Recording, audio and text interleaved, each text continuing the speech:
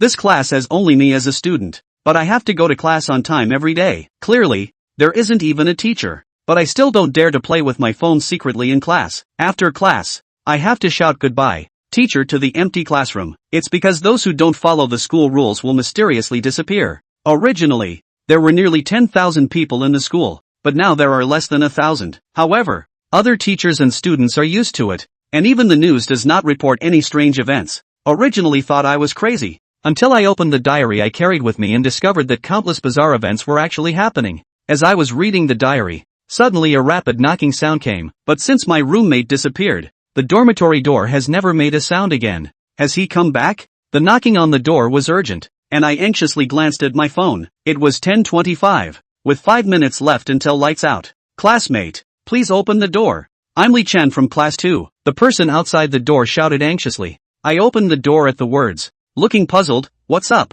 classmate? I remember your name is Fang Zhen, right? Come with me quickly. A female student from the art department in the girls' dormitory building is about to jump off the building. Let's go help. What can I help with? Help save people, and you can also enter the girls' dormitory openly and aboveboard. This is a good opportunity to show our masculinity. Maybe even win the favor of a certain beauty from the art department. Not interested? You go by yourself. Why are you not interested in girls? I pointed to the time on my phone. You can see for yourself. It's 10:28. The lights will be turned off soon. Li Chen was very puzzled. Just because it's time to turn off the lights, you gave up the opportunity to enter the girls' dormitory openly and honestly? Of course. Don't you think it's important to turn off the lights and go to bed on time? The two stared at each other wide-eyed, unable to understand each other's choices. Is this mysterious school? Has Li Chen not found anything? I frowned and asked, how many people are in your class? 3 people. There is only 1 student in the next class. This is very common. There are fewer people in our school anyway.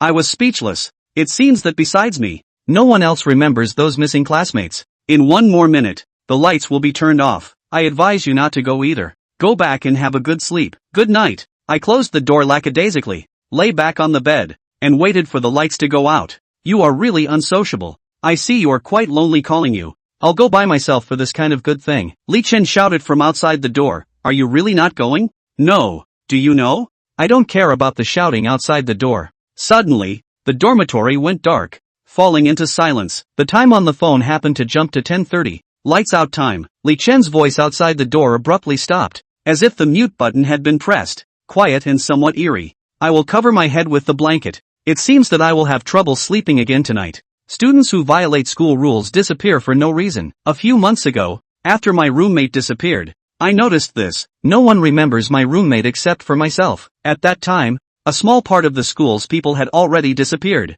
I tried to report to the teacher and the principal, but it was all in vain because the missing person had been forgotten by everyone. As for the alarm, all calls made to the outside of the school are busy signals, as if the entire school has become an independent world. I want to leave the school, but our school has strict control, and leaving the school requires the counselor's signature and approval. But our class doesn't have a counselor. Without a counselor, where can I get the signature and approval? I'm going crazy. As for why I didn't ask the head teacher or principal for leave, I dare not, because it's not written in the school rules. Sometimes I even doubt myself, wondering if I'm really crazy, or maybe I really don't have a roommate. So I started writing a diary, and the numbers recorded in the diary are decreasing in a regular pattern, indicating that someone is really disappearing. So I can only choose the most secure way. Wait until summer vacation. Summer vacation is here, so it should be possible to leave school in a compliant and reasonable manner. As I expected, it is likely that Li Chen will also disappear from everyone's memory.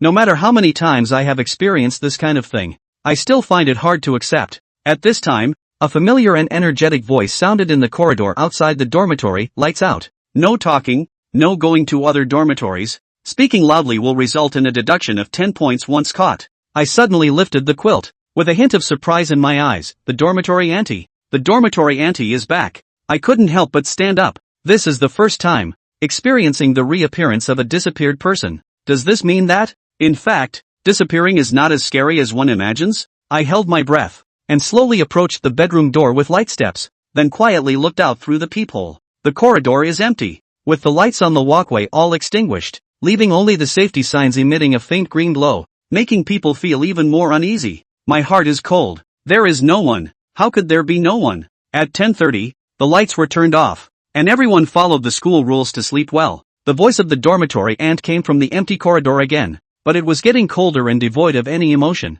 My scalp is numb, and my whole brain feels like it's about to explode. I slowly stepped back, wanting to return to bed. Squeak! A harsh sound came from the gate, the broken iron door of the dormitory, probably because of the rusty hinges. So opening and closing the door will come from the ear-piercing creaking sound. At the moment the iron door slightly shaking, seems to be about to open. Fang Zhen's pupils quake. He stared dead at the door, and the handle on the door seemed to move. But the dorms are too dark. Can't be sure. Time passed so slowly that Fang Zhen felt like he had already spent a century. But in reality, only 10 seconds had passed, and everything was once again calm. The doorknob moving just now might just be an illusion. It's not impossible to have an illusion when you're extremely stressed. Fang Zhen didn't dare to take a breath and slowly backed away. The dorms are quiet. You can hear a pin drop. Fang Zhen could only do his best to reduce his range of motion. And finally, with great difficulty, he rejoined his bedside. Knock knock. Knock knock. There was a sudden knock on the door of the dormitory.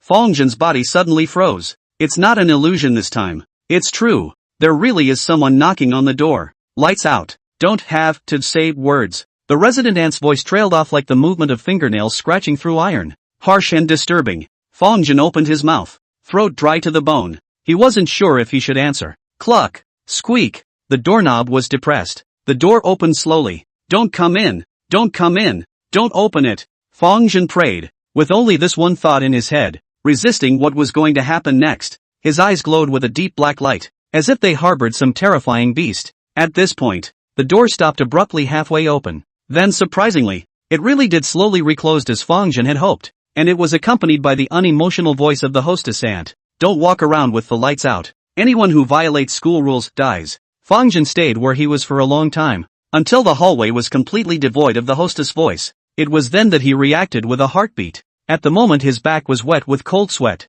Fang Zhen used the fastest speed in his life to return to his own quilt, and only after completely burrowing into the quilt did that sense of fear slowly subside. Where the comforter is, evil retreats. It is well known that ghosts are not allowed to attack people under the covers. Those who violate the school rules die. Fang Zhen murmured the last words he heard, though he did conclude that the common denominator of the missing people was that they had broken the rules, and he had avoided breaking any of them. But to hear the rules so truly, it still made him feel ridiculous. What the hell is going on at this school? Is it haunted? But who has such strange ghosts? How did you get so unlucky yourself? Is that the hostess at the door or not? If so, what the hell happened to her? If not, then who the hell is she? The more Fang Zhen thought about it, the creepier he became, and he huddled under the covers and tossed and turned, unsurprisingly losing sleep. He stayed up for hours with his mind full. It was only with difficulty that he eventually drifted off to sleep. He didn't know that 2 pairs of eyes were staring at him from the roof of the school building not far away. There's a leak? I didn't realize that what I thought was just a C-rank rule event could actually enter the second stage. This is going to be tricky. We're stuck in this school unable to leave. The person who spoke was a powdered little girl with a cute appearance, looking no more than 8 or 9 years old, but the tone of her voice was old-fashioned. There's a wry sense of mimicking grown-ups and being sad about spring and fall. Beside the little girl stood a tall man with sunglasses, long hair, and a black trench coat that looked dashing, but more like he was playing it cool. Yeah, trapped. Sunglasses guy said. The little girl glanced at him, wearing sunglasses at night. You're not afraid of not being able to see the road. The sunglasses man cut out. What do you know? You can't lose your poise. What do we do now? We're trapped. We can't contact headquarters at all. It's just a sea-level incident. Unless it's confirmed that 2 of us are dead, it's impossible to send reinforcements. I told you that you shouldn't try to be brave. At least 3 people in a team is a rule of the headquarters. You nonetheless refused to abide by it, and now you're screwed.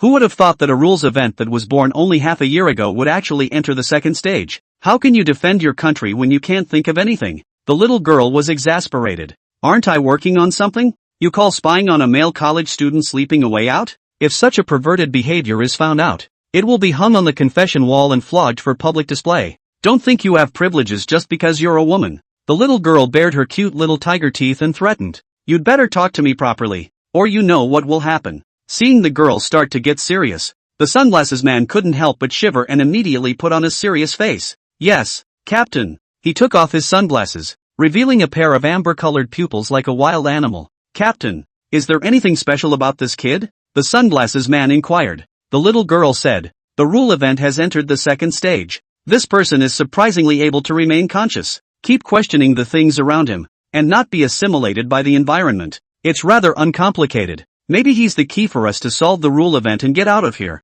So, he might also be an awakened who wanders on the edge of the rules? It could also be the source of the whole rules thing, the little girl said seriously, but hopefully it better not be. A source of rule-based events that can stay sane is never a good thing, and could cause even more chaos than an S-class disaster. A thought of what an S-class disaster represents. The sunglasses man had a slight chill in his heart. What to do? The usual. I'm good looking, I'll deal with people. You're ugly. You check his background information. Asterisk asterisk asterisk asterisk. The sunglasses man cursed angrily. Chapter 4 Premarital Behavioral Disapproval. The next day, the alarm clock went off. Fang Zhen yawned and woke up on time, folded the quilt, cleaned up, and then went to the cafeteria to buy a xiaolong bao, eating it while walking towards the teaching building. Although it rained half to death last night, but life goes on. He asked the next class how Li Chen was doing. Who's Li Chen? The next class was confused. Fruity. No one remembers Li Chen anymore. Fang Zhen also asked his fellow schoolmates in the same floor of the dormitory.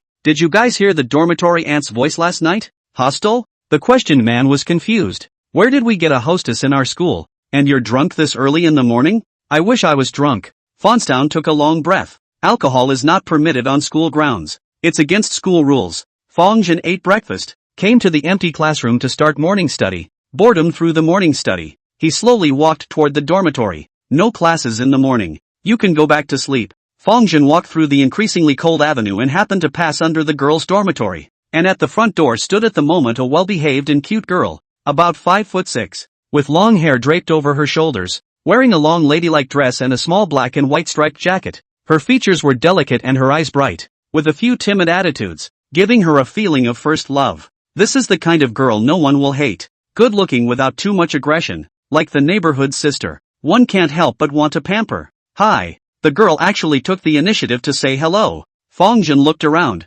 Me? The girl snorted and covered her mouth. Of course it's you. Why are you so dull? Your name is Fang Zhen, right? That's right. It's me. The girl said with a big smile. I've been following you for a long time, and I finally got up the courage to talk to you today. I like you. Want to be my boyfriend? Fang Zhen was dizzy from the sudden pie. Jesus. Surprisingly, I was initiated by such a good-looking girl. What a blessing this is. The surrounding passing boys all stared at Fang Zhen with envious and jealous eyes, wishing to immediately do away with Fang Zhen to take his place. Fang Zhen hesitated. It would be a lie to say that I'm not impressed. Still, is there any rule in our school that we are not allowed to fall in love? Fang Zhen suddenly asked. The girl blinked. I don't know.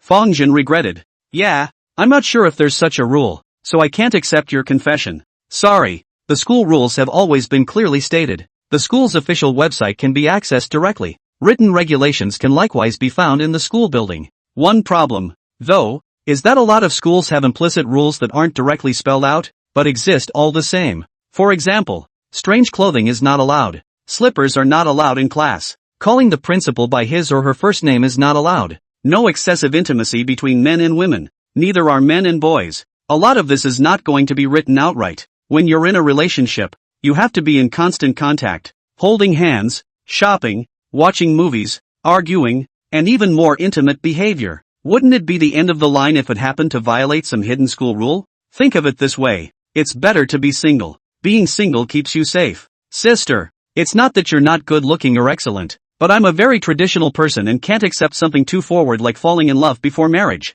Sorry, Fang Zhen said sincerely. The girl's entire body froze at once. She kind of wondered if she'd heard wrong. What did you say? You say that again. The surrounding passing boys heard these words, but also one by one inner collapse. How can there be such a person?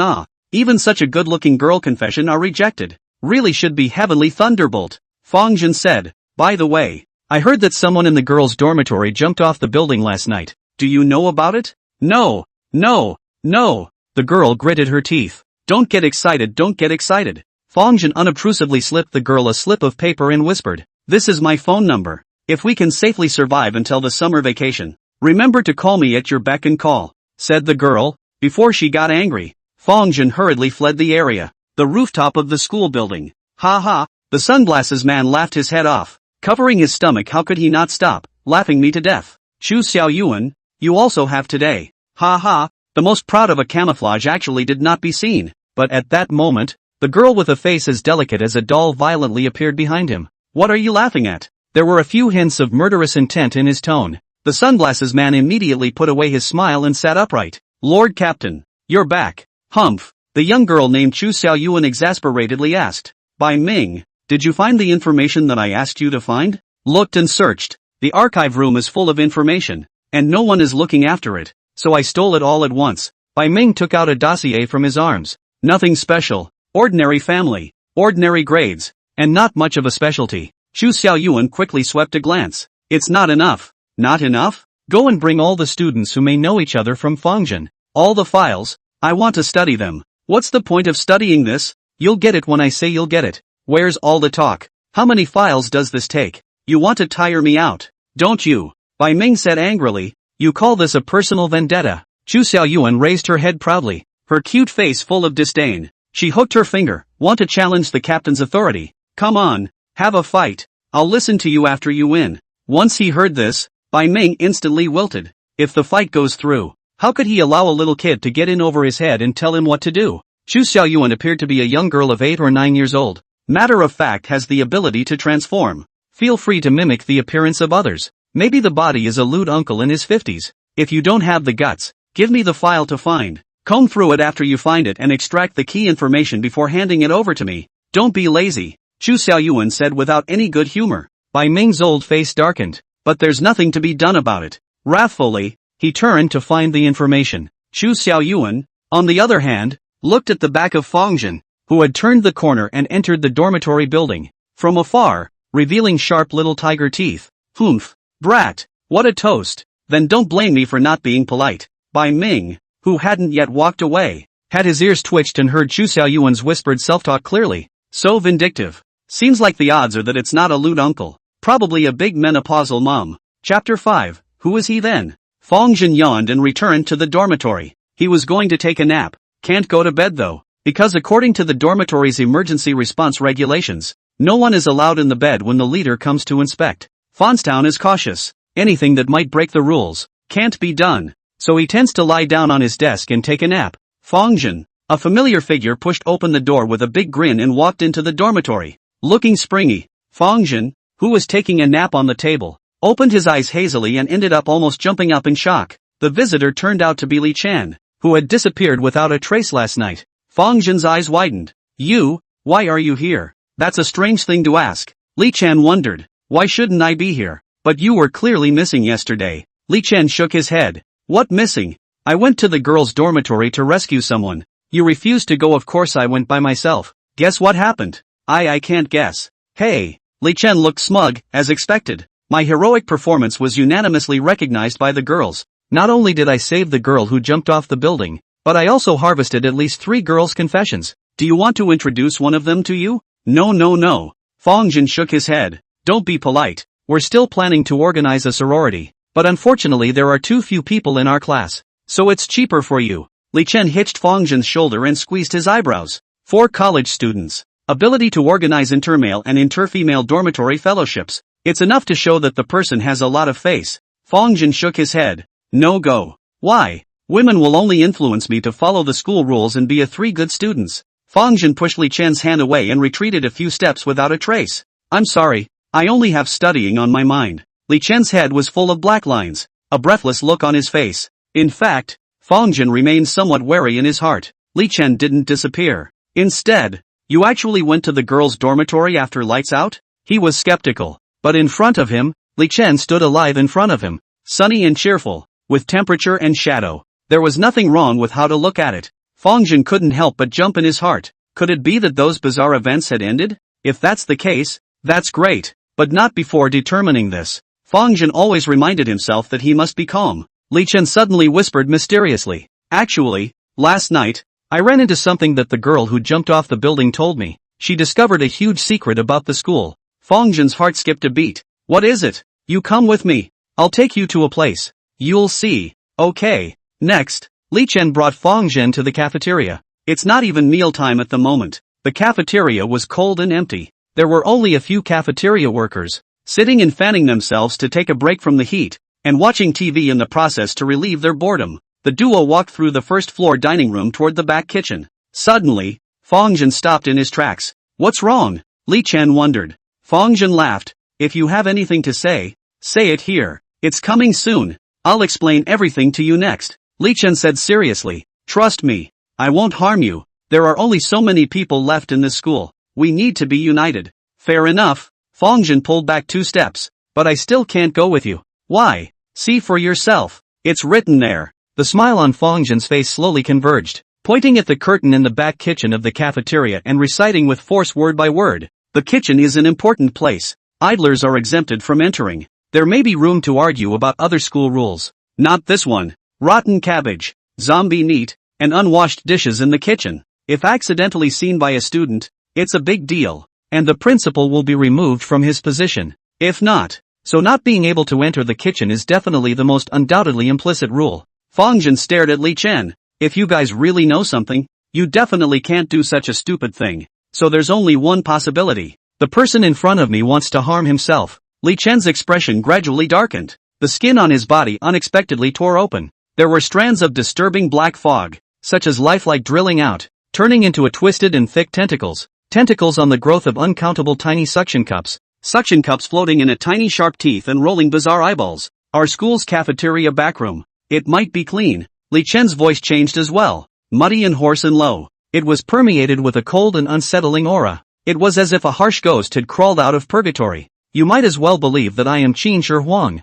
Fang Zhen couldn't help but take a deep breath. It was the first time something so bizarre had appeared in front of him, though he had long fantasized about this scenario in his mind. But when it actually appears, he was still so scared that his scalp was numb and weak, and his whole brain felt like it was going to explode. The world has truly gone mad. Really crazy. Help! Fang Zhen did not hesitate to shout towards the cafeteria staff. However, the cafeteria staff acted as if they couldn't see him at all, getting high and watching TV to themselves. And what was happening in the cafeteria at the moment felt like it was happening in another unobservable dimension. The roof of the school building in the distance. Bai Ming took off his sunglasses, and his pupils were amber-colored and cold, chilling people's hearts when they looked at them. He wore a black trench coat, smoked a cigar, had a straight figure, his long hair was casually draped over his shoulders, and he gulped in the sunlight, which gave him a sense of the atmosphere of an artistic photo shoot. Chu Xiaoyuan, this woman is quite ruthless. Turning into this. I'm really not afraid of scaring this kid to death. That's why it's so true that you should never offend a woman.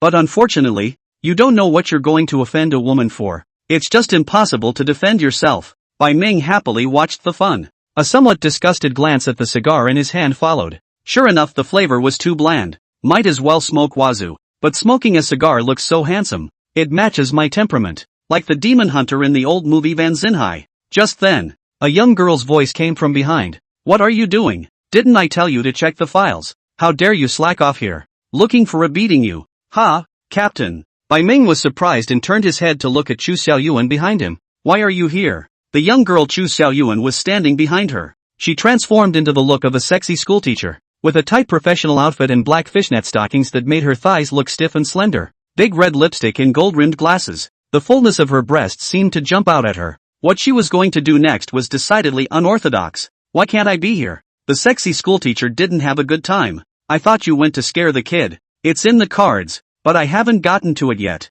So what's up? Bai Ming couldn't help but drop the cigar in his hand, his face full of shock. This, if you're here, then who is it that's with Fang Zhen right now? Chapter 6, The 3 Guidelines. In the cafeteria, Li Chen's body was already in tatters, blood and flesh flowing like mucus, while countless black liquid tentacles with huge eyes and sharp claws drilled out from his body, crawling rapidly towards Fang Zhen. Help! Fang Zhen is holding his head in the cafeteria. He had always been extremely suspicious of the sudden appearance of Li Chen, so very guarded. Even if you are hoping to find a teammate, you don't want to get caught up in something weird again. I thought I would be safe and sound without breaking the rules, but who would have thought this could happen in broad daylight? What a monster! It would have been nice to play the game of following the rules. You throw a monster in out of nowhere. That's not playing around. Black liquid flow like tentacles waving after Fang Zhen. Fang Zhen cannot escape. Tables and chairs and benches banging was lifted off the miscellaneous broken. The ground was shot tiles broken. Everywhere is debris. The scene is a messy and unbearable.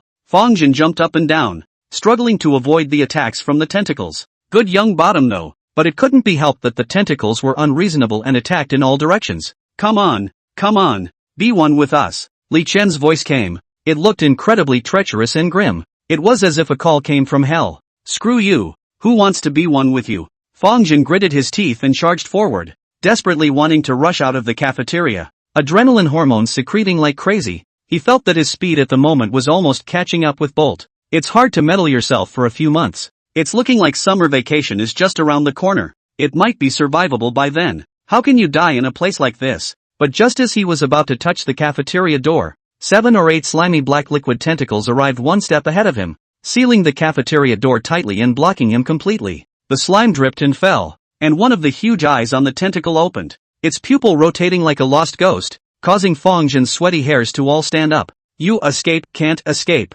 No one escapes from school. Li Chen's voice came again, and then several tentacles flew out to trap Fang Zhen in death before lifting him in midair. Fang Zhen struggles desperately, but to no avail. These tentacles are getting tighter. It's getting tighter. It's impossible to breathe. It seemed to crush the person completely. Li Chen's face was now completely disfigured, like a blurred photo that had been soaked in water, and the sound came out from the quivering chunks of flesh that slid up and down his throat, which seemed incredibly eerie. What in the world are you? Fang Zhen chilled inwardly. Me? The blood and flesh on Li Chen's face twisted and raised towards the sides, as if he was showing a smile, his voice low and blood foaming. I am the rule and the loophole. It's bad. That kid's caught in a loophole. What the hell? The second stage has just begun. How could the loophole actively attack humans? It doesn't make sense. How is this C-rank rule event so unreasonable? Bai Ming exclaimed. The sexy schoolteacher scolded from the sidelines. There's still room for ghost screaming. When have rule events ever been reasonable? You idiot.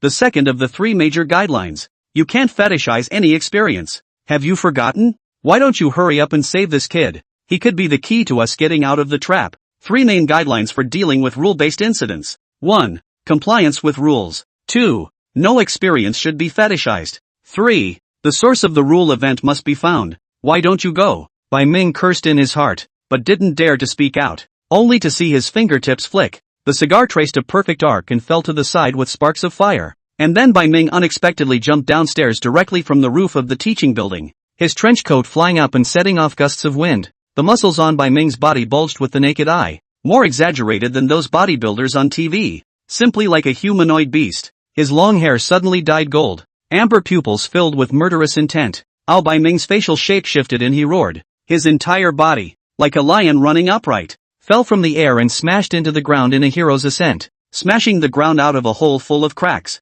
Kid, I'm here to save you. Bai Ming's figure was incredibly fast and athletic like a cheetah. Boom! He rushed into the cafeteria, his muscles bulging, and directly knocked the 3-meter-high door out. The powerful impact was such that it even overturned the surrounding tables, chairs and benches. The sun shines into the cafeteria. The long golden hair on Bai Ming's body, which was as majestic as a lion's, glistened in the sunlight, almost as perfect as a Greek statue. I'm so handsome. This kid is probably going to be bowled over by my gallantry. Hey, what about another little fanboy? It's so agonizing. Pai Min looked up, looking towards Fang Zhen who was bound by the tentacles, but Fang Zhen didn't look at him. Crap, this kid can't be strangled already. Bai Ming rushed forward, but just then, a scene that shocked him happened, only to see that the tentacles even a little bit disappeared, as if the chalk marks on the blackboard was erased. Just a moment, all the tentacles even all to the naked eye visible speed was wiped out. Not a bit left. The bloodied Li Chen was obviously frozen at the moment as well. What's going on? Fang Zhen landed on the ground, and his eyes were surprisingly empty, with darkness flowing through them, seeming to produce some kind of weird and terrifying suction force. Li Chen sensed something bad, immediately trying to back up, but how can not escape this attraction? With those tentacles in general, little by little disappeared without any sign. Holy, that hard? Bai Ming looked dumbfounded. This kid did something. Fang Zhen doesn't know anything. All he felt was his head starting to ache and tear violently as his life was violently threatened. His brain rumbling and destroying as if there was a pile driver, and he couldn't wait to pry open his brain and pull out the culprit inside. So that's how it happened. At this time, the sexy female teacher Chu Xiaoyuan arrived late with her high heels. She looked surprised. Ha, Bai Ming, when did you become so powerful? It's only been 2 minutes and you've actually solved a loophole? For an awakened person of their shape-shifting lineage, trying to completely exterminate vulnerabilities is not a simple task. Bai Ming looked grave. I didn't do it.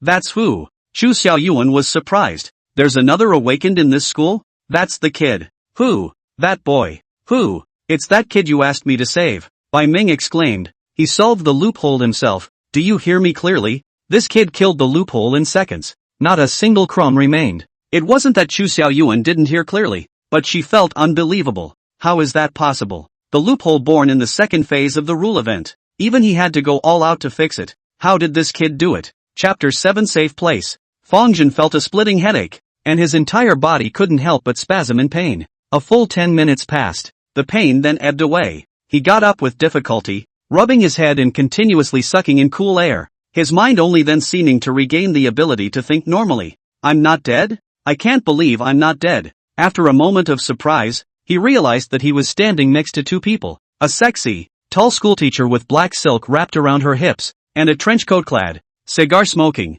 smelly man, both of whom were staring at him with unblinking eyes. The eyes looked away, smelling of incoherence. Where's the psycho? Fang Zhen is creeped out by the look and prepares to leave, but something suddenly occurred to him. He had seen almost all of the people in this school. How could two strangers appear out of nowhere? He immediately became alert. Who are you people? No need to be nervous. Bai Ming handed over a business card and said, we're the ones who came to deal with the rule chaos incident. Here's my card. And in a way, we're the only 3 people in the entire school who are considered to be on our side. Fang Zhen subconsciously took the business card. Business cards are gold-plated for a high-end business look. White letters on a gold background. It has a few words written on it. Special Operations Group. Senior Executive. Bai Ming. This business card. It looks expensive. Fang Zhen could not help but stand in awe. He heard the 3 words his own people. There was no reason for a few moments of security to arise in his heart. He's been so lonely these past few months, even though there are quite a few students in the school.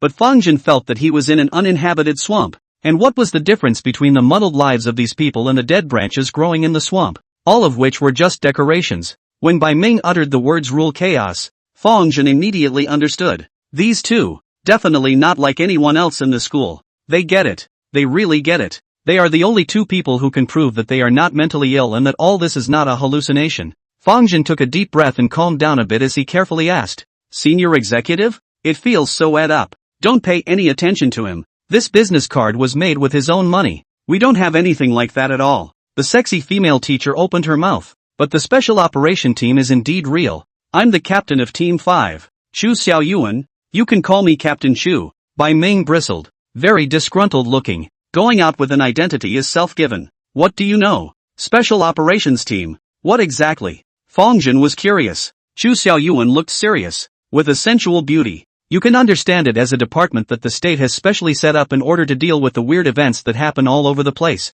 All the weird things that don't make sense are solved by us. And we tend to have another name in official briefings, the department in question. Fang Zhen was surprised. It was actually the legendary department concerned. Awesome. At the same time he was visibly relaxed in his mind. The state sent someone. One is finally safe. Woohoo. The ugly daughter-in-law has finally made it to adulthood. This is not the place to talk. Let's go and find a safe place. Chu Xiaoyuan said. The cafeteria is filled with tables and chairs that have fallen over. And the floor is badly damaged and in a state of disarray. The staff, on the other hand, acted like puppets and turned a deaf ear to everything. Just watch TV by yourself. Chu Xiaoyuan added. They've been assimilated by the rules. And anything that doesn't make sense will be perfected by their own brains. Fine. Find a safe place. Fang Zhen nodded his head busily. 5 minutes later, the 3 of them arrived at Fang Zhen's dormitory. Fang Zhen was dumbfounded. Is this the place you said was safe? Of course. Bai Ming puffed on his cigar and gulped. You're a sober person who survived the events of the rules. So where would be a safer place than the dormitory where you live? Fang Zhen was speechless. I thought I would at least be taken out of the school. A safe house, or a refugee camp would do. But it turns out I'm still in the school. Don't talk nonsense. Our country is safe and prosperous. Where is there a refugee camp? Words that are not conducive to unity should not be spoken. Chu Xiaoyuan said seriously. Asterisk asterisk. Who are you? Fang Zhen looked at Chu Xiaoyuan and his face changed drastically. At this moment, Chu Xiaoyuan lifted her disguise. From a sexy schoolteacher back to the original 8 or 9-year-old girl Lolita. Bai Ming hurriedly relieved. Don't be nervous. Don't be nervous. This is our captain Chu Xiaoyuan. Her ability is shapeshifting. She can turn into anyone she's ever seen. The sexy teacher you just saw is just her disguise. It's just a disguise. Fang Zhen was disappointed for no reason. Chu Xiaoyuan revealed her small tiger teeth and looked unkind. What's the problem, kid? Fang Zhen immediately put away the disappointment on his face. Poof. Chu Xiaoyuan lightly hummed.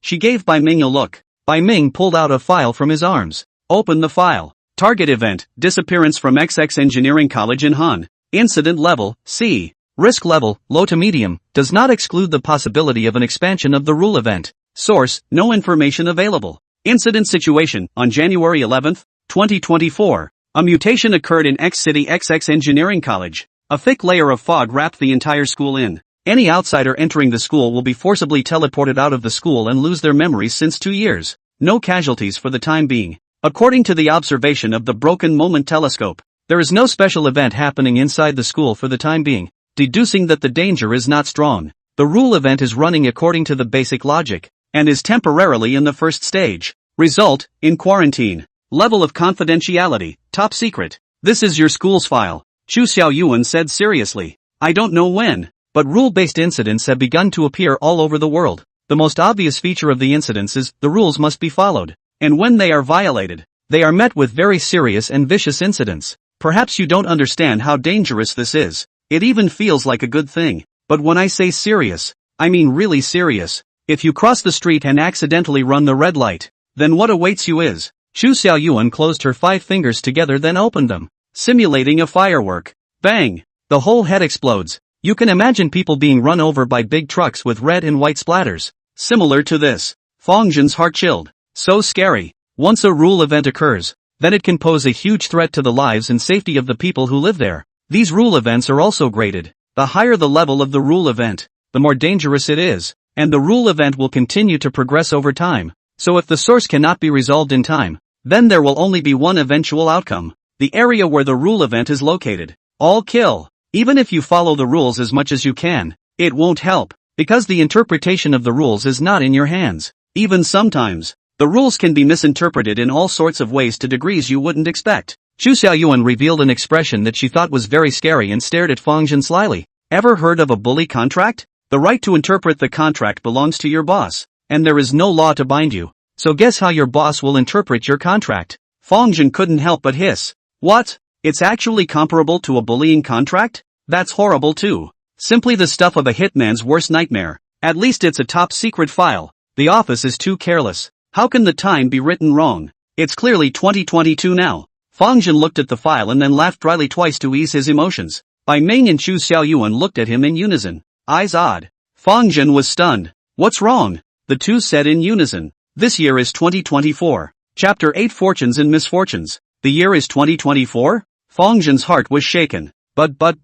Fang Zhen was a little short of words. He knew that the other party had no need to lie to him, but he realistically remembers that the year is 2022, and the period in the diary is also 2022. He looked a little disoriented as he stared at a sentence on the file. Any off-campus personnel entering the school will be forcibly transported out of the school and lose their memories from 2 years ago. No casualties for now. Those close to the academy lose 2 years of their memories. So actually I've had memory loss. I've been stuck in school for 2 whole years? Fang Zhen was a little too creeped out to believe it. It's a terrible feeling. It feels like my time has been stolen. It also shows one thing, that even if it does come to summer vacation, one will not be able to leave this place, but will once again lose one's memory and go back to living the same life week after week. That fact, it made despair grow uncontrollably in Fang Zhen's heart. I always thought I was the only sober one. Fang Zhen let out a long sigh. Turns out you're no different than anyone else. Bai Ming consoled. Look on the bright side. It's already a lucky thing to be alive when caught in a rule event. Do you want to have a cigarette to calm down? Cigar or wazoo? Sorry, smoking is not allowed in this dormitory, and the school doesn't allow it either. Fang Zhen said instinctively. Fang Zhen suddenly reacted to something. He looked at Bai Ming in surprise. Why are you allowed to smoke? An off-campus person breaking into a student dormitory and smoking in the dormitory? How can this matter be seen as something that violates the university's rules? Right? A little rule breaking can't hurt. Bai Ming gulped. We're different from ordinary people because we've all escaped from rule-breaking events before, and thus have the power to fight the rules. The power to fight the rules. Chu Xiaoyuan said. That's right. People like us are called awakened ones. There are also names like Defenders and Providence, and some crazy churches call themselves God's apostles. But in general, we are just people who have accidentally acquired special abilities, so we have the possibility to handle the events of the rules. Because people like us can have a very nasty effect if they get out of control. It's best to gather them and use them to deal with rule events that can't be solved by common sense.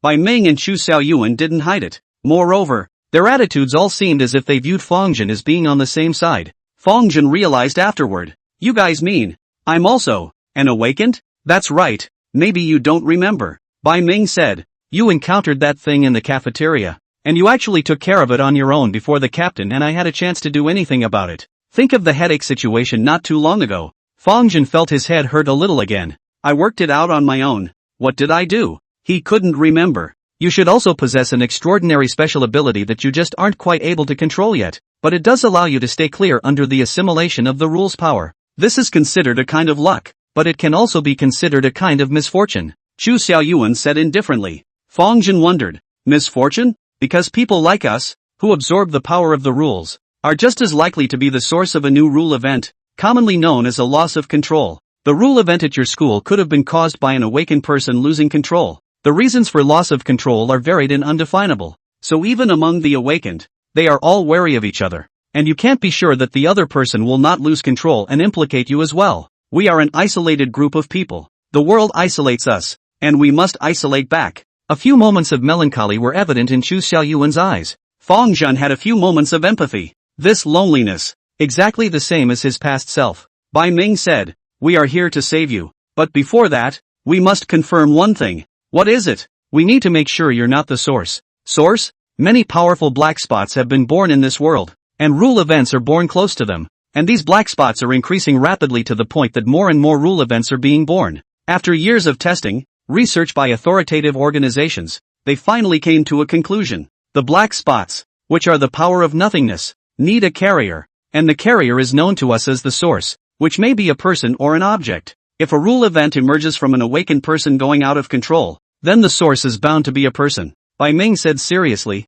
you're caught in the middle of a rule event, so the possibility of you being the source can't be ruled out. Fang Zhen tensed up. What happens if I source it? Chu Xiaoyuan replied indifferently. That goes without saying. Then the only way is to kill you. Lose the carrier. The black spot will disappear, and the school will return to normal. In order to save the lives of tens of thousands of people, there is no way out of this. Isn't there any other milder way? Yes, but it's a pain in the ass and I don't like it. Fang Zhen gritted his teeth and inwardly slurred. You crazy, Bai Ming said with a smile. Don't worry little brother. Your state is normal. It seems to be very communicative, even if it really is the source. It only needs to uncover your heart, not often also solved. It is not necessary to die to be able to do so. Fang Zhen finally sighed in relief when he heard this. That's good. This guy in a trench coat smoking a cigar looks stinky, but at least it's a normal person. And that little lowly with the shape-shifting ability is more or less tainted. Bai Ming slowly drew a dagger from his waist. The dagger flashed with a cold light.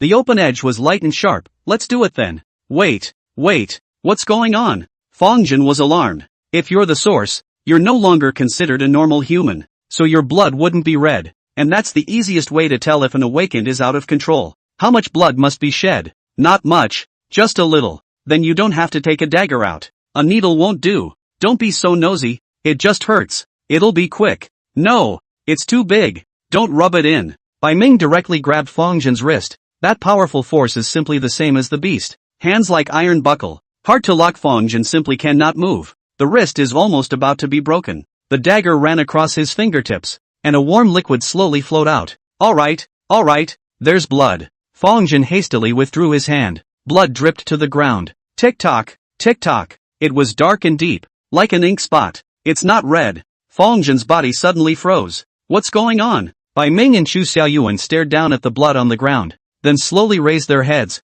their gazes suspicious. You're not normal. You're actually the source? Chapter 9, 3 Phases of a Rule Event. Fang Zhen's entire body was confused. What's going on? Why is my blood black? Maybe I've been a bit on fire lately. Fang Zhen explained with difficulty. Chu Xiaoyuan was furious. Goddamn on fire. Good you rule source. How dare you be so despicable to confuse me like this? You are not Fang Zhen. You are. Loophole. Close the door and release Bai Ming. Asterisk.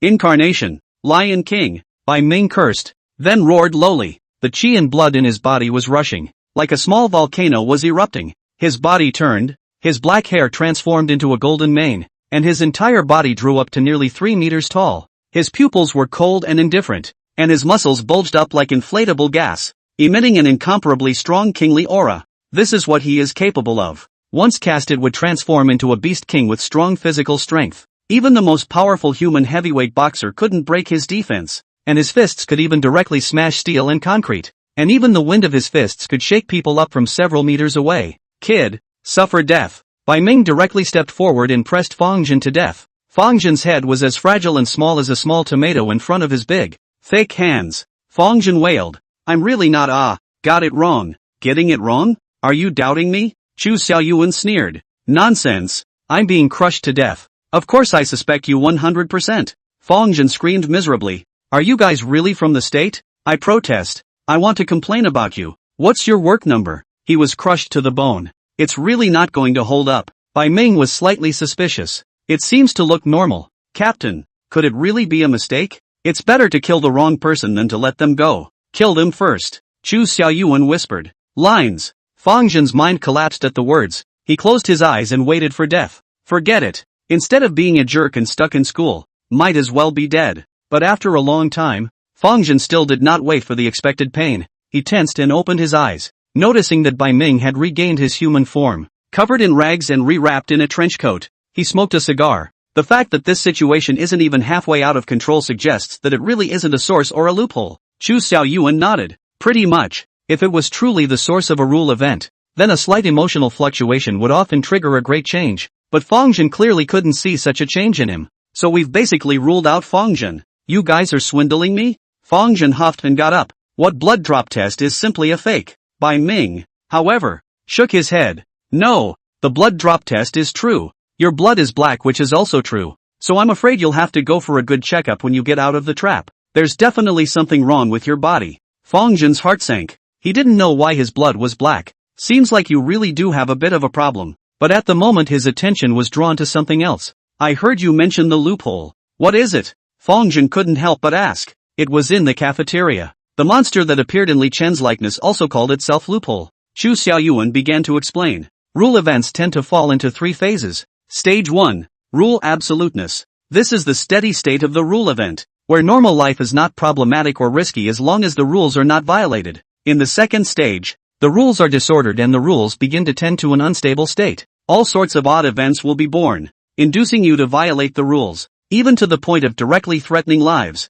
The third stage, the collapse of the rules. Being in it is absolutely dangerous. The rules operate in a form that is difficult for normal people to understand, and it can be said that 99% of the cases in this situation are unsurvivable. Now your school, it's stepping into phase 2. That thing that lured you into the back kitchen of the cafeteria was one of the rule loopholes, and they induced you to break the rules, thus creating further havoc with the rules event. Once the vulnerabilities get more and more numerous, they step into phase 3. That's why it's so critical to eradicate vulnerabilities. Fang Zhen drifted off. So source and loophole are one and the same thing? No, it's not the same. Chu Xiaoyuan shook her head. The source can be viewed as the rule proper, firmly upholding the rules. But too much is not enough. Rules that are too absolute will lead to the creation of loopholes, and the existence of loopholes will continuously overthrow the rules. And so the end result is that the rules collapse and the source goes out of control, producing disasters that are extremely wide-ranging and even threaten the entire country. You should have watched the news. Right. The war scourge abroad has never stopped. More than 80% are actually caused by the rules out of control. Just the news has been suppressed not to be spread freely. Otherwise the hearts and minds of the people are in a state of panic and produce even more harm. The country started researching rule-breaking events a long time ago and set up a special department that specializes in breaking rule-breaking events so that it can barely stay afloat. Many people from small countries desperately want to smuggle themselves to us just to survive. But the real sector is being hit. The economy is going down. Crime is going up. Unemployment is going up. And ultimately this can't be avoided. It can only be managed as best as possible. Fang Zhen took a deep breath. It turns out that the rules event had such a big impact. That's why we need to deal with the problem at your school as soon as possible. Once we enter the third stage, then I'm afraid the impact won't just be on your school. The whole city will be affected. And a lot of people will die. Bai Ming said. Fang Zhen nodded heavily. At the moment, he felt an invisible pressure fall on him. According to the other side, he himself is considered an awakened. A lot of things, then, are not something you can get away with on your own. I should have the ability as well. Right. How should I use it? Is there a mental recipe or something like that? Fang Zhen was filled with anticipation. Chu Xiaoyuan rolled a nice white eye. You think cultivating immortality? Where is the oral mind? Awakening the rule ability. Try a few more times on your own to use it. It's almost the same as instinct. I'll try. Fang Zhen held his breath and was all energized. Chu Xiaoyuan and Bai Ming also looked at Fang Zhen expectantly. Each ability when used properly, both can have a very important effect. If Fang Zhen could awaken some kind of awesome ability, this trip would be much simpler. Time passes slowly. Fang Zhen's entire face was suffocating red. And then, nothing happened. Strange. How could this happen? Chu Xiaoyuan looked at Bai Ming. Did you see it wrong? Bai Ming cried out. Absolutely not. I saw Fang Zhen obliterate that loophole with my own eyes. He has definitely awakened his abilities. And his level is not low. Preliminary estimate is above B class. Then please explain. Bai Ming looked at Fang Zhen grudgingly. Brother, use some force. Fang Zhen was helpless. I've used all my strength. Chapter 10, a classroom full of people. Fang Zhen couldn't exert himself. Chu Xiaoyuan guessed that it might not be enough stimulation. So it was like that. Bai Ming had an hour-long toss with Fang Zhen. These include, but are not limited to, burning the soles of your feet, flooding your nasal passages, pulling your hair out with a firm grip, drinking an entire bottle of sriracha, etc. But still nothing. Fang Zhen is like an ordinary person. Nothing is capable of being inspired. How tenacious. Chu Xiaoyuan was excited. Catch 2 more cockroaches and stuff them in his pants. Fang Zhen finally couldn't help himself. Stop it. Finally. Hopeless. Bai Ming and Chu Xiaoyuan could only accept the fact that Fang Zhen's ability could not be stimulated for the time being. Forget it. Time waits for no one. We need to hurry up and go solve the rule incident. Bai Ming said. You've been in the school for so long. Do you have any clues? Where in the school is the weirdest? Fang Zhen thought for a moment. It's pretty weird everywhere. Forget it. It's futile to ask. Let's go look for it together. As long as we find the source, we'll be able to solve the rule incident. It's just now entering the second stage. It shouldn't be too much of a problem. You tell us about your recent experience and we'll look for clues. Hear these words. Fang Zhen retrieved his diary. He was afraid of missing any clues. Telling all the things that have happened to you. A few months ago roommate Huang Jingxin went out for an all-night surfing session and then never came back. He gradually noticed that something was wrong. Surprisingly no one remembered his roommate. So he began to pay attention to the people around him who never appeared again. He realized that people he had met once, and then never seen again, were forgotten by the people in the school. Keeping a journal. What a good habit. If everyone trapped in a rule event did that, we'd have an easy time of it. Bai Ming said with a smile. Chu Xiaoyuan said seriously. Disappearance. Amnesia. It can now be preliminarily determined that the source of the rules possesses the ability to change people's memories. We need to be a little more cautious and careful, and not spread out. Makes sense. Chu Xiaoyuan took out 3 badges in a very secondary style with fancy magical girls on them. Bai Ming's head was filled with black lines. Where did that come from? Bought it in front of the school. Chu Xiaoyuan was offended. Do you have a problem with that?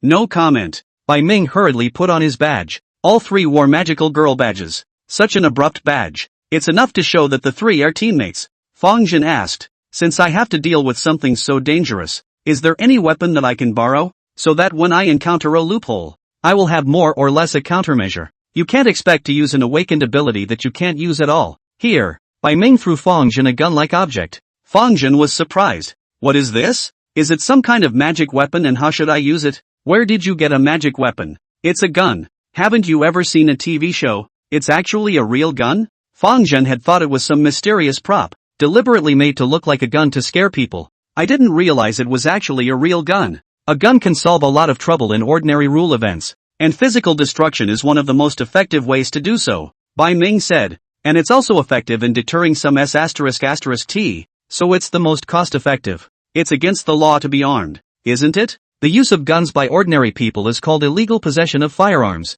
and our use of guns is called guarding the lives and property of the people. Can it be the same? Fang Zhen couldn't help but compare a 6. Oh no! Fang Zhen's face suddenly changed. Bai Ming and Chu Xiaoyuan were puzzled. What's wrong? I have class this afternoon, so I'll leave it at that. Fang Zhen glanced at his cell phone. Wearing his magical girl badge and carrying a pistol on his waist, he hurriedly ran towards the school building. Going to class. It's all something that has become habitual. Ownership is a student. Classes must be attended. And naturally, Bai Ming and Chu Xiaoyuan didn't need to. And since they were awakened and possessed a certain degree of resistance to the power of the rules, it didn't matter if they violated some harmless little rules. Fang Zhen hurried to the classroom. Today's lesson is a big one. 3 classes are taught in one large classroom. At the moment the classroom was full and noisy. The teacher, a middle-aged Mediterranean man wearing a blue shirt, carrying a thermos and clutching a black leather bag, walked into the classroom. And the moment he did, everyone fell silent. Aha! The teacher nodded with satisfaction.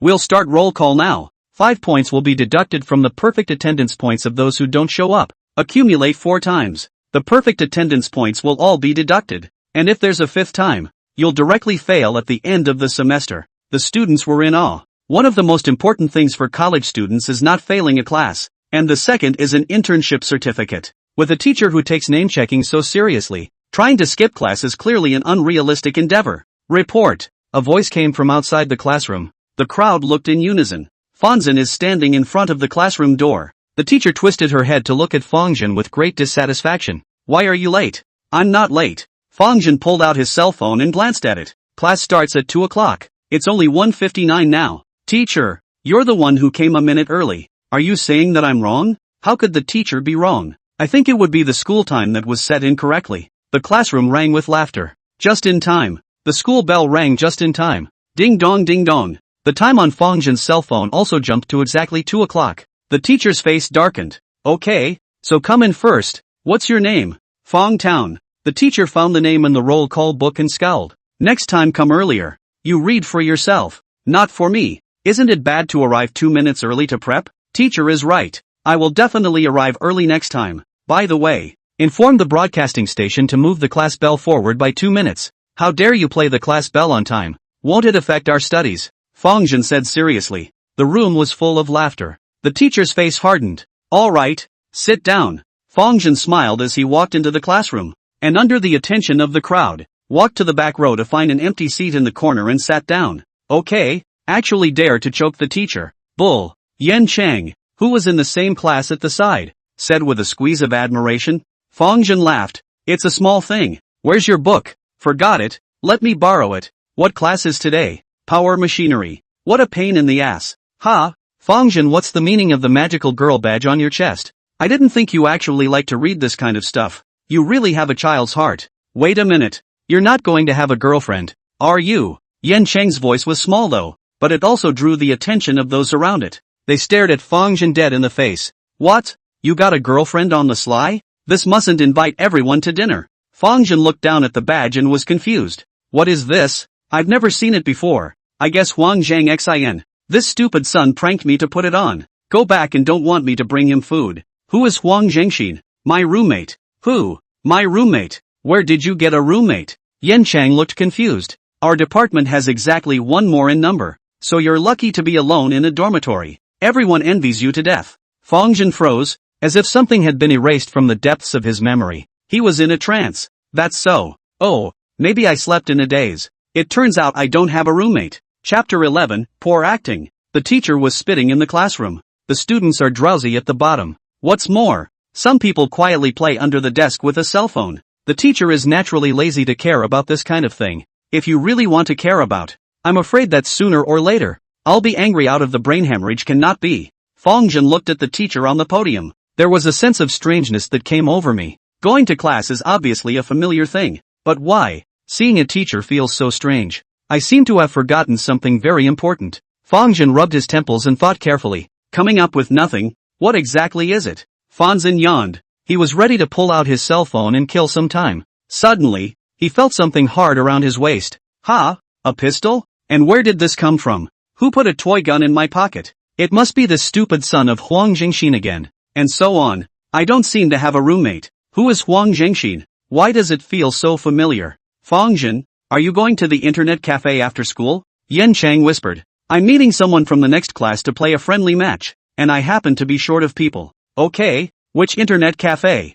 Netshark Internet Cafe. Why don't you go to a late-night internet cafe? This one is close to our school. Late-night internet cafe? We don't have this internet cafe near our school. Fang Zhen held his forehead, feeling his head getting sore. How could it not be? Am I misremembering again? Fang Zhen breathing gradually rapid up. Always feel that he forgot something very important. Obviously sitting around are the same class, but his heart is born out of a thick sense of discomfort. Why?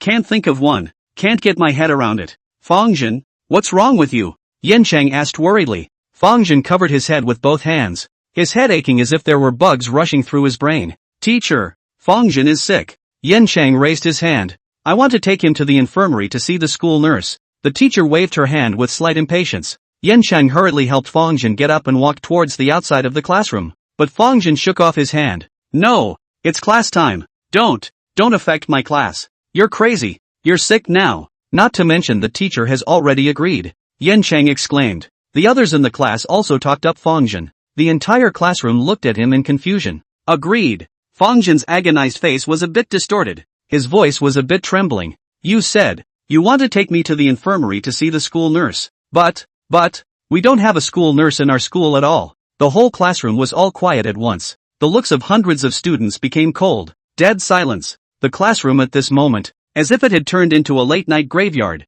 was permeated with an indescribable silence. And the indescribable chill permeated the air, making people unconsciously slow down their breathing. Everyone's faces seemed to be clouded. It's like a paper man. What are you babbling about? Yan Chang's face became blurry. His eyes, nose, and mouth all seemed to have disappeared. All that remains is the flat disc-like clay surface. His body was even fused with the darkness, and he blew out bizarre black air from his mouth, as if he wanted to completely devour Fang Zhen. Fang Zhen suddenly took the pistol from his waist and pressed it against Yan Chang's forehead as he said coldly, and we don't have a teacher at all. And since we don't have a teacher, who can authorize me to leave the classroom during class time? At the moment, his head didn't hurt. He forgot something, but there was one thing he was sure of. One should never break the rules. As long as I don't break the rules, you guys can't hurt me. Fang Zhen gritted his teeth. Yan Chang spoke in a jarred voice, his voice emanating from beneath his cheeks. I don't understand what you're talking about. Even your face is gone, and you're still pretending?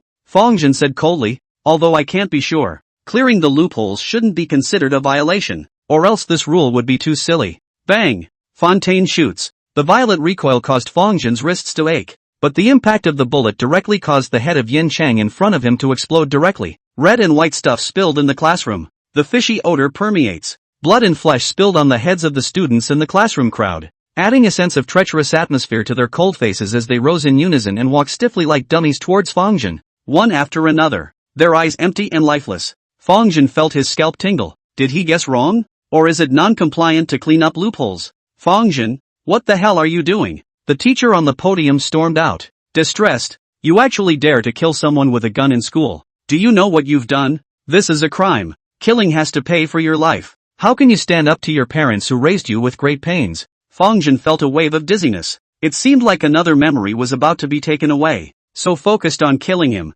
I forgot to kill you, didn't I? Fang Zhen raised his hand. Bang! Another shot. The bullet hit the blackboard and made a small crater. Missed. That's a lot of recoil for a real gun. There's no way to aim it without training. You, don't kill. You won't be able to go back if you kill again. The teacher was shocked and dumbfounded. He stammered. Although the teacher is more strict with you, but you shouldn't kill people.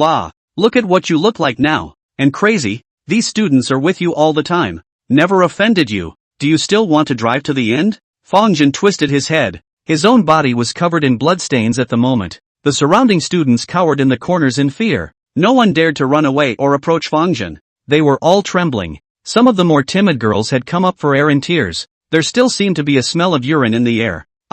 What's happening to me? Fang Zhen was in a daze. He only remembers coming to class. The teacher was so boring. Then in a fit of pique himself, he drew his gun. Hell, where's my gun? At the thought of this, Fang Zhen's head began to ache again, and he dropped his arms, somewhat disoriented. I can't believe I killed someone myself. Now the sky is really falling. If you kill someone with a gun, how can you think that you will start with life imprisonment? Won't the rest of your life be ruined? Fang Zhen, you have to calm down. Calm down. The teacher came cautiously. He was scared out of his wits, but the teacher's integrity made him choose to come closer. It's not too late to turn back. We turn ourselves in, actively compensate and gain understanding. Maybe you still have a hidden mental illness that can reduce the punishment. As long as you are willing to turn back, everything is still not too late. Think more about your family. At this moment, the teacher had come to Fang Zhen's side and reached out, ready to take away the gun in Fang Zhen's hand. Only Fang Zhen violently raised his pistol and pressed it against the teacher's temple.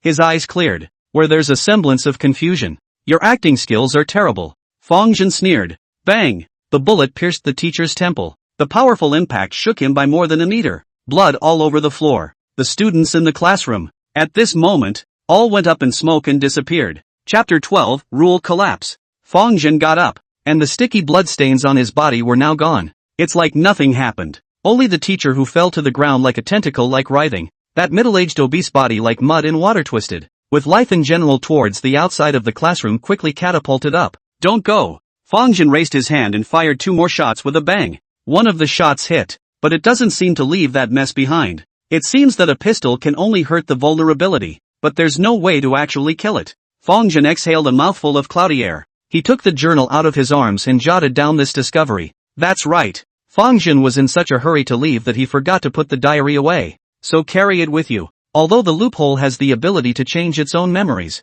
it can't change matter. So the diary is the best prop for Fang Zhen to recover his memories. Good thing I brought my journal. But the key point that made Fang Zhen notice something bad was his roommate Huang Zhangxin. I can't believe no one remembers Huang Jingxin. That's a little too suspicious. Can't you loopholes do your homework before you come to cheat people? Fang Zhen scoffed at the empty classroom. He sat down and anxiously made it through the class. As the bell rings for the end of class, Fang Zhen rushed out of the classroom at the first opportunity. By Ming, Chu Xiaoyuan, where did you guys run off to? Fang Zhen couldn't help but let out a shout, only to see Bai Ming take the lead from the first floor of the school building, leaping up to the third floor and rushing to Fang Zhen's side at the first opportunity. Fang Zhen was exasperated. I almost just died. Couldn't you guys notice it, and actually let me off to the side? And I thought I was important to you guys? This is so wronged. Bai Ming cried out in injustice. I'd been keeping an eye on you in the school, but you just entered the classroom and suddenly disappeared along with the entire classroom. I searched for you for 2 whole hours and have not been able to find any trace of you, and I originally thought that you had disappeared as well. It wasn't until now that you suddenly appeared, and I wanted to ask you where the hell you ran off to. Fang Zhen sniffed. I can't believe it. Chu Xiaoyuan also rushed over at this moment. She looked grave. Did you meet a loophole? Yes. Fang Zhen nodded. Counting this time, you've already encountered 3 loopholes. How come the number is so high? Chu Xiaoyuan felt puzzled. It's not right. It's clear that we've only just entered the second stage. Is it rare? It's very rare. And it's possible for a normal rules event to go years, even a decade, without entering the second stage. So it's not so tricky to deal with. Your school is rated C, barely dangerous. But it doesn't make sense that it's only been 2 years since it entered stage 2. And the fact that there are so many vulnerabilities means there's definitely something strange going on. After Chu Xiaoyuan explained, Fang Zhen slowly understood. Rule event. There's been a steady stream of births. With the exception of a very small number of mega rule events, most of them are under control and solvable, which is why basic peace can be maintained. But it also takes time for rule events to deteriorate. A lot of vicious rule events are actually resolved quickly at the time of their birth. It will not be left to develop. Even when it enters the second stage, the vulnerabilities are few and far between, and it is only when they accumulate over time that problems continue to erupt, leading to events that enter the third stage and produce unpredictable damage. Bai Ming looked at Fang Zhen strangely. You ran into another loophole. How did you survive this time? Isn't your ability not working? I didn't rely on my abilities. Fang Zhen shook his head. The two were surprised, and Chu Xiaoyuan quickly said, Tell me carefully. What have you encountered again? Fang Zhen then told him all about what he had encountered. Wait, are you saying that loophole has the ability to tamper with your memories? Bai Ming was surprised. Yes. Crap. I can't believe it's already this bad. Fang Zhen wondered. Is it serious? Loopholes are the assholes of the rules, but modifying memories is a power that belongs to the rules. And once a loophole has the power of the rules, it means that the rules are already riddled with holes within them. And even the bugs are starting to be able to run in the place of the rules themselves. Which means that the rules are collapsing at an accelerated rate. Bai Ming looked at Fang Zhen with odd eyes. Loopholes apply the power of rules. You didn't even kill him? This kid is not easy. Obviously looked like a rookie. But yeah, how could anyone who can autonomously come to their senses from a rules event really be a simple, innocent and stupid college student? Chu Xiaoyuan slammed his fist on the wall, which was covered with spider web cracks, gritting his teeth. The faster the loopholes appear, the faster the rules will collapse. Just on the basis of the speed of this collapse, it shouldn't have been assessed as a C-level event. What exactly does the assessment team do? No matter how small the area affected, how low is the initial hazard? But if the collapse is fast enough, it would be enough to wreak havoc. Hazard potential is a very important piece of data when rating. Fang Zhen couldn't help but be staggered as he looked at the gradually cracking wall. So this lowly girl is so fierce too. For a geek like me, I'm afraid I'm going to cry when I throw a punch. We have to search for the source immediately, or else it really will be too late. Chu Xiaoyuan was incredibly serious. Fang Zhen was anxious. Then you guys think of something. Chu Xiaoyuan spread her hands. Generally speaking, we would look for survivors, then organize our thoughts step by step, follow the trail, and find the place where the bizarre situation initially occurred, and often find the source. And then what? Right now, in the entire school, you're the only one who's awake, and everyone else's memories are faulty. so this method obviously won't work anymore. You guys are professionals. Don't you have a more professional approach? Fang Zhen gasped. Bai Ming whispered. There would have been. Except that a certain Captain Sama felt that this time it was only a C-rank incident, and it was only the first stage, hand to hand, and he didn't even bring any help. Fang Zhen scratched his head. No way. Chu Xiaoyuan obviously lost some face. She said in annoyance. Bai Ming, I asked you to check the file, did you check it? Starting to retaliate again. Bai Ming said with a straight face. I checked the entire school's files, but for the time being, I didn't find anything. The students in this school are all quite normal. There aren't even any with a history of mental illness. Fang Zhen was curious. History of mental illness? Yes. People who are mentally unstable are more likely to attract black spots, more likely to be the source of the incidents we've dealt with in the past. If you check the case, you're basically 10 to 1 that the odds are that it's one of several people with a history of mental illness. It's just a shame that none of the students in the school have a history of the disease in question. That's why there's no target to find a suspect. Fang Zhen pondered for a moment. Does it have to be mental illness? No, it's not a certainty. It's just that mental illness has a high probability of being the source, as well as people who are mentally unstable and prone to huge mood swings. Then I might have a clue. Chapter 13, Disappearance of the Whole Population. Are you saying that before Li Chen disappeared, he had told you that someone in the girls' dormitory was going to jump off the building? Bai Ming inquired. Fang Zhen nodded. That's right. At the moment the three were rushing towards the girls' dormitory. Trying to jump off a building surely can't be anything normal. There's bound to be some mental problems, at least. Then maybe look at it as a breakthrough.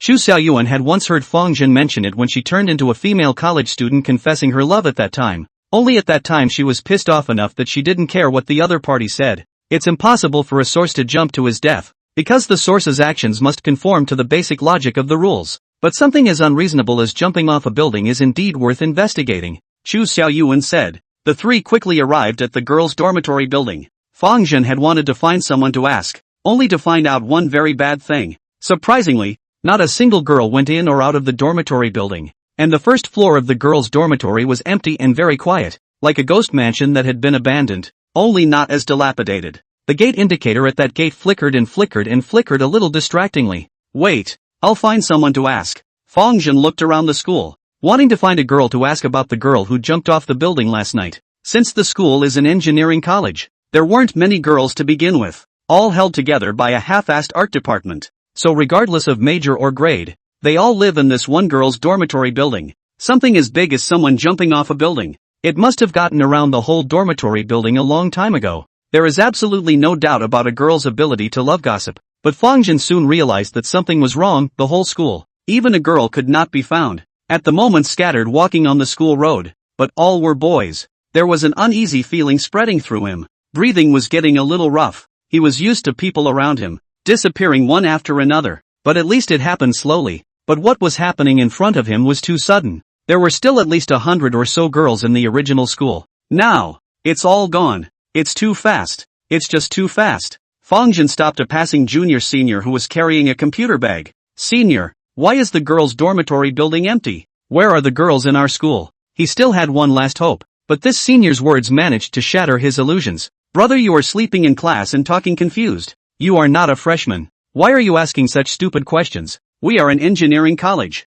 Where are the girls from? Our school has always been clear of pure men. The senior laughed. Fang Zhen said, but our school has an art department. I guess enrollment hasn't started yet. The junior-senior lamented. It's a pity that I'm about to graduate, and I haven't been able to meet the watery art department schoolgirls. It's simply one of the great sorrows of life. Then why does our school have a girls' dormitory building? Where's the girls' dormitory? Isn't this just a dormitory building that no one lives in? This year's enrollment recruitment is too low, so it can only be left vacant. Hey, it can't be helped. The birth rate of newborns is too low, and it's already starting to affect university enrollment. Junior seniors ramble on. Fang Zhen, however, didn't have much heart to listen anymore. Because of the rule events, other people's memories change as school situations change. There's always a reasonable explanation to go along with the corrected memory. Fang Zhen returned to Bai Ming and Chu Xiaoyuan with a grave expression. No need to say anything more. The two had already heard the conversation from a distance already. The large number of disappearances just also confirms the point that the rule events are intensifying the process. Chu Xiaoyuan said in a deep voice. All of the girls have disappeared, but the number of boys hasn't changed drastically. So the source might be close to the girls' dormitory, or even inside. With a flick of his fingers, Bai Ming extinguished the cigar's spark, then did a shoulder and neck warm-up, his neck making crunching noises. Finally something to do. This is suffocating me. There is no fear that the source is difficult. I'm afraid I won't be able to find the source. Captain, let's go? Bai Ming looked eager to go, not worried in the slightest. He's dealt with a lot of rules events that were a lot tougher than this. All survived. Naturally, I have a lot of confidence in myself. Chu Xiaoyuan nodded. She drew out a nearly 2-meter-long tang knife from somewhere, slender and sharp, giving people an extremely oppressive feeling, luckily hidden in the sheath. Go inside. There might be something weird in the girls' dormitory. Fang Zhen, you're coming in with us. She took Fontaine seriously, because she vaguely felt that Fang Zhen must be the key to getting out of the trap, to know that her instincts were rarely wrong. For Chu Xiaoyuan's invitation, Fang Zhen immediately shook his head. What role can I play as an ordinary person? I might even be dragging you guys down. Besides, boys can't enter the girls' dormitory. It's a school rule that can't be easily violated. Even if we don't have any girls in our school anymore. Chu Xiaoyuan pondered for a while and didn't force himself. Alright then, Bai Ming and I will go in first to take a look. You wait here and remember, don't go to class anymore. Now that the rule event has stepped into the middle and late stages of the second phase, there will be more and more loopholes. At times like this, abiding by the rules can no longer save your little life. When you encounter danger, come straight in and find us and you might still be alive. That's a bit of a scary statement. Fang Zhen nodded with difficulty. Try to stay awake and don't do whatever anyone tells you to do except for the two of us, Bai Ming said. He thought for a moment and yanked 3 strands of hair from his head. The black hair fell into his hands and turned golden, like a lion's mane. It gleams. The hair contains a small portion of my power. It might be able to produce some deterrence to the loopholes here. Keep it, Bai Ming said. Going to the source is ultimately a dangerous thing. If the duo gets into any trouble, Fonstown may not be able to carry loophole's next attack. Fang Zhen accepted the 3 hairs. You guys should also be careful. The rule event will affect a person's memory. Once affected, it's hard to recover from it, and you might sink into it. He experienced a memory attack of vulnerability. That feeling is horrible. Moistening. Memories were twisted and modified without warning. If it wasn't for his habitual vigilance and the fact that he had detected the problem in his memory, he might have met an untimely end. This tactic was too much of a defense. Ha ha, don't worry, we're not like you. We experienced the rule event awakening our special abilities, possessing a portion of the power of the rules, and our resistance to mysterious forces is much stronger than yours. Bai Ming looked confident. Cut the crap and go. Chu Xiaoshuan's face was full of fury. The duo rushed straight up to kill the girls' dormitory. Chapter 14, Where do you have a gun? Fang Zhen looked at the duo's confidence and relaxed in his heart. Since it's an official special ops squad, that should be pretty good at dealing with this kind of shenanigans. Maybe wait a few minutes.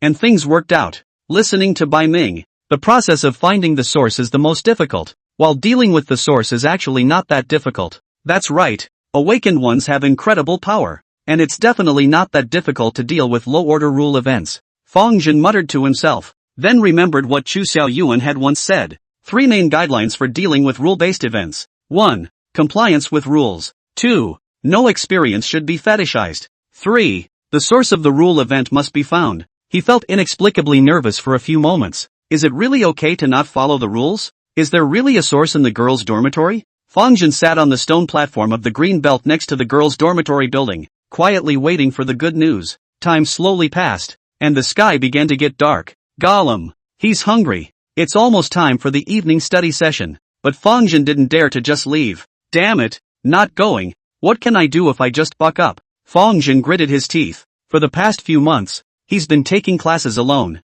Lonely and spooky though, but at least the guts to get through it. But after experiencing 3 bizarre situations, Fang Zhen no longer wanted to be alone. It was too scary, and after experiencing it more often, the spirit might weaken away. Didn't Bai Ming say, people with mental problems tend to attract black spots. It's for living, breathing people. It is the way to take death. That's why it's also important to stay mentally comfortable. Fang Zhen looked around vigilantly and prayed for Bai Ming and Chu Xiaoyuan to come back quickly while starving. It's getting dark. The street lights have been lit on both sides of the school's road. The lights on the basketball court were also bright and a little shaky. Although no one was there, the halls on the first floor of the girls' dormitory building and the lights in the corridors were naturally lit, which made the night not seem much dimmer, except that it was just a little too cold. At this moment, Fang Zhen didn't dare to go to the cafeteria to eat. After all, he was attacked by Loophole once in the cafeteria. He's a little scared. There was no way to order takeout at school, so I could only starve for the time being, and then go to the supermarket to buy something to pad my stomach. Nonverbal grunt as interjection. Does our school have a supermarket? Fang Zhen was in a daze, a little sleepy, and his thoughts weren't very clear anymore. He'd been scared enough by his hostess and that he hadn't gotten enough sleep in the first place. Classes were even more attacked. Again without sleep. Sitting down at the moment, a wave of exhaustion came over me. No, can't sleep, can't sleep. Fang Zhen yawned and pulled his thigh hard to wake himself up a little. At this point, a silver bell laugh came to his ears. 3 girls dressed in flamboyant style walked out from the dormitory building. Obviously the weather is still a little cold, but they can't wait to wear nice little dresses, painted with beautiful makeup, long hair in the breeze. Laughter, youthful vitality came out. This guy is so weird. Why is he sitting in front of the girls' dormitory and falling asleep? They joked and flirted. Maybe it's ready to confess. Hey, wouldn't that be something? Forget about him, let's get going. We have a date at KTV tonight. I heard there's a handsome guy. Really? Introduce me. I want it too. The 3 girls left talking and laughing. Fang Zhen got up a little embarrassed, then stood a little farther away. Weird. Why am I here again? Ahead of us was the playground, where many students were taking a walk to rest after dinner, as well as sprinters and couples who were kissing and holding their arms and spreading doggy treats. The sour stench of love hits you, not far away from the basketball court. At this moment has also begun to people. Basketball shot the ground sound thumping. Energetic college students began to sweat. Let a person feel that the campus is full of youthful atmosphere. The school's roads are filled with walking students. Everything was calm and ordinary like a common evening. I seem to be here to wait for someone. For whom Fang Zhen got confused. It always feels like I'm not remembering things very well lately. Nerd, why are you always being silly? A brittle girl's voice came. It was a well-behaved and cute girl, 1.6 meters tall, doll face, with a nice high ponytail, wearing a JK skirt, youthful and pretty. She bounced to Fang Zhen's side and took Fang Zhen's hand. What are you waiting for? Didn't you say you want to treat me to a movie? Let's go. By the way, treat you to some chocolate. This is delicious. My roommate gave it to me. The girl shoved the chocolate into Fang Zhen's hand, smiling beautifully. Fang Zhen took a taste. Sure enough, it was very sweet with a soft texture. It's delicious. Turns out he was waiting for this. Thanks. Fang Zhen whispered. The girl snickered and pinched Fang Zhen. Hey, I'm your girlfriend. It's too raw to say thank you or something. If you really want to thank me, then let's not go back to school at night. Fang Zhen froze. How can that be? I have to go to bed on time to do that. Being on time is fine. Going to bed is fine. Anyway, not going back to school. I've asked my roommate to help me take tomorrow off. You can't be assured of letting me hang out alone into the night. The girl looked at Fang Zhen pitifully. Fang Zhen's heart was moved. He was about to subconsciously agree. Suddenly he somehow sensed something was wrong. Can't say what's wrong. That's just plain wrong. Wait, what's my girlfriend's name again? That. Fang Zhen was embarrassed and scratched his head. What's your name? The girl snorted out a laugh. I'm Jiang Yueying. How could I even forget that?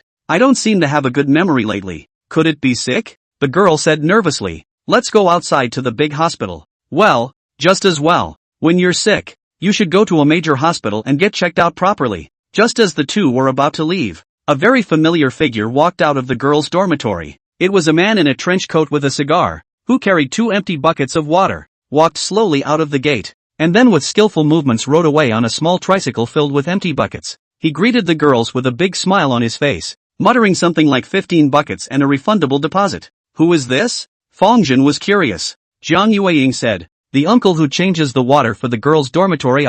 Looking all tuggy and wearing a magical girl's badge on her chest. It's really hard to look like a person with a girl's heart. And you're talking about people, aren't you yourself? Fang Zhen bowed his head, saw the magical girl badge on her chest, and so on. Strange. It's so weird. Fang Zhen felt that this scene was a bit familiar. He nervously took a few steps back. Then he felt towards his waist, and sure enough, he felt a familiar object. Fang Zhen, what's wrong with you? Jiang Yueying said in disbelief. There it is again. Fang Zhen gritted his teeth and drew his gun, hesitated for a long time, but still resolutely pointed at his favorite girl in front of him. Don't come over, or I'll shoot. Jiang Yueying was so scared that she lost her face. Fang Zhen, don't scare me. I didn't scare you. Fang Zhen said in a cold voice. I actually don't have a single memory in my head of fighting and arguing with you. Would something like this happen? False memories are ultimately false. What's more, I don't even recognize the name Jiang Yueying. Fang Zhen, you're really crazy. Let's go see a doctor. Get out of the way or I'll shoot you right now. Unless you're not afraid of guns at all. Memories constantly clash. It gave Fang Zhen a headache. He grew to be unable to distinguish between the false and the true. Zhang Yueying looked frightened. You, don't scare me. Where do you have a gun? Fang Zhen looked down. He actually made a gun gesture with his hand himself, trying to scare off the girl in front of me. Lost in thought, he lowered his hand. I'm not really going crazy. Chapter 15, Zhang Yueying. In front of the girls' dormitory building. Fang Zhen's odd look. It drew a lot of sideways glances. Zhang Yueying kindly relieved. Fang Zhen, you're having another attack. Lately you're always in a daze. Your mental stress is too much. Let's go out and have a good relaxation, okay? Don't be so nervous, everything will pass. Me? Why am I like this? Fang Zhen was confused. Maybe it's too much pressure from school. Don't put so much pressure on yourself. We're only freshmen. You don't have to work so hard for me. We can work together to save for the dowry and mortgage. It's okay.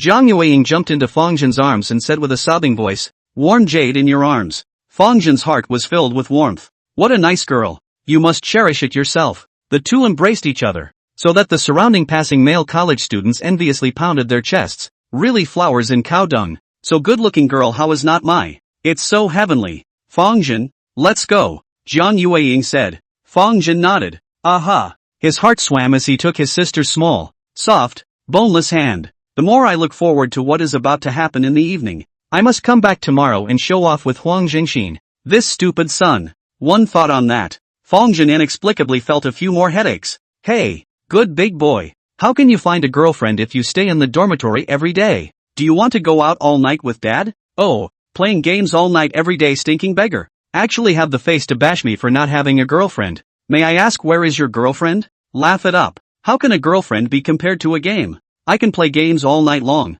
Can a girlfriend? 3 minutes and it's over, still want to play an all-nighter. You have this ability as to not have a girlfriend? His mind recalled the most recent conversation with his roommate. And so on. Queer. It's still not right. I don't have a ing girlfriend. Fang Zhen forced himself to control himself and let go of Zhang Yueying's hand. Where's my diary? Yeah, the diary. I'm in the habit of keeping a diary. Fang Zhen was once again glad that he had brought his diary with him today. He flipped through the journal, but the writing in it was like graffiti ink, blurry and unreadable. It's so abnormal. This feeling, it's like a dream. Fang Zhen, Zhang Yueying muttered, crossed her arms a bit angry. Her tone was even more aggrieved. My friends all say you're neurotic and don't look like a good person. I've cut them all off for you. Now I don't even have friends anymore. Only you are left. Can you be more normal? I really don't want to coax you like a child every now and then. I'm really, really tired. That said, Zhang Yueying's eyes reddened and she couldn't stop the tears from flowing down. The pearly blossoms are so beautiful to see.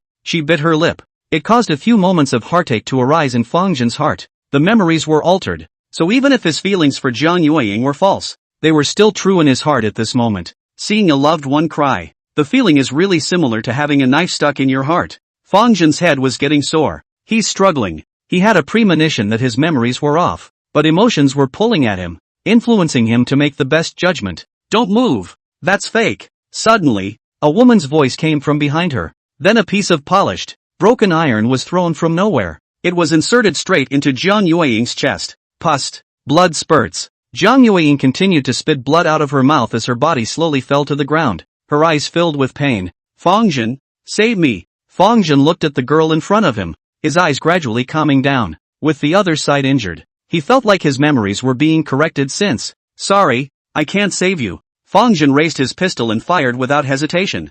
Bang bang. The bullet pierced through Zhang Yueying's body. She didn't cry out in pain. Instead her eyes were cold and her voice started to become low. This isn't the last time. You can get away with it countless times, but it only takes one time for you to die. After saying that, Zhang Yueying's body unexpectedly slowly merged into the ground, transforming into a shadow-like black figure that quickly flowed towards the distance. It quickly disappeared. The scene was bizarre beyond belief. It's terrifying. Phew. Fang Zhen breathed a long sigh of relief. Another loophole. Being able to modify memories is just horrible. One can't tell the difference between true and false. One false move and you will fall completely. He was frustrated in his heart, and those false memories, like lucid dreams, began to become blurred, but the emotional impact they had brought about was difficult to dissipate for a long time. If it comes a few more times, it might actually be mentally debilitating. After all, it wasn't that long ago that he really did have a hot girlfriend with a close relationship, and suddenly disappearing all of a sudden, and under false pretenses,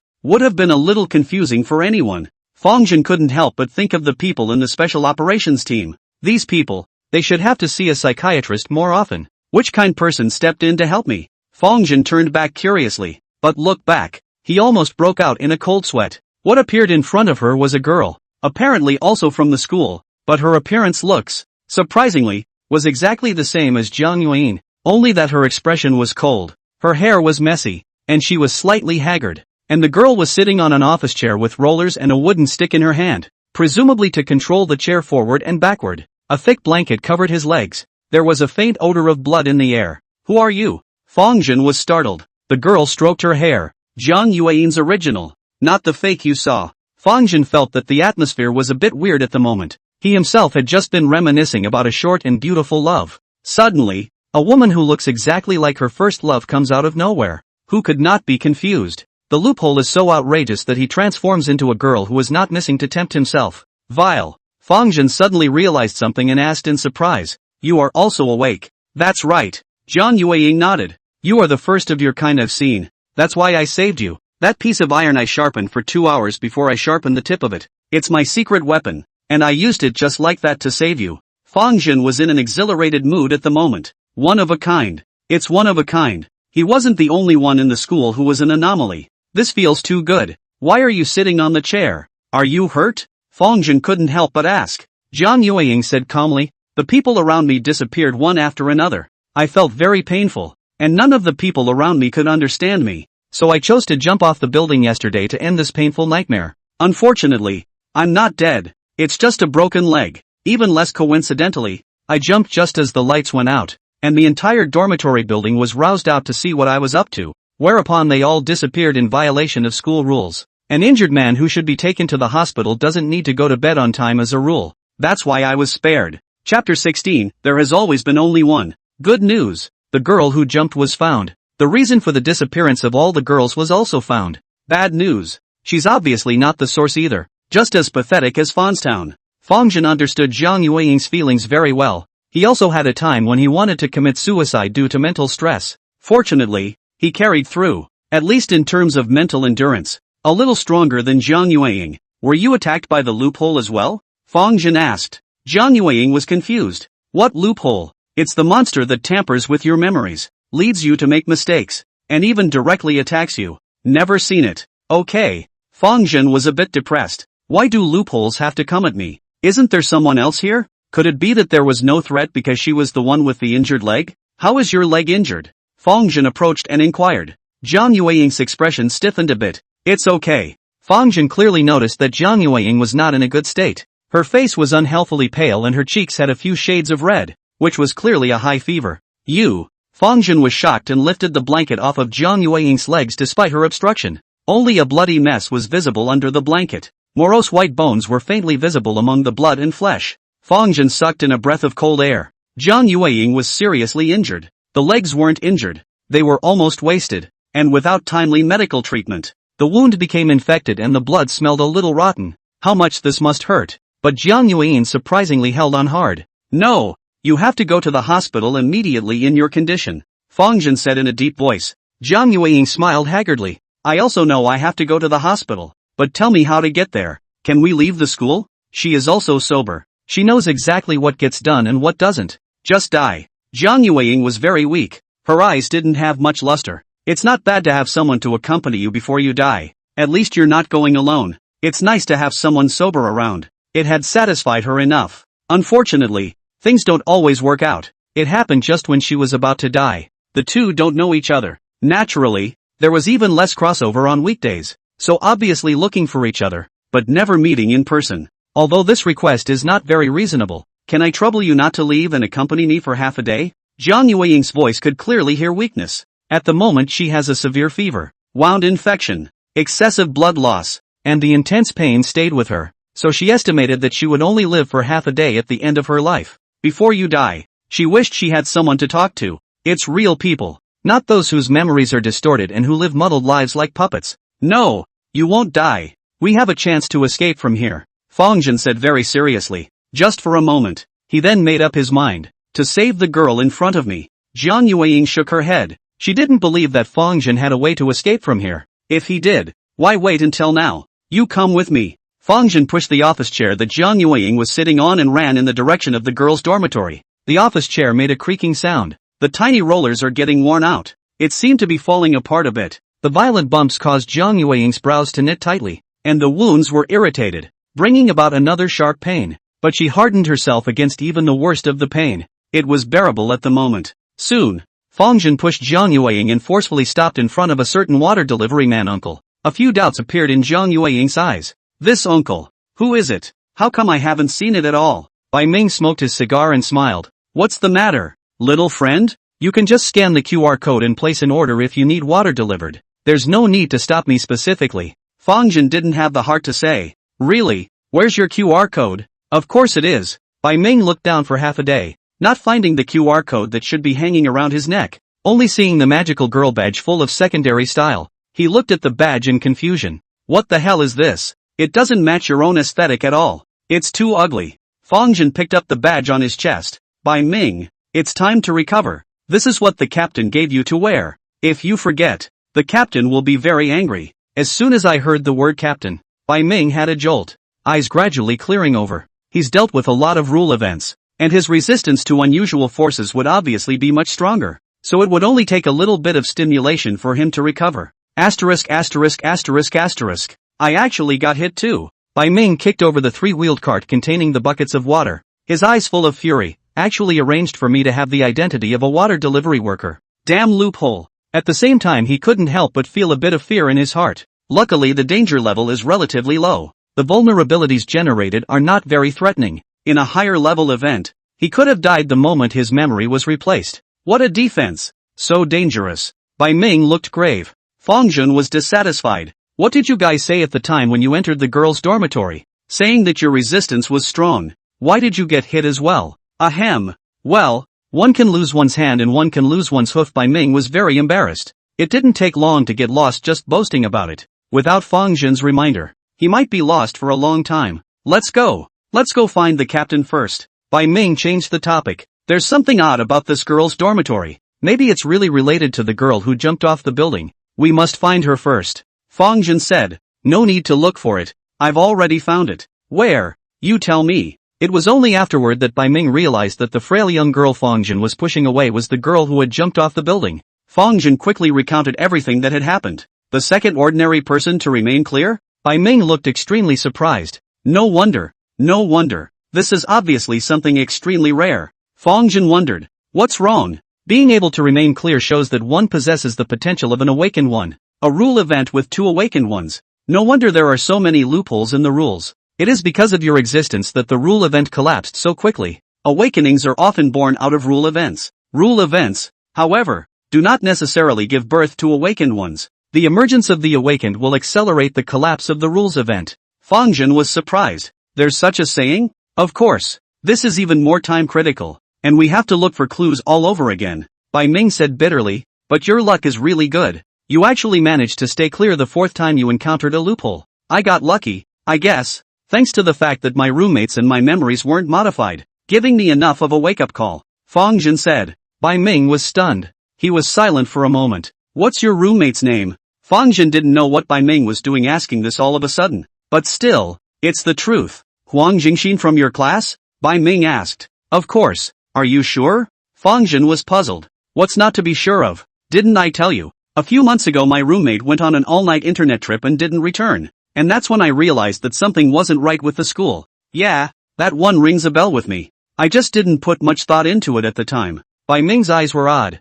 Chu Xiaoyuan asked me to check a lot of files, and I basically looked through the files of all the students in your school. But I don't see your roommate's file, and it's clearly written in your file that there has always been only one person in the dormitory you were in. Chapter 17, Surgery. Dormitory. Always just one person. The words. It sent chills down Fang Zhen's spine. How is that possible? He had lived with Huang Jingxin, his stupid son, for a few months. It's impossible to misremember. You must have misremembered. Fang Zhen was a bit agitated. Bai Ming shook his head. My ability is of the transformation lineage, and my memory has likewise improved tremendously, so I can say that I can't forget it. And I'm definitely not talking nonsense about this. Unless there's something wrong with your school's records. Rules events are full of weird, unbelievable things though, but simply destroying a student's record, obviously unlikely. It also makes too little sense.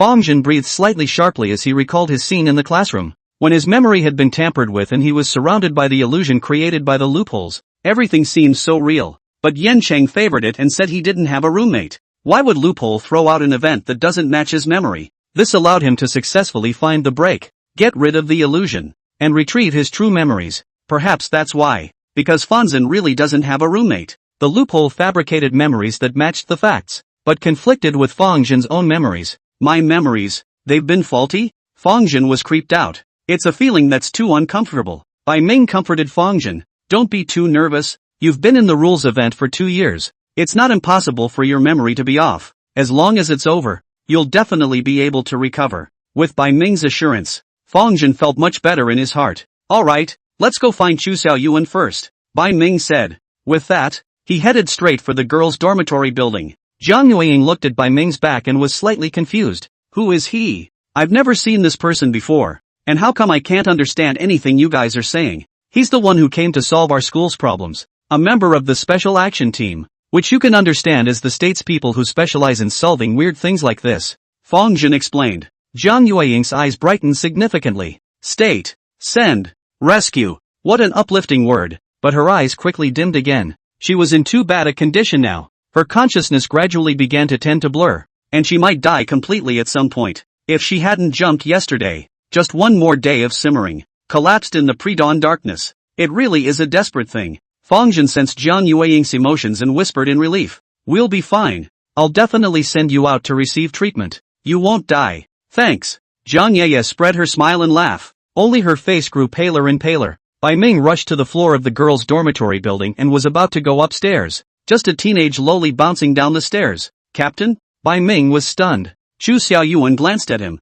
What for? To bring water? Bai Ming's old face flushed. Then he was surprised. Captain, you're fine? Of course I'm fine. Do you think I'm the same as you? It's really useless. It's so easy to be won by the loophole. It's really a disgrace to our team. Hey, it seems like I have to consider applying for a new teammate. Bai Ming was mortified. You? Why don't you help me out a bit too?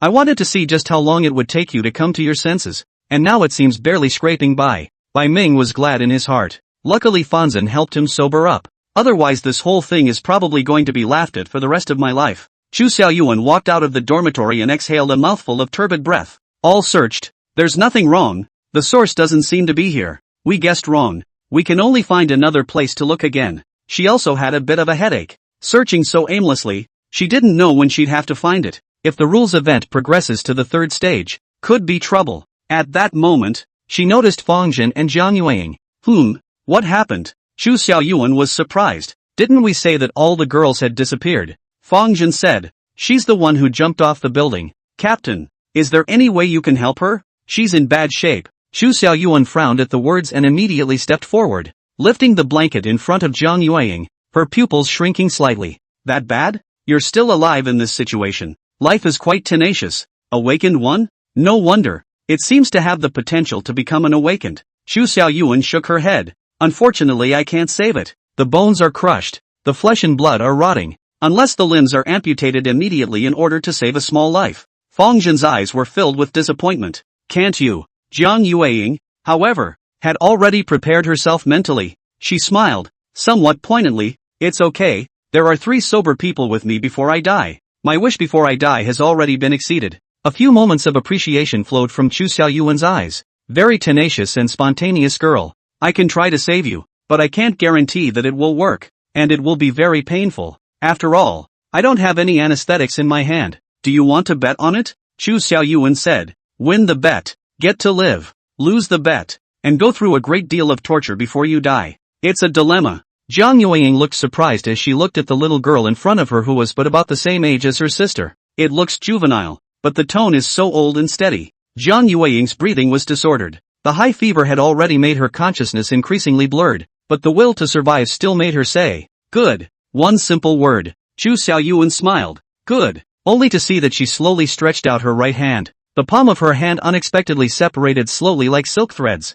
as if it was completely organized by lines. And then every single fiber of flesh and blood was taut and stabbed into Zhang Yueying's legs. Fang Zhen was a bit dumbfounded as he watched the scene. He knew Chu Xiaoyuan could transform into anyone, but he hadn't really thought about it. Chu Xiaoyuan was still able to utilize his ability in this way. making flesh and blood turn into countless thin threads. How amazing must this control over his flesh be to be able to do this? Jiang Yueying's body trembled violently and she collapsed on the office chair in pain. But she gritted her teeth. Her lips were bitten and blood oozed out, but she refused to let out any screams. Bai Ming couldn't help but be moved at the sight. This girl. It's incredible. Even this kind of pain can be carried hard. No wonder you can't die from jumping off a building. Countless blood and flesh fibers cooperated to slice off Jiang Yueying's rotting flesh and blood, and the tiniest pieces of bone that had been crushed were picked out one by one, followed by rapid stitching. The blood and flesh fit together at a speed visible to the naked eye, and the fact that no blood flowed out of the stitches was enough to show how fine and perfect the wound was stitched.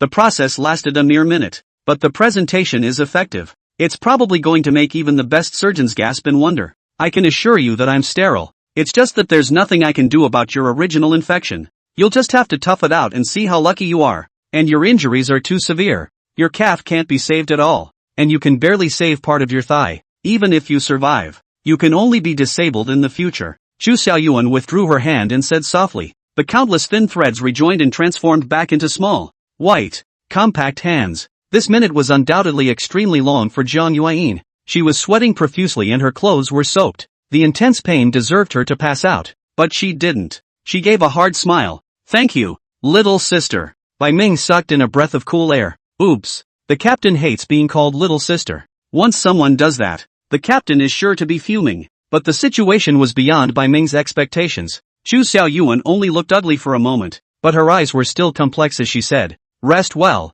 Whether or not you can survive depends on your luck. Chapter 18, the first major fire of the millennium. Jiang Yueying drifted off to sleep. Just keep frowning. It seems that even when he sleeps, the shadow of his mind still lingers. Under Chu Xiaoyuan's command, Fang Zhen placed it in the hostel room on the first floor of the girls' dormitory. Are you saying that you didn't find Fang Zhen's roommate's file? Chu Xiaoyuan asked. Bai Ming nodded. That's right. So, Chu Xiaoyuan's eyes flickered, obviously pondering something. Rule events operate according to a certain basic logic until they collapse completely. Nothing happens for no reason. So there must be some kind of special reason for this. Could it be that your roommate is the real source? Chu Xiaoyuan pondered. If that's the case, it might explain why we can't find the source in the school because the source is actually outside the school. The source can still be outside the event? Bai Ming wondered. Chu Xiaoyuan said. It seems I also made the mistake of fetishizing experience. Just because a rule event happens in a school doesn't mean the school is the rule event itself. Bai Ming understood at once.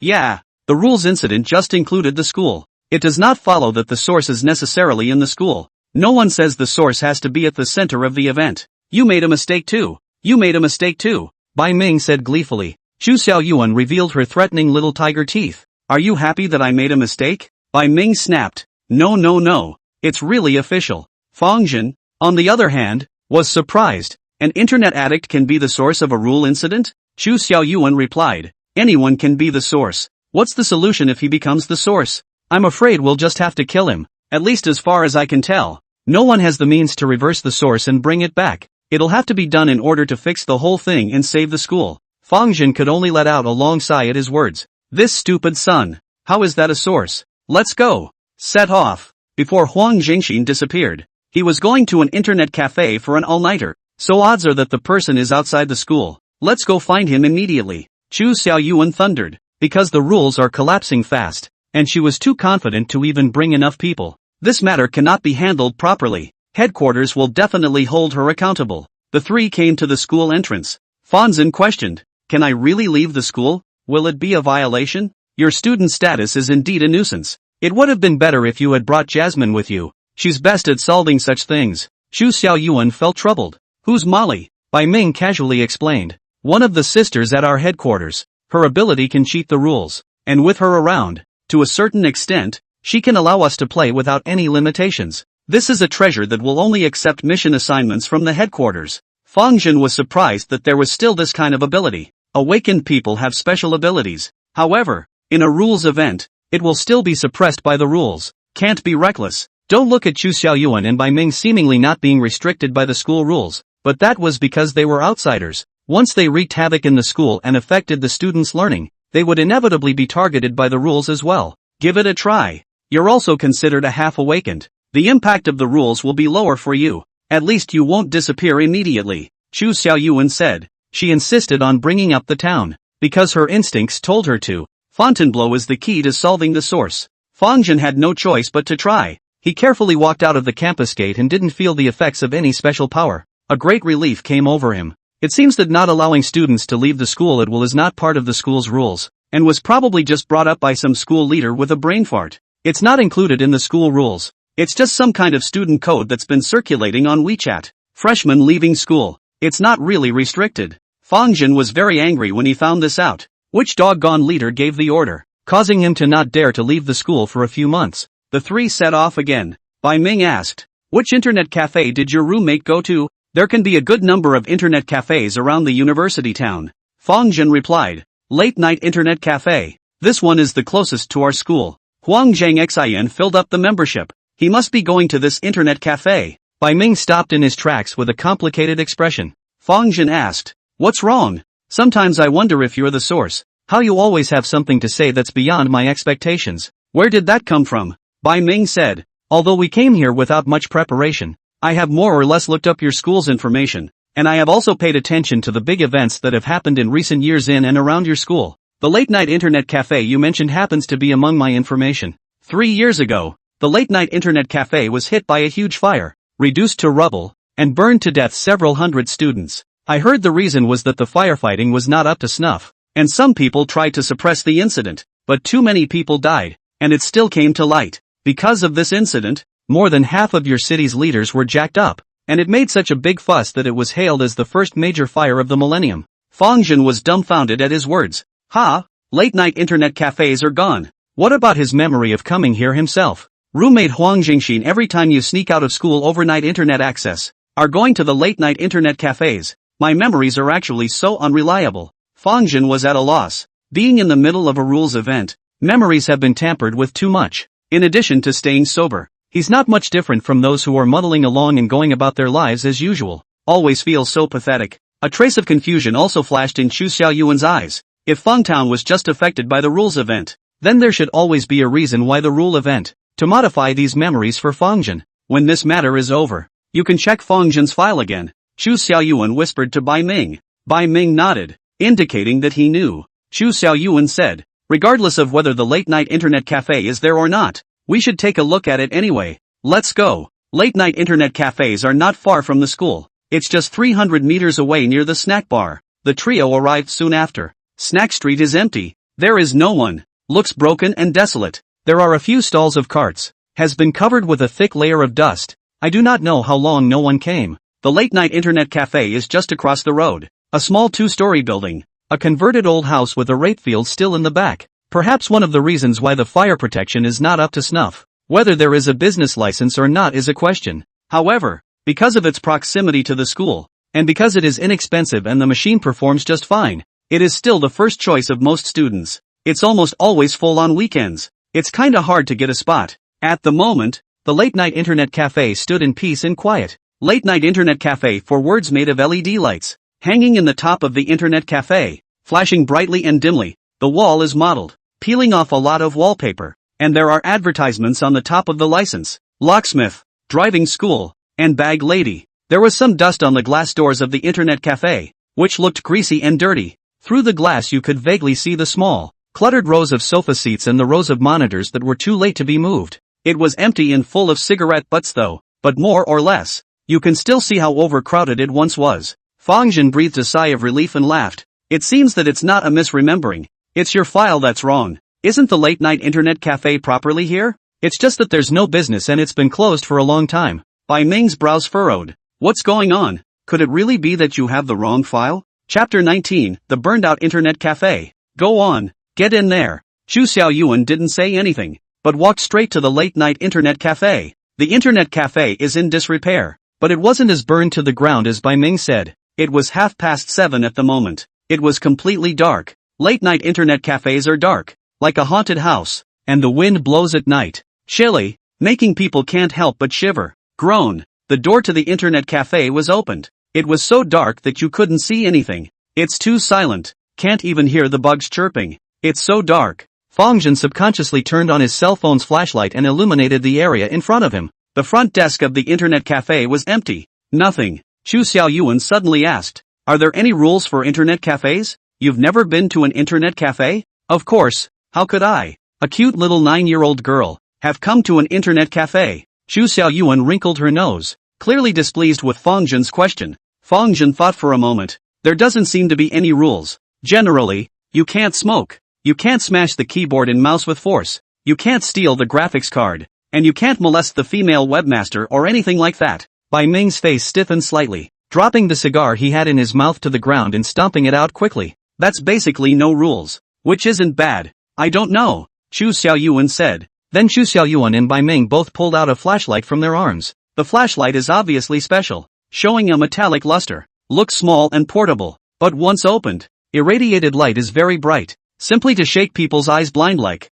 and can also be adjusted to diffuse and focus. The whole internet cafe bright as day. The window is a strong light projected out. The night sky is bright. Holy, it's so bright. Where did it come from? Fang Zhen glanced at the small glow of his cell phone flashlight and shamefully chose to turn it off. Bai Ming said, a gadget is just a gadget. The Special Operations Squad has one in hand. It can illuminate from thousands of meters away. It can be called an anti-aircraft gun. And it also has the function of a stun baton, a military baton. He whipped out his flashlight, and the long metal rod ejected from the end, pressed a certain button again. The front of the flashlight emitted a zippy current. Fang Zhen showed an envious expression. So handsome.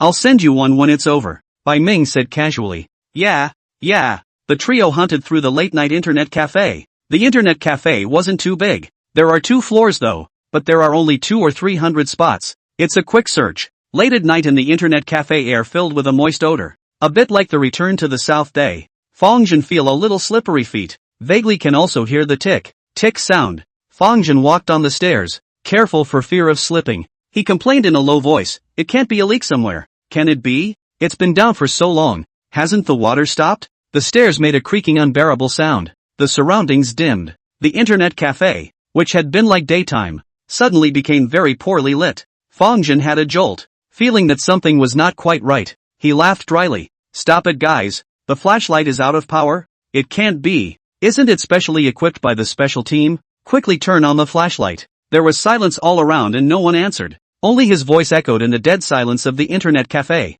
It was as if there were some kind of shadow flowing in the darkness. A chill rose up from Fang Zhen's spine and went straight to his head. How is that possible? Bai Ming and Xu Xiaoyuan were clearly beside themselves just now. Hallucinations? Fang Zhen tried to take a deep breath. It's okay. It's all a lie. As long as I stand still, Bai Ming and Xu Xiaoyuan are right beside me, and they will definitely take countermeasures when they realize that I'm not in the right condition. Fang Zhen stood on the stairs. The planks of the stairs sagged a bit and creaked with the slightest movement. It's a lot of noise. The dampness in the air was getting heavier and heavier. Fang Zhen felt like his feet were glued to the stairs, and somehow the air seemed to be accompanied by a wisp of burning odor. The sound of water running through your ears. The entire late-night internet cafe seemed to be engulfed in darkness, permeated with endless weirdness and evil. Fang Zhen did not dare to look around freely, but in his afterglow, he saw the darkness like a substantial tide coming in layer by layer, seemingly to engulf his body, but strangely dispersing when it came in front of him. What the hell?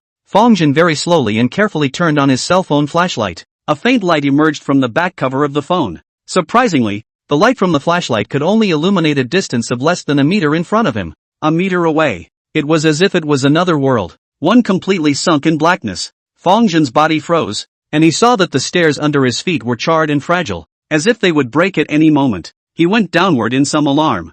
Bang! Stairs disconnected. A violent sense of weightlessness instantly enveloped Fang Zhen. Ah! He dropped to the floor with a startled cry. Where's the water? Fang Zhen got up in a hurry. Luckily, he subconsciously raised his hand to protect the phone when it fell. Otherwise the phone can get into water. A dim light emerged from the flashlight, allowing Fang Zhen to barely make out what was around him. The first floor of the internet cafe is blackened everywhere. The window glass is broken. The door is burned completely deformed. Computers, tables, chairs, sofas and other objects were burned to ashes. Only some twisted metal frames remain. The air spreads choking charcoal odor, making people feel dizzy. A look of freshly burned ruins in front of me. Burning the burnt-out late-night internet cafe. Fang Zhen felt like his entire body had fallen into an ice cellar. It's nothing like what you see on the outside. There is nothing wrong with Bai Ming's information. The late-night internet cafe literally burned down. It's better not to trust your memory. I wouldn't have come in if I'd known. Fang Zhen took a deep breath. At least nothing had happened yet. Just a full view of the late-night internet cafe. He crept up and very slowly walked towards the front door of the internet cafe. Just get out there. It should be just fine. 10 meters. 7 meters. 5 meters. Almost there. Almost there. It'll be ready to leave in a minute. 3 meters. 1 meter. Fang Zhen became more and more nervous inside. His hands were sticky and sweaty. Finally, he came to the front door and grabbed the door handle. Can get out. With a heavy pull, the door opened. There was a chilly breeze blowing in. It makes you seem to be refreshed all of a sudden. Fang Zhen was about to walk out of the internet cafe when suddenly it started to brighten up behind him, and there seemed to be a cacophony of talking. By Ming, Chu Xiaoyuan. Fang Zhen turned around in surprise. However, the scene in front of him made him dumbfounded once again. It was the smoky, airy, dreary internet cafe. There was no sign of burning throughout the internet cafe, just rows and rows of bursting machines, mostly college students, staring at their computer screens, concentrating on what they seemed to be watching. It's quiet. There wasn't even the snap of a keyboard. Only a few stretches of dripping water could be faintly heard. Fang Zhen fixed his eyes. These students' bodies sat stiff and straight. They were wet, their cuffs and corners dripping constantly, but they didn't react in the slightest. Their faces were all pale, as if they had been in the water for days. The eyes were hollow and lifeless, but still staring dead at the screen. The network in the bottom right corner of the screen keeps reconnecting, but it keeps failing. Fang Zhen couldn't help but gulp as his brain seemed to explode. These people, he recognized them all. It's from their class. Fang Zhen, why are you so late? The online class is about to start. A person with his back to Fang Zhen. His head suddenly turned 180 degrees. His face puffy and miserable as if he had been soaking in formalin for days. Come on, I've got a seat for you. He's laughing. The mouth was wide open, almost grinning behind his ears. Chapter 20, all that can be done is wait. Fang Zhen felt his entire body go numb. From numb feet to scalp. He could accept that he was in the middle of a bizarre event, but it just couldn't carry such a weird side. No. Fang Zhen twisted his head and ran, wanting to leave this hellish place as soon as possible. But as he turned away and walked through the door, he found himself re-entering the internet cafe. Everything before him as before, with uncountable miserable white gazes staring straight back at him, sending chills down his spine. Fang Zhen was so scared that he retreated several steps, only to turn around again and realize that he was once again back in the internet cafe. Ghostbusters? It's amazing that this kind of thing actually exists. What to do? Child's pee? Fang Zhen's forehead was covered in a big sweat. In this case, scared to pee a little more likely. Fang Zhen, come quickly. The online class will start soon. One head after another spun around and stared at Fang Zhen. No feelings whatsoever. Just keep repeating a phrase. Fang Zhen vaguely felt a pair of pale, incomparably white arms emerge from behind him and press on his shoulders. Cold. Stiff. Like specimens. The arms pushed him, ever forward, as if trying to press him into that vacant position. Everyone in the entire internet cafe all turned their heads to stare at Fang Zhen, even completely ignoring the fact that their necks had twisted into a twist. This bizarre scene made Fang Zhen sweat uncontrollably. Fang Zhen was pressed hard against the front of his seat by an invisible force, and at this point, the computer's desktop began to flicker on and off. It glittered with twisted patterns like snowflakes. It makes one feel very uncomfortable. Class is in session. The man beside him slurred his words, as if his mouth was stuffed. Fang Zhen could hardly suppress his inner curiosity as he looked at the rest of the room. The man's mouth and nose were filled with a black, thick liquid, like the viscous liquid of glass melted by high temperatures, and the black liquid continued to flow out and onto the floor, almost covering the floor completely. Creepy as hell. In the internet cafe, Bai Ming and Chu Xiaoyuan explored around. It was obviously not a big internet cafe, and under the light of the special flashlight, it was almost indistinguishable from daytime. But they realized something serious. This internet cafe, it's impossible to get to the end, no matter how far ahead. There were still dilapidated boxes in front of them. It was a long corridor that seemed to have no end. The dramatically blinding light also didn't even reach the walls of the internet cafe. This internet cafe has a big problem. It's true that it's right. This is where the source is located. Chu Xiaoyuan said softly. The key indeed lies in Fang Zhen. We need him in order to find the true source. If you can't find the source, you have to let the rules collapse. That's a huge mess. But where's Fang Zhen? Bai Ming had long since realized that Fang Zhen had disappeared, but there was nothing he could do about it. The closer you get to the source, the more unfathomable things will happen. Chu Xiaoyuan closed his eyes and sensed for a moment. I can confirm that Fang Zhen is still near us. It's just that we can't see it. It's like he's in another parallel dimension. He may have already fallen. Should we save the people first? Bai Ming asked. There's no rush. Chu Xiaoyuan slowly shook her head. If the source did nothing, it would be difficult for us to truly locate it. but it isolated us. And now, we can find it. Chu Xiaoyuan's eyes turned. His pupils narrowed like real eyes. There was a strange light converging in them, and his gaze unexpectedly fired out like substance. Her ability is a very common shapeshift. Not much of an increase in combat, but it has allowed her to develop countless applications. As his eyes swept over, the dust around him seemed to freeze. The darkness in front of him shattered like a mirror, and the true face of the late-night internet cafe was revealed. Scorched black and dead. There are wretched ruins everywhere. A large portion of the roof had collapsed. Even after a long time, the smell of scorched blackness still filled the air. Be careful. If you get your memory modified again, I will absolutely kick you to death, Chu Xiaoyuan said. Bai Ming shook his head helplessly. In that case, it will have to do. He took off his trench coat. The muscles of his body quickly bulged up. His body drew up, like a humanoid lion. His long hair transformed into a golden mane. His eyes were cold, and there was a ferocious aura spreading unchecked. Source, it's time to come out. After searching for you for so long, you should know that hiding and seeking is meaningless. Bai Ming's voice all became dull, like a war drum. His claws slowly cut across the ground, leaving 2 extremely deep marks. After transforming, the ability to resist the rules will be drastically increased. Chu Xiaoyuan looked around. Nothing had changed. Still want to hide? This is the place of your birth. As long as you destroy this place, you have nowhere to hide. You might as well come out and be more direct. Don't waste our time. But there was still silence all around.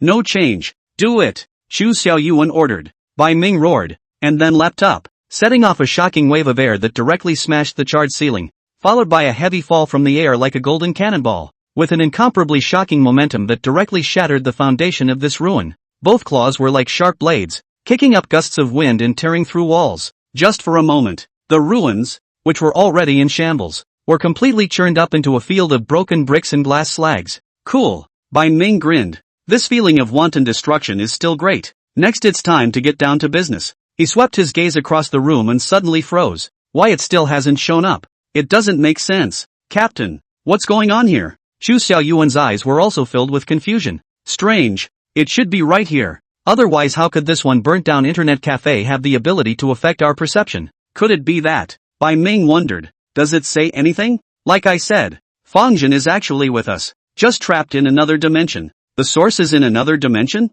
What then? Either we find a way to break in, or wait for Fang Zhen to rush out. But the problem is that both of us are shapeshifters, and we're a bit inept at dealing with such fancy abilities. Bai Ming's face darkened. I know what you're going to say. Chu Xiaoyuan rarely admitted his mistake. It was my mistake. Next time I will definitely bring the whole group and set out again. Because there were no injuries or deaths among those who were externally exposed to the rules event. That's why the assessment team rated the incident low. Thought it was a handful. Who knew this one was so troublesome? So we're now? We can only wait for Fang Zhen. That space is only created by the power of the rules after all. If Fang Zhen dies, the body will eventually return here. And this is the best time for us to enter that space. Had to wait for him to die? I kinda had my eye on that kid. Since you're looking out for him, you're counting on him breaking through space to escape out. Hey, that looks bad enough. The murmurs of the two drifted through the empty streets. It quickly dissipated and disappeared. Chapter 21 Loophole Power? Damp, cold air in a bone-chilling internet cafe.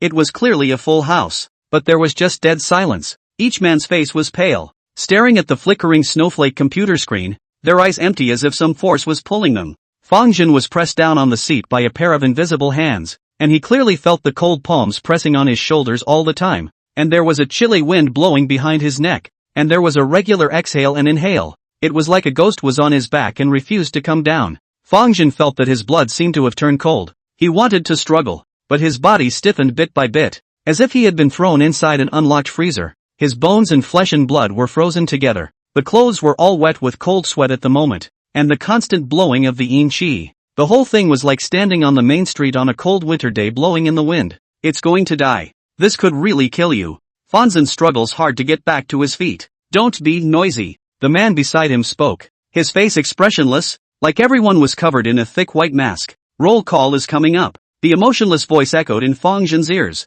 Fang Zhen swallowed and shivered with cold. Who named? Unfortunately, no one answered. But there's no need to answer. Take an online class and who else can take roll call? Of course it's the teacher on the other side of the computer who does the roll call. But there's no net here at all. The network icon at the bottom of the computer screen stays unconnected. Suddenly, the snow-covered computer screen suddenly stabilized, and a weird pop-up window popped up. accompanied by the eerie sound of nails that made people's hearts stop. Fang Zhen subconsciously looked at the computer screen. That's a pale frame. But there's nothing in there. There is only a vague white shadow suspended there. Without looking, thought it was just a white curtain, but staring at it for a long time, the black ink spot above that white shadow, even the more you look at it, the more it looks like a vicissitude of the human face. Here. At this point, the people in the internet cafe began to shout in an orderly fashion. Row after row. Start on the second floor. The same voices kept ringing out. From far and near. It was soon the turn of the people in front of Fang Zhen.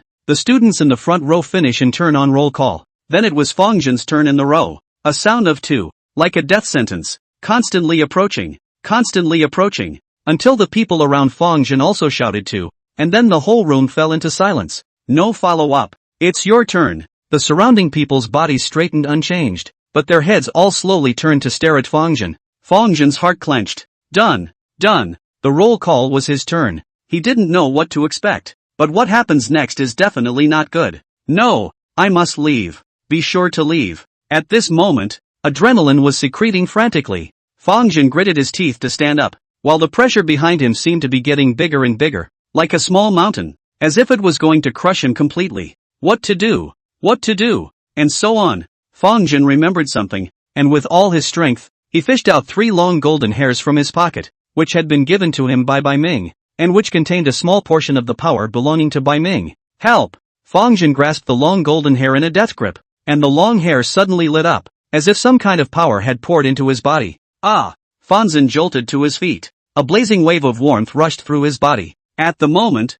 Fang Zhen feels as strong as a sports student. Even if a tiger comes, he can slide shovel seconds. It's moving! Fang Zhen was overjoyed and rushed towards the door of the internet cafe without hesitation. But right at this moment, the lights in the internet cafe suddenly dimmed one by one, while at the same time one student after another violently stood up. They stared at Fangstown, though the eyes were incredibly empty. But Fang Zhen clearly felt genuine anger. Anger? Anger your ass. Get lost. Fang Zhen rushed out of the door like a madman, but when he looked up, he was still in the internet cafe, and at this moment, he was facing all of his classmates in the internet cafe. The students who were pale as zombies and damp and constantly dripping. Don't go.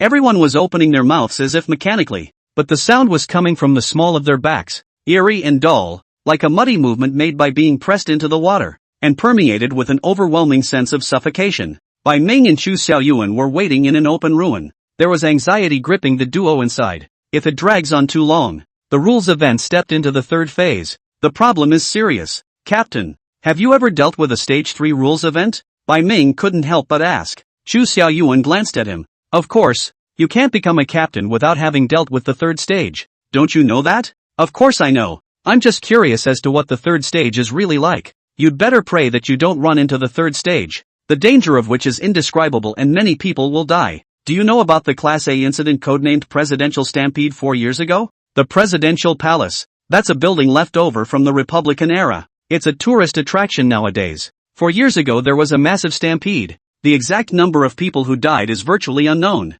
except that the entire presidential palace was subsequently sealed off and never allowed to open again. No. Bai Ming was busy nodding his head. Chu Xiaoyuan said, that incident reached the third stage. The rules were so chaotic that when the headquarters deployed 37 awakened, only 3 people died, which finally sealed the source. Bai Ming sucked in a breath of cool air. There were only 3 awakened left dead. Even the awakened had such massive casualties. So how many ordinary people had to die? A few moments of admiration flashed in Bai Ming's eyes. Captain, you actually participated in handling the rules incident 3 years ago. How old were you then? 6 years old? HQ is really not human either. Sending a kid. If you don't speak, no one will treat you as dumb. Chu Xiaoyuan didn't have the good sense to say. Bai Ming was about to say something else. Suddenly the gods were in a state of shock. He detected a familiar scent. It's my hair. I left 3 hairs for Fang Zhen, and he activated the power in them. Bai Ming said in a deep voice, it should be in danger. I don't know if he can handle it.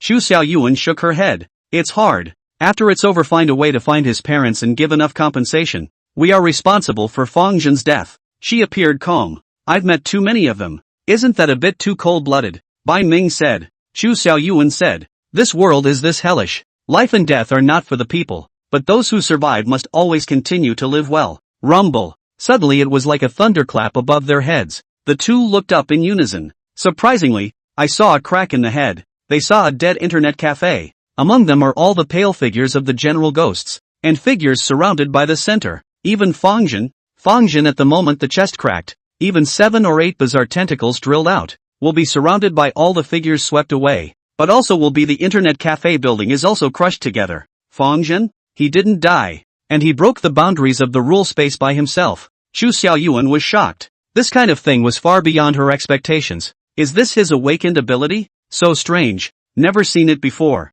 No, it isn't. Bai Ming had a look of having seen a ghost. This is the loophole that attacked Fang Zhen in the cafeteria at that time. How did he do it? Actually bringing the power of the loophole for his own use. Chapter 22, The End? Fang Zhen felt terrible. Surrounded by a horde of creatures suspected of being lethal. It was as if he would die a violent death in this cold internet cafe at any moment. Don't want to die. Don't want to die. Ah! Fang Zhen growled as he seemed to see a blackened space that was tumbling with bizarre tentacles that looked familiar, with sharp teeth and bizarre eyes. That's what the loophole that attacked him in the cafeteria looked like in the first place. Later, I heard Bai Ming say that he had solved the loophole himself. Fang Zhen was never sure what happened. And at the moment, he understands. Imprisoned the loophole himself. That's what he's capable of. In this kind of emergency, Fang Zhen no longer hesitated, and as if by instinct, he released the tentacles held within him. Thus, his chest suddenly split open, and a slime-filled tentacle burrowed out from somewhere, and with a heavy fling, he swept away all these wet figures in front of him. Then the tentacles uncontrollably and recklessly flew around and slapped, smashing the entire internet cafe in all directions, and all sorts of debris rustled and fluttered. And so it was that the space made by the rules collapsed. Chu Xiaoyuan also understood at this moment. It turns out that his ability is of this type. No wonder how he was stimulated in the first place couldn't be stimulated. Intercepting other people's power and sealing it within himself. What level of ability is this? Bai Ming asked. Class A ability. Seizure. A very rare ability. Only 2 precedents in the HQ files. No way. This ability is actually rated this high? If he's the only one, this ability is naturally weak. But if he has the help of a high-level ability user, then his ability can be extremely useful. It can even be used as an equal replacement for an S-ranked ability person. Bai Ming instantly understood. S-class abilities can be considered rare and scarce. There aren't more than an estimated 10 people in all of Asia. As for Fang Zhen's ability, if used properly,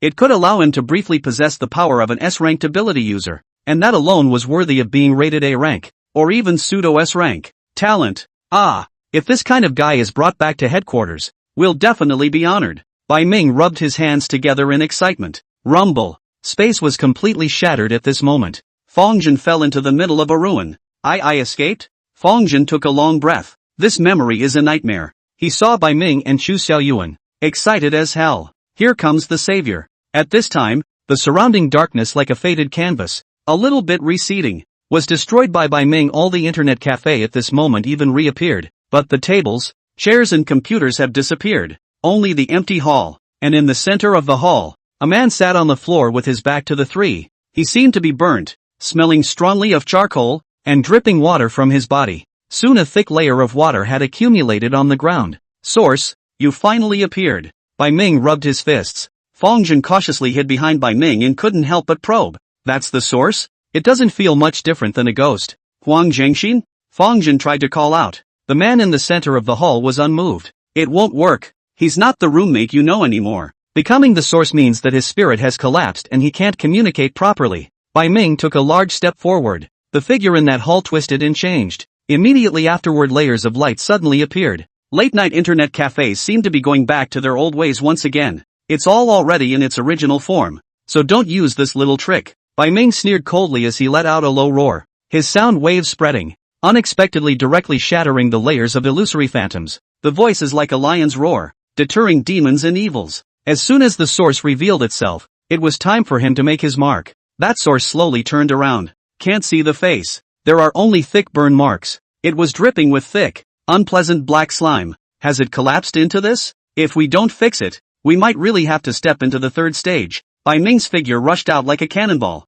his might astonishingly great. The lion's claws chopped down so heavily that they could almost tear apart even steel chains. But it was such a powerful attack that landed on the source's body. But it was like falling into a swamp, completely sinking in. Just a few seconds. One of Bai Ming's arms had unexpectedly sunk all the way into the source's body. Ha! Something. But it won't work on me. Bai Ming sneered. his other arm rolling incomparably hot, as if his chi and blood were burning and boiling. His claws were like alloys, flashing with a terrifying luster, and then he heavily chopped down. Jab. That weak figure was directly chopped into 2 pieces, and naturally, Bai Ming's hand was released, but the decapitated body, like slime, kept writhing, and then surprisingly reattached, once again resuming its original appearance. And the ability to recover? Bai Ming twisted his head. Fang Zhen kid, this source has average strength. It just takes a bit of effort to kill it. Do you want to try your new ability? It's a rare opportunity. It could be seen that Bai Ming completely disregarded the source in front of him. New abilities need to be honed over and over again to get better at them. Fang Zhen tried and felt distressed. I seem to have lost my ability again. There's no need to be so pessimistic. Chu Xiaoyuan said. Your ability is to withhold, absorb and release other people's attacks. But it should be a one-time thing, so you can only use it once. When you absorb someone else's power next time, you can use your own ability. So, Fang Zhen seemed to understand. That's a shame. The corner of Bai Ming's mouth lifted. Then I'll be on my own. He grabbed the source in front of him as if he were grabbing a chicken, and then with a forceful tear, the slimy humanoid creature instantly tore apart, coupling and dripping with sticky black liquid. This liquid seemed to have some sort of toxicity, but it couldn't invade half of Bai Ming's body. With his ability, Bai Ming possessed a powerful physique. Even ordinary bullets couldn't break through the defense, let alone this little bit of corrosion. He kept shredding the source. The source is also constantly reorganizing. Finally the source was slowing down. Eventually, the source could no longer take shape, let alone maintain its human form, and could only squirm with difficulty. Bai Ming pulled out a long rope-like object from the belt around his waist. This thing suddenly inflated and swelled, turning into something like a small tent, only with a dark and deep metallic luster, as if it could absorb light. And the moment it appeared, the surroundings became much darker. Fang Zhen asked, "What is this?" Portable sealing container with a special layer of special paint that can greatly limit the power of the rule origin. This kind of paint is very expensive, using precious rare elements. Just this small container alone costs over $500,000. We will seal the origin and bring it back to the headquarters for processing. With that said, Bai Ming stuffed the slimy liquid creature into the container. Done. No shame. Bai Ming clapped his hands in satisfaction. Originally sealed. The rule event is over. Chapter 23, A Life of Happiness. The rules incident is resolved. The 3 rejoined the school. Everything comes back. The students who had originally disappeared surprisingly all came back, and the whole school regained its vitality. They did not seem to know what had happened. They just followed the past life track and lived as usual. The campus has been revitalized. They are not aware of it. Lost 2 years of my own life. There were actually no casualties. Even though it's only a sea-level incident, it's still very rare. Bai Ming laughed. We've gotten a lot of credit this time. The headquarters will have to reward us well. Fang Zhen, come with us and take you to the headquarters to see the world. Fang Zhen asked, do we have to go? Now that you've awakened your special ability, it's no longer possible for you to live a normal life as a student. And next you should also join the special operations team after you've gone through the examination. Can I get an internship certificate? Bai Ming did not have the good taste to say, this is the iron rice bowl given by the state. But also what internship certificate? Your leaving school procedures headquarters will help you solve, as well as your parents, loved ones by the headquarters of the protection and preferential treatment. Enjoy the treatment of cadres families. So good. Do you have 5% insurance? Look at you, haven't seen the world. Just the basic salary is enough for you to be a millionaire. But also what 5 insurance and 1 gold? Just taking on a random private job will allow you to buy a courtyard house in the capital. Fang Zhen was surprised. In your line of work you can still take private jobs? Shoo, Bai Ming whispered. Don't say it everywhere. This is something we all know by heart. For special talents like us, of course the headquarters won't be too strict. It's normal to take some private work while on vacation, as long as it doesn't delay normal work. Fang Zhen's eyes glowed. Seems like a really good job. This is too beautiful. So Fang Zhen followed by Ming and Chu Xiaoyuan and left the school. And of course took away Jiang Yueying who broke her leg. Follow up on the school's handling of the matter. Referred to another department of course. The 4 of them quickly took a plane to Kyoto. And under the joint introduction of Bai Ming and Chu Xiaoyuan, Fang Zhen managed to join the headquarters. And because of his special abilities, he directly joined the Special Talents Department. Bai Ming didn't lie. The treatment of special talents has nothing to say. The arrangement of villa area well-furnished suites, high salary, high commission, and a variety of messy benefits. Living conditions than the average small boss can be too comfortable. Not only that, through Fang Zhen's relationship, his parents also transferred to the unit's most spare job, and his salary increased several times. Fonstown's abilities are highly valued. It only requires an occasional mission, and it's still key protection. So no matter how dangerous the mission, none of the experiences have had many ripples. The next few decades, Fang Zhen has witnessed the drastic changes in the international situation, as well as the prosperity of the country, and the rule events have been well controlled and have not had much impact on the lives of ordinary people, as technology continues to evolve. Eventually, there were many researchers who found the true origin of the rule events that took place. After an event big enough to go down in history, the rules event finally stopped happening. There are fewer and fewer existing rule events. There were also fewer and fewer newly born awakened. Eventually, the Special Operations Unit that handled the rules incident was also disbanded. Most of the awakened have chosen to return to the city. As for the 4 men in the first place, Bai Ming died heroically and became a martyr, buried in the martyrs' cemetery, where flowers are piled up in front of his grave every year. Chu Xiaoyuan chose to go abroad, to some small countries that could not do anything about the rule events, to help deal with the rule events, and was quite prestigious internationally, and was written into the textbooks of many countries. Jiang Yueying, on the other hand, set up an educational center for children with disabilities and became a glorious educator, much loved. As for Fanstown, take a wife and get married and have children, living a normal life. After retiring, he went to the country and bought a house, raising flowers and vegetables for fun, and the happiest day of his life was lying in his rocking chair, telling his grandchildren stories about his past. Stories that are so thrilling that no one can experience them today. Fang Zhen has a full head of white hair and a happy smile on his face. Grandpa, you are so powerful. Then what do you feel is the most exciting part of the experience? The granddaughter held her cheeks and said innocently. Fang Zhen said with a smile, Grandpa has not encountered many dangers in his life, and the most exciting one really has to be the part of the story where he just became an awakened person. Late at night in an internet cafe, Grandpa was trapped in the cafe, surrounded by corpses, but fortunately, Grandpa discovered the use of the ability, and only then did he escape from danger. You don't know, that source's ability is very powerful. It can modify people's memories. Grandpa encountered it several times, almost fell. Whoa! The grandchildren were hilarious and let out exclamations of surprise. Fang Zhen reminisced for a moment and smiled as he was about to continue saying something, when suddenly his expression was stunned. Modify the memory. This is Source's most powerful ability, but he didn't use it. How it didn't work. Even a loophole that borrowed the power of the rules was able to modify its own memories, but the Source only displayed the characteristic of difficult to be completely eliminated when it was about to be annihilated. It doesn't make sense. It's so unreasonable. Fang Zhen's heart jumped. Begin to remember your past life. It was a smooth ride with no setbacks. As fantastical as those rule events were, not much came out of the blue that one would expect. 1. Cannot imagine. What is beyond perception? Fang Zhen muttered. A chill ran through his body. No, don't. Fang Zhen looked at his dear granddaughter and grandson in front of him, and his mood fell into a low point. Grandpa, what happened to you? The grandchildren looked alarmed. However, their faces gradually blurred in front of Fang Zhen and seemed to be covered with a layer of bizarre black liquid. That feeling. It's too familiar. Fang Zhen hated to admit it. This wonderful life of my own is a sham. Maybe it's not such a bad thing to spend your life in falsehood.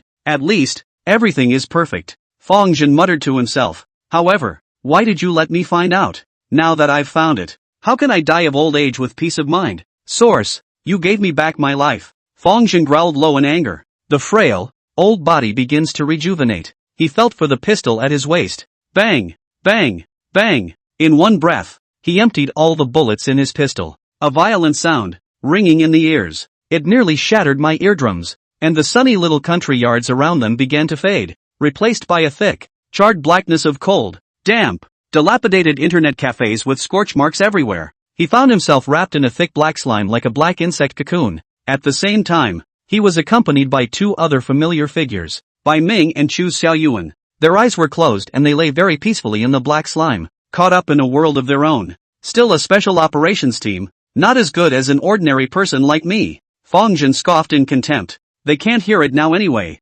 Fang Zhen tries to wake the duo up, but the duo slept as if they had taken a pound of sleeping pills. It's completely impossible to wake up by external forces. Chapter 24 To deal with rules by rules. It looks like we can't count on them. Fang Zhen hit the ground running. If you want to live now you can only rely on yourself. Tick-tock, tick-tock. The familiar sound of dripping water reappeared. Fang Zhen clueless jerked his head to look and saw a dark figure crouching in the corner of the scorched internet cafe and trembling continuously, seemingly afraid of something. It looked very pitiful and helpless, and his body was damp. as if he had just come out of a tank. There was something familiar about that back. There were extremely low voices ringing out. It seems to be penance. I was wrong. I was wrong. I was really wrong. I'm sorry. I'm sorry. I'm sorry. The man in the corner had been whispering apologies and appeared to be in great pain. He seemed to have done something very wrong for a long time. The voice sounds very young. Like a student. Fang Zhen was alert beyond words. Hey, classmate. Are you okay?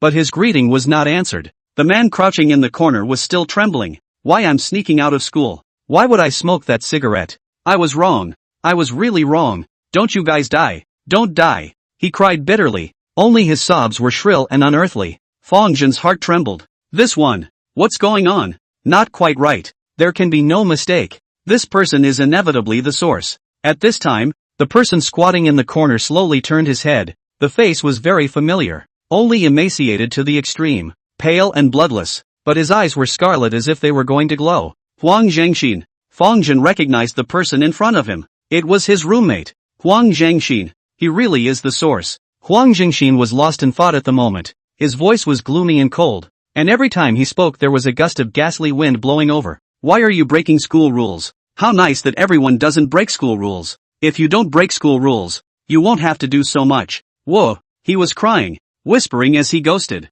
Fang Zhen's eyes chilled. Is that why you locked everyone in the school? Where are the students who violated the school rules and disappeared? Huang Zhengxin didn't answer. More and more water dripped from him. The thick darkness continued to overflow in him as well, churning as if it were alive. This was the pain that had built up inside him, and it was spilling out like substance at the moment. You're all guilty. All guilty. Huang Zhengxin cried and laughed, almost mad. All of you must stay here to atone for your sins. Atone for your sins. Fang Zhen vaguely guessed what Huang Zhengxin did when he sneaked out of school to surf the internet overnight. It's you who wants to redeem yourself. Fang Zhen said with a slight tremor in his voice. Huang Zhengxin's body trembled more and more. Yes, it's me who has to redeem myself. He fell to his knees in agony. It is I who will redeem myself. Huang Zhengxin cried out in pain as more and more black liquid flowed out of him. His entire body was like the spout of a swimming pool draining, constantly gushing out black slime. In an instant, the entire ruined internet cafe was enveloped.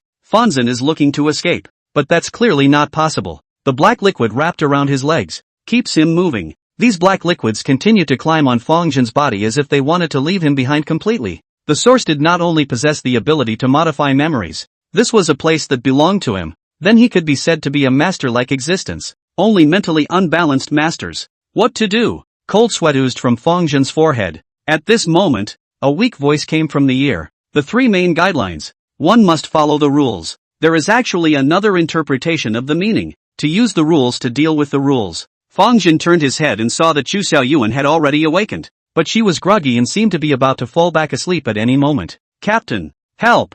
Fang Zhen shouted. Chu Xiaoyuan opened her mouth with difficulty, as if she wanted to say something else, but slowly closed her eyes. She sensed something was wrong and forced herself to awaken. But maybe it's because of source targeting, or something else. Chu Xiaoyuan was unable to completely awaken. Once again, he fell into a deep sleep. Captain, don't go to sleep. Fang Zhen was helpless. It seems to be counting on no one. Use the rules to deal with the rules. Fang Zhen muttered to himself. He probably understood what it meant. Rule events need to be handled by a special ops team. Obviously, wanting to really address the core of the rules event, outside forces won't work, not even if the firepower is more than adequate. Fang Zhen took a deep breath. Please, my ability. Tube it up a bit, please. Fang Zhen held his breath and bent down. He took the initiative to insert his hands into the sticky black liquid. In the next moment, it was as if some kind of terrifying suction force was created in his hands. The black liquid disappeared surprisingly quickly with it, and the black liquid at the bottom of the internet cafe disappeared quickly. It worked! Fang Zhen was overjoyed. At the same time, Fang Zhen felt that his hands were blazing hot and rolling. He was obviously absorbing liquid, but it gave him the feeling as if he was sealing a mass of blackness in his body. In an instant, the black liquid circulating in the source's body was absorbed by Fang Zhen as much as possible, and vaguely, it seemed that a lot of other special things were mixed with the black liquid, which was forcibly withdrawn from Huang Jingxin's body. The madness and scarlet in Huang Jingxin's eyes actually slowly faded at this moment. Fang Zhen, on the other hand, seemed to have an image hardwired into his head. It was an evening in late winter. Cold winds are blowing. The cyber cafe was packed, but not because they came to play games, but for some special reason. Students were forced to be placed in the cafe to make up for their cyber classes. A male college student with his hands tucked into his sleeves walked out of the internet cafe cursing. What bad luck! I can't believe there's no room even though I'm here so early. Take a cockamamie online class. He looked depressed at the thought of having to walk another 500 meters, against the cold wind, to reach the next internet cafe. So he lit a cigarette. After some gulping, he felt much warmer, so he casually flicked the cigarette butt away. But he was completely oblivious to a cold wind blowing in backwards. It's winter at the moment. It's dry. The late-night internet cafe is a converted ordinary private house. The fire protection is already substandard. The electric wires are badly aged. And most importantly, there is a vegetable field at the back. In the winter, a large pile of dry straw is stacked behind the internet cafe. And so, the fire of the stars transformed into a rushing fire dragon. A sudden fire, spreading with lightning speed, engulfed the entire internet cafe. When he found out, it's already too late. Although no one knows he did it. But the overwhelming accusations of anger, as well as the inner guilt and uneasiness, or let his spirit completely broken, chose to come to the ruins of the internet cafe. Suicide to thank. Except he didn't really die. Instead, the body transformed into a bizarre black dot and became the source. The rules event covered the entire school. Chapter 25 Casualty Rates. A black spot is born. It all started with a little cigarette butt. It's true that smoking is bad for your health. Fang Zhen thought silently. Is the memory of Huang Jingxin hateful? Hateful. Very hateful. Smoking cigarettes without extinguishing them, resulting in a fire that killed hundreds of college students who were just starting out in life, is a crime that can go to hell. But he is really a poor man. All this can be regarded as an unintentional mistake, and ultimately cannot stand the condemnation of conscience chose to commit suicide, even if the spirit is out of control. He has also been sinking in pain and penance. Even the rules that have been perpetuated, which don't allow students to break school rules, are ridiculous, but the original intent was actually to stop people from making mistakes. Silly big boy. Your good father has come to your rescue. According to the Buddhist saying, perhaps we can say it's transcendence? Fang Zhen said slowly. At this moment, Huang Zhengxin, whose power had been mostly absorbed by Fang Zhen, seemed to appear much more normal. It's just a physical illusion. It seemed to be drifting away at any moment, as if it were a lonely ghost. He saw Fang Zhen. You? Who are you? No. You remember everything but me? You. I remember. I remember. Huang Zhengxin suddenly became agitated, and the entire internet cafe began to vibrate, as if a magnitude 10 earthquake was occurring. Loophole? You're a loophole. Ha? Fontaine was confused. This silly big boy is talking about something. As his agitated emotions rose and fell, Huang Zhengxin's already vapid body grew dimmer and dimmer, seeming to collapse at any moment. Fang Zhen didn't expect his ability to be so powerful. In one fell swoop, most of the power of the source was imprisoned. Lose the source of power support. It has clearly shown signs of collapse. Fang Zhen vaguely sensed a few things were wrong and said anxiously, what exactly do you mean? Say it clearly. But the next moment, a golden figure of a divine warrior descended from the sky. A blinding golden light bloomed all over his body. It simply shines like a savior. Suffer death. How dare you modify your great master Bai's memories? Bai Ming roared. His claws were as strong as gold poured into them, and the slashing power was incomparably strong, directly tearing the illusory Huang Jingxin silhouette into pieces. At this moment, Bai Ming and Chu Xiaoyuan woke up, and broke free of the black insect cocoon. Fang Zhen was dumbfounded. I'm not done asking. I didn't expect to be in the gutter. The first time I sealed it was just a barricade. I checked. It was an unlucky person who was innocently alienated. Probably a student from the neighborhood as well. I was definitely right this time. The rules almost collapsed to the third stage. Luckily I was able to decimate it in time. Bai Ming said thankfully. If it does progress to the third stage, that would be a very scary thing to happen. Fang Zhen was exasperated and wanted to say something, but Bai Ming was trying to prevent danger from appearing. Quick and easy. This kind of thing was of course the most important, and did not do anything wrong. Modifying memories. This tactic is really a little too rogue. Chu Xiaoyuan walked slowly. Luckily, the source isn't too powerful this time, or else I'm afraid we'd all die here. She looked to Fang Zhen. Luckily you awoke in time and used your ability to restrict the source. Chu Xiaoyuan was satisfied with Fang Zhen's performance, satisfied with their decision-making as well. Luckily, I brought along Fang Zhen. Now, is it really over? Fang Zhen asked. Chu Xiaoyuan nodded seriously. It's really over. Your ability has just been awakened and you were able to seize the source of a C-rank incident. Enough to show that your potential is very great. Just need to develop it properly. The future holds great promise. Finding the source is the hard part. It would be much easier to address the source instead. If you meet a competing ability, It doesn't even take much work at all. Fang Zhen had a lot of doubts in his mind. Why does Huang Jingxi not recognize himself? Why does he call himself the source? The source is imprisoned, but his own memories do not seem to have returned. But he didn't dare ask. Because being called loophole by the source, this matter is very weird no matter how you think about it. What if Chu Xiaoyuan and Bai Ming pay too much attention to it and arrest themselves for slicing and studying? Fang Zhen didn't forget that his blood was black, so Fang Zhen simply chose to shut up. This time, Chu Xiaoyuan took out her own portable sealing container and filled it with the broken source, sealing it completely. Rules are hard to completely destroy. Maybe it will come back from the dead. The trio walked out of the internet cafe. The place is in complete ruin, not even a semblance of what it used to be. At the moment, it was light. A hazy mist in the sky filled the area around the school, but it was clearly fading. Obviously nothing has been determined yet, but Fang Zhen had a feeling of relief. It's marvelous. Bai Ming pulled out a slate-like satellite phone. It's done. You can arrange for the follow-up issues to be handled. He hung up the phone and saw Fang Zhen confused and smiled as he answered. This is a satellite phone that binds the identity and goes on a specialized line. The function is simple but the signal is very strong. Even if I am in Mount Everest, I can still communicate. If you join the headquarters, you will also get this. The three soon returned to the school. The school is a mess at the moment. Many missing people return. Those whose memories have been modified are also recalling a little of what happened. This kind of thing naturally causes a great deal of panic. There were cries of terror everywhere. Most of the people who had returned from their disappearance were starving and skinny, almost out of shape and very weak,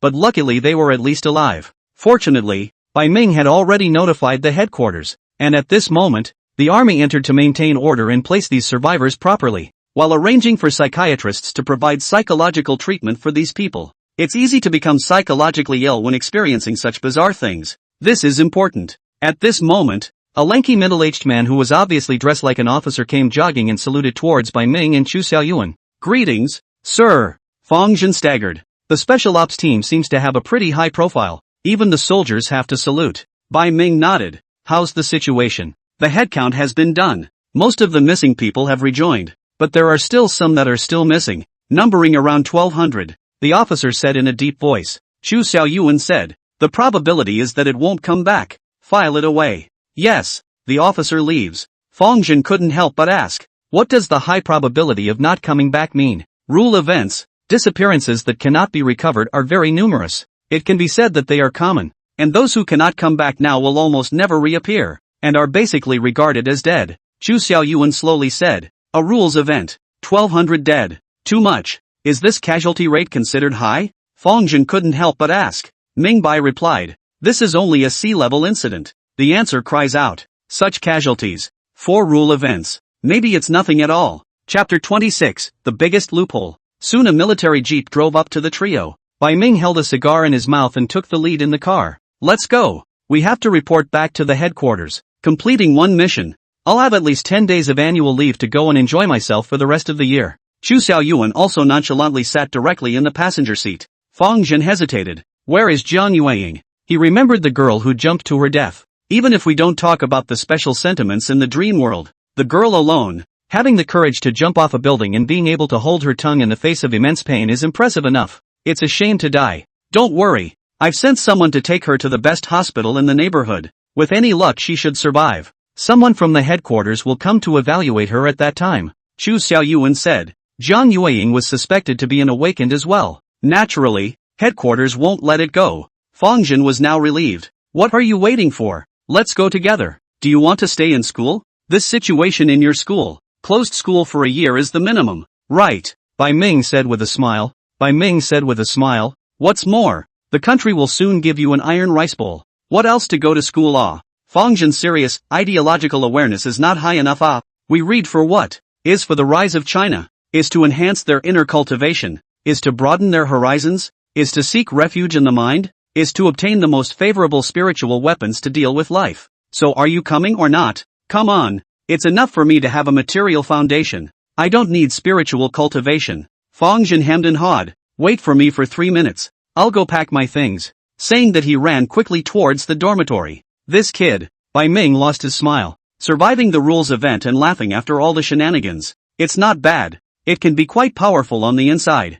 Such a person is well suited to be a qualified awakened person. It is not uncommon to find awakened people who are timid and cowardly and still afraid to face the events of the rule despite having gained the ability to do so. At this moment, Chu Xiaoyuan glanced at Bai Ming. The smile on Bai Ming's face gradually converged. Then he once again took out his satellite phone. Help me check someone. The school I came to this time. There's a student named Fang Zhen. Find out all his information. Fang Zhen returned to the dormitory. He didn't have much to pack. It's just some change of clothes, laptop, charger, stuff like that. The dormitory building was silent, because all students were escorted out of the school by the military. There could still be some weird phenomena after the rules incident, which was the residual power at work, and it was natural to evacuate as soon as possible in order to protect the population. Fang Zhen packed up his things and did not leave in a hurry. Instead, it's a quiet mind. He wanted to study his awakened abilities. Chu Xiaoyuan had said that abilities were like instincts that could be used naturally, without needing to be taught, and he always felt as if his abilities were not limited to that, and just as he thought about it, he felt as if his consciousness had entered a special space, where black liquid spread like a huge pool, and in the center of the pool unexpectedly stood a familiar figure. Good big son, finally you know to come see dad? Huang Jingxin had a wicked smile on his face, especially when he saw Fang Zhen's surprised expression. He laughed his head off and cupped his chest. Fang Zhen was surprised. Why are you here? You got me in here and asked me how I got here, and I was wondering how you could have gotten me in here, and I feel like all these rule powers, which I can't have absolute control over, seem to have been taken over by you. Facing Huang Jingxin's question, Fang Zhen was keenly aware that the other party seemed to be not quite the same as the Huang Zhang he had seen in the internet cafe. Why is that? Are you Huang Zhang or not? Fang Zhen asked this sentence after a long period of contemplation. Huang Jingxin casually sat down. It shouldn't count. The real him is dead. I can at best be considered a piece of consciousness, a consciousness that relies on you to exist. Without you, I should have gone up in smoke. Why? Don't you know anything? What should I know? What dormitory are you in? 501. I don't know if you've read the school records, but there's only one person in dorm 501. Fang Zhen remembered what Bai Ming had said at that time, and his eyes became even more vigilant. Yes, so what exactly are you? And what exactly have you modified? Me? It's more like you modified my memory. Huang Jingxin laughed his head off. You'd better get it right. I'm the only one who was that student in 501. And you're the one who showed up later. I'd like to ask you what the hell you are. Fang Zhen's heart was shaken. I'm the one who showed up later? How is that possible? That's bull asterisk. Fang Zhen was about to rebuke, but stopped abruptly. This belongs is his space. He can grasp everything and likewise recognize truth from falsehood. A feeling of absurdity spread through his mind. My memories. What's going on? Fang Zhen tried to calm down. Tell me, what's the situation? Fang Zhen said in a deep voice. Huang Jingxin also finally stopped smiling. Huang Jingxin is dead. A special force was born, so the entire school was blocked off, and no one could violate the school rules. He thought that as long as this was the case, there would never be another human tragedy. Fontaine commented. Crazy. Yes, he's crazy. At this moment, Huang Jingxin replied without a care in the world. But one day, you suddenly appeared, took his place, and lived in the school, and no one thought anything of it, as if you were already a part of the school. A memory of nothingness was born, replacing the real, existing in your head as well as mine. Huang Jingxin pointed to his head. Because of you, the rules keep falling apart, causes the rules to not work properly. The students who violated the school rules, all of them disappeared. And that's a big credit to you. Fang Zhen's body trembled slightly. Then what exactly am I? Didn't he tell you everything? Huang Jingxin smiled teasingly. You're the biggest loophole in this rule incident. Ding ding. Military jeeps. The satellite phone rang. Hello. Bai Ming picked up the phone. A thick male voice came from the other end of the line. That's one of the 3 deputy ministers at headquarters. It's called Chang. Common name, but not simple origin. Has no small amount of real power. It even has the title of Major General. At times of necessity, the army can even be commanded directly into the city for military missions without reporting to anyone. Bai Ming was surprised. Vice Minister Zhang? Rare guest. How come you're the one who called me? Cut the banter. The results of the file you had investigated came back, and the situation is unique, the Vice Minister said slowly. Bai Ming instantly became serious and sat upright. After a long time, that was the end of the Deputy Minister's words. No matter what, the person is brought back first. After all, it's an awakened who can't just stray away. Zhang Guoqing uttered his last words and finally hung up the phone. Chu Xiaoyuan could see the gravity in Bai Ming's eyes. Unable to help, he inquired. What's wrong? You asked me to check Fang Zhen's file, and now the results are out. Bai Ming said. Why? What's wrong? There's nothing wrong with it because it doesn't exist. The people at headquarters searched the country based on the information on the university records, but they couldn't find any records on Fang Zhen. He didn't attend high school, middle school, or elementary school, and he didn't even have a birth certificate. So someone carefully checked Fang Zhen's university file and found that it was also fake, and all the information belonged to the student who had disappeared. Huang Zhengxin? Exactly. Chapter 27, Ability to Modify Memory. Fang Zhen left the dormitory with a full heart. At this time, a soldier came to Fang Zhen's side. You are Fang Zhen? Right. Colonel Bai asked me to escort you there. Colonel White? It should be Ming Bai. Fang Zhen was silent for a moment, and his palm patted the soldier's shoulder. Hard work. The soldier raised his eyebrows visibly. Opposite Town's actions were unsatisfactory, but in the next moment, his eyes suddenly lost their vigor and stood in place like a puppet. Forget what my name is, Fang Zhen ordered. After a moment of confusion, the soldier regained consciousness. He looked at Fang Zhen. Classmate. You? Yes, that's you. Colonel Bai asked me to escort you there. He looked a little confused. Strange. Why can't I remember what this kid's name is all of a sudden? Okay, thanks a lot. Fang Zhen exhaled a mouthful of turbid air. I can really use the power of it myself. Modify the memory. This ability to get yourself out of here. Fang Zhen swept his gaze across the school. The school is full of soldiers. I'm afraid it's not going to be easy to leave quietly. Forget it. Take one step at a time. Fang Zhen returned to the jeep. Where's your luggage? Bai Ming puffed on his cigar and exhaled a mouthful of white smoke. Fang Zhen woke up as if from a dream, and realized that he even forgot to take his luggage. I thought about it. Anyway, I'm about to have an iron rice bowl from the state. So what's the point of having all that crap? Makes sense. Just have the money to buy it again. Get in the car and take you to the headquarters. Bai Ming laughed. Fontaine chose to get in the car. He sat in the back.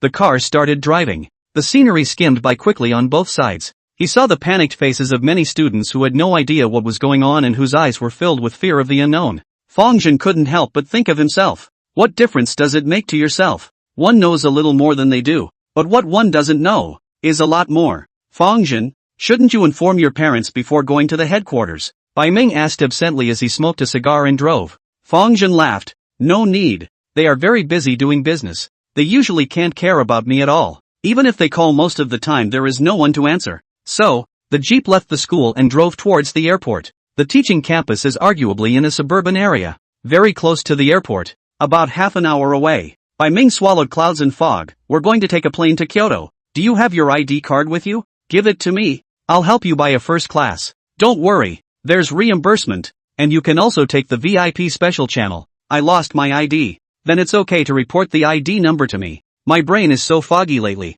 I can't remember. Bai Ming glanced at Fang Zhen. Alright then, I'll find someone to get you a ticket. Remember to get a replacement ID card when the time comes. Even if you join the special operations team, an ID card is still needed. Okay. Fang Zhen's heart tightened and he hurriedly agreed. At the moment he was already figuring out how to get out of it. After Huang Zhengxin's reminder, he found out something that was hard for him to accept. Surprisingly, he couldn't recall anything from his high school, middle school, or elementary school. His memories before college, all of them were non-existent. And worst of all, he couldn't recall who his parents were at all. So Fang Zhen had believed he might actually be a loophole bred by the rules. I just don't know what it is. Possessing self-awareness and mobility, it becomes similar to an ordinary person. But he thought of himself as about as normal. The headquarters in the mouth of Ming Bai probably wouldn't think so. A living loophole. What great research material. This mustn't be grabbed by some research organization for slicing and studying. The jeep traveled down the trail,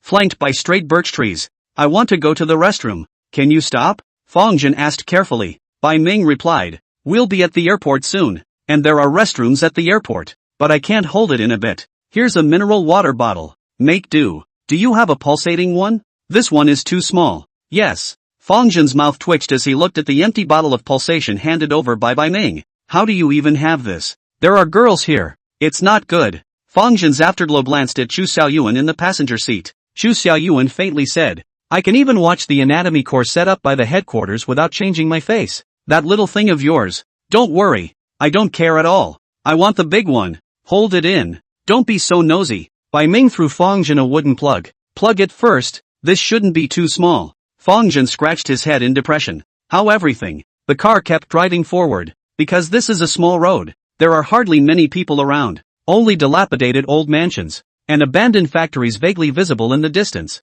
seemingly empty and quiet. It's obviously not far to merge onto the spacious state highway. The avenue that was within reach could not be reached. Meanwhile, the sky seemed to grow dim. What's going on? Is it going to rain? Fang Zhen looked up at the sky, but there weren't many black clouds. It didn't look like it was going to rain. Bai Ming took a heavy drag on his cigar and then twisted it out. Captain, something's not right. Closing her eyes to rest, Chu Xiaoyuan opened her eyes at this moment. A few points of seriousness surfaced on her cute round little face. Stop the car. How to drive can't drive out. We're in a rules event again? No, obviously not. Chu Xiaoyuan opened the window and surprisingly jumped out directly from the window. Her palms grabbed above the edge of the bed, and with one somersault she tumbled to the roof of the jeep. The strong wind didn't make her figure shake half a bit. Where are you from? How dare you stop our car? The special action team is on a case. Get lost if you're smart. Obstructing law enforcement. Want to die? Chu Xiaoyuan said in a cold voice. Fang Zhen couldn't help but marvel. That slogan sounds so add up. The surroundings were completely dimmed. The jeep stopped. In the distance, where Chu Xiaoyuan's eyes were gazing at, a figure slowly emerged. A young man, wearing a purple sweatshirt and jeans, looking very casual, not much of a villain at all. But awakening abilities don't have much to do with age or appearance. You can't judge a book by its cover. This is an absolutely true statement in the circle of awakened people. Demoness Chu Xiaoyuan. Her name is true. Judging my position so quickly, the young man said with a smile. Bai Ming's head stuck out the window. Captain, he provoked you. No need for you to say. Chu Xiaoyuan hummed. Knowing my name and still daring to come. You really don't have a lot of guts. What are you? Report your name if you have the ability. The young man shook his head. How would I dare to report my name? You are people raised by the state. Your power is too great. If you put me on the charge of collaborating with the enemy and selling out the country, I would be finished, and I could only flee overseas to become a refugee. I still like to stay in our country. Beast King Bai Ming, which Chu Xiaoyuan. Both of them are the best among the transformation lineage awakened. This mission, it's quite challenging. He lamented. Obviously his block was planned. Fang Zhen was curious and asked Bai Ming in a low voice. What is the transformation department? Awakened abilities are roughly divided into 3 types. The transformation department, the strong numinous department, and the mystic department. With different characteristics, those that strengthen the physical body are mainly the transformation department. Those that strengthen the mental power are the strong numinous department. And the other ones that are messy and hard to categorize are designated as mystic departments. That's why the mystic department has the most varied abilities. Some are very powerful and some are weaklings, depending on the individual's development and utilization. Bai Ming quickly explained. The moment. Chu Xiaoyuan's expression grew colder and colder. Goon then. Dare to come and kill us but still don't dare to sign up. Kill you guys? The young man shook his head. No, misunderstanding. My target is not you, but the student you took. He smiled a hateful smile. Hand him over, please. Chapter 28, the most powerful move. Your enemies? Bai Ming twisted his head to inquire. Fang Zhen was a bit annoyed. Where did I get enemies? That's true. Bai Ming looked a little hard. As a matter of fact, Fang Zhen has no enemies. So how did the person in front of you come to be? The answer cries out. Fang Zhen asked. There are bad guys on the team? Don't worry. I'll help you deal with this matter. No one can take you away from us. And if I can't keep you safe, I'll write my name upside down. You stay in the car. Bai Ming opened the car door and stepped out of the car. It's only been a short time since we communicated with headquarters. Then some unknown awakened person came to block the road. Apparently someone leaked it. Bai Ming and Chu Xiaoyuan naturally wouldn't do that. That would mean that someone in the headquarters has betrayed national information for their own selfish desires. How is this tolerated? Chu Xiaoyuan also figured this out at this moment, and her tone became more and more hostile. You dare to take on this kind of mission? You loose people who don't submit to the state's discipline are a bit too arrogant. Do you really think that the state can't control you? It's important to support your family. The young man was unimpressed, still smiling. The awakened, sort of, are very unstable time bombs. Once it gets out of control it can have very serious consequences. The country tries to recruit the awakened people for their own use, but there are still many awakened people who are not willing to be controlled. The country naturally cannot be pushed too tightly. On these awakened people only relatively loose restrictions. However, Chu Xiaoyuan did not expect that these casuals would be so lawless that they would dare to come in front of the special operations team to rob them. Let's see how much you've got then. Bai Ming roared. Trench coat off. His muscles bulged and his body drew up nearly 3 meters, like a golden cannonball rushing out, the ground shattering with it. But the next moment, The smiling young man's figure unexpectedly disappeared with him. Bang! It was as if Bai Ming had hit an invisible wall. The air shook and rippled violently, and was accompanied by ear-splitting collision sounds, while he was heavily bounced out. It's a bump in the road, and your eyes are burning. Holy, what is this? It's like hitting an iron mountain. Bai Ming shook his head. Although he hit hard, he didn't have many bruises on his body. It just hurt a little. The young man appeared from another direction and laughed. Beast King Bai Ming, it's true that he has a bronze head and iron arms. If an ordinary person bumps into him like this, it's estimated that the entire person will shatter open. Chu Xiaoyuan seemed to have sensed something. A leap from the roof of the car. She was so fast that she was almost only a shadow, only to see Chu Xiaoyuan unexpectedly grow a long whip-like black long tail behind his back, which was 4 to 5 meters long, with a poisonous hook at the end, like a scorpion's tail, and stabbed straight towards the young man. Obviously there was still a distance to go, but the long tail was as if it could ignore space, and with just a thought, it stabbed in front of the young man, heading straight for his brow. I'll go. The young man was startled. It's too fast. It's too fast. Totally unresponsive. But unexpectedly, when the long tail was about to pierce between the young man's eyebrows, it was as if it had hit an invisible barrier and was directly bounced off. The young man was unharmed. Phew! The young man breathed a sigh of relief. Scary. Really scary. So fast. Such an unexpected way of attacking. No wonder the name of the witch is so scandalous. Fang Zhen was in the car taking it all in. He was surprised. At school, Chu Xiaoyuan basically didn't show much ability. It turned out to be so awesome. No wonder he could be Bai Ming's captain. And the young man who suddenly appeared was even more impressive. Such an attack could even be blocked, and it was completely impossible to see how he actually did it. Obviously there was no movement whatsoever. That's my ability now. Absolute defense. How about that? Not bad, the young man said with a smile. It's effective against awakened of the transformation line. You'd better behave yourselves. I'm just here to make an arrest. Don't want to kill you guys. That's why he was sent. This ability, Tinker Transformation System awakened. An invisible defense wall? Bai Ming punched towards the air, and powerful air currents rushed out along with the sound of breaking air, leaving behind clearly visible traces of turbulence. However, the airflow surged out 10 meters before suddenly collapsing against the wall. 10 meters. Bai Ming spoke up. Chu Xiaoyuan nodded. It didn't appear out of nowhere. With this person's ability it's impossible to react to my attack. So it's not that he's controlling the invisible wall, but rather that we've intruded into a space made up of invisible walls, which should need to be set up in advance. Bai Ming, strong defense, but no ability to attack on its own. Don't rule out the walls shrinking the circle. Chu Xiaoyuan, this kind of ability, should belong to the Mystic Department. The Mystic Department, although it is very headache-inducing, the vast majority of them require preconditions before they can be utilized. He inexplicably moved his body, like he's inducing us to do something thus fulfilling the conditions. Move? Talking? Mood swings? Bai Ming made 3 hypotheses in one breath. Chu Xiaoyuan nodded. Invisible barriers, not afraid of powerful external attacks, but maybe afraid of something else. Flames? Liquid nitrogen? King water? Try pumping out the gasoline in the car. Can it burn him? The young man's entire body was dumbfounded. Holy, what's the situation? Each of these two men had almost finished parsing his abilities in one sentence of analysis. He usually strikes out with nothing to lose, because he's so bad at it. Today he felt a few bad moments. Awesome. Fang Zhen marveled beyond measure. You guys are so awesome. Bai Ming raised his eyebrows smugly. Joining a special action team requires a series of training and assessments, and we all have specialized courses for training. These loose people, thinking that we are just backed by the officials. There is no difference between us and them in terms of ability. Unbeknownst to them, in other aspects, they have long been left far behind. The success rate of solving rule events, these loose people only have 30%, but with the official outfits, it's at least above 50%. Fang Zhen deeply realized what it meant to be a regular army. Wild awakenings really can't be compared. So joining the headquarters,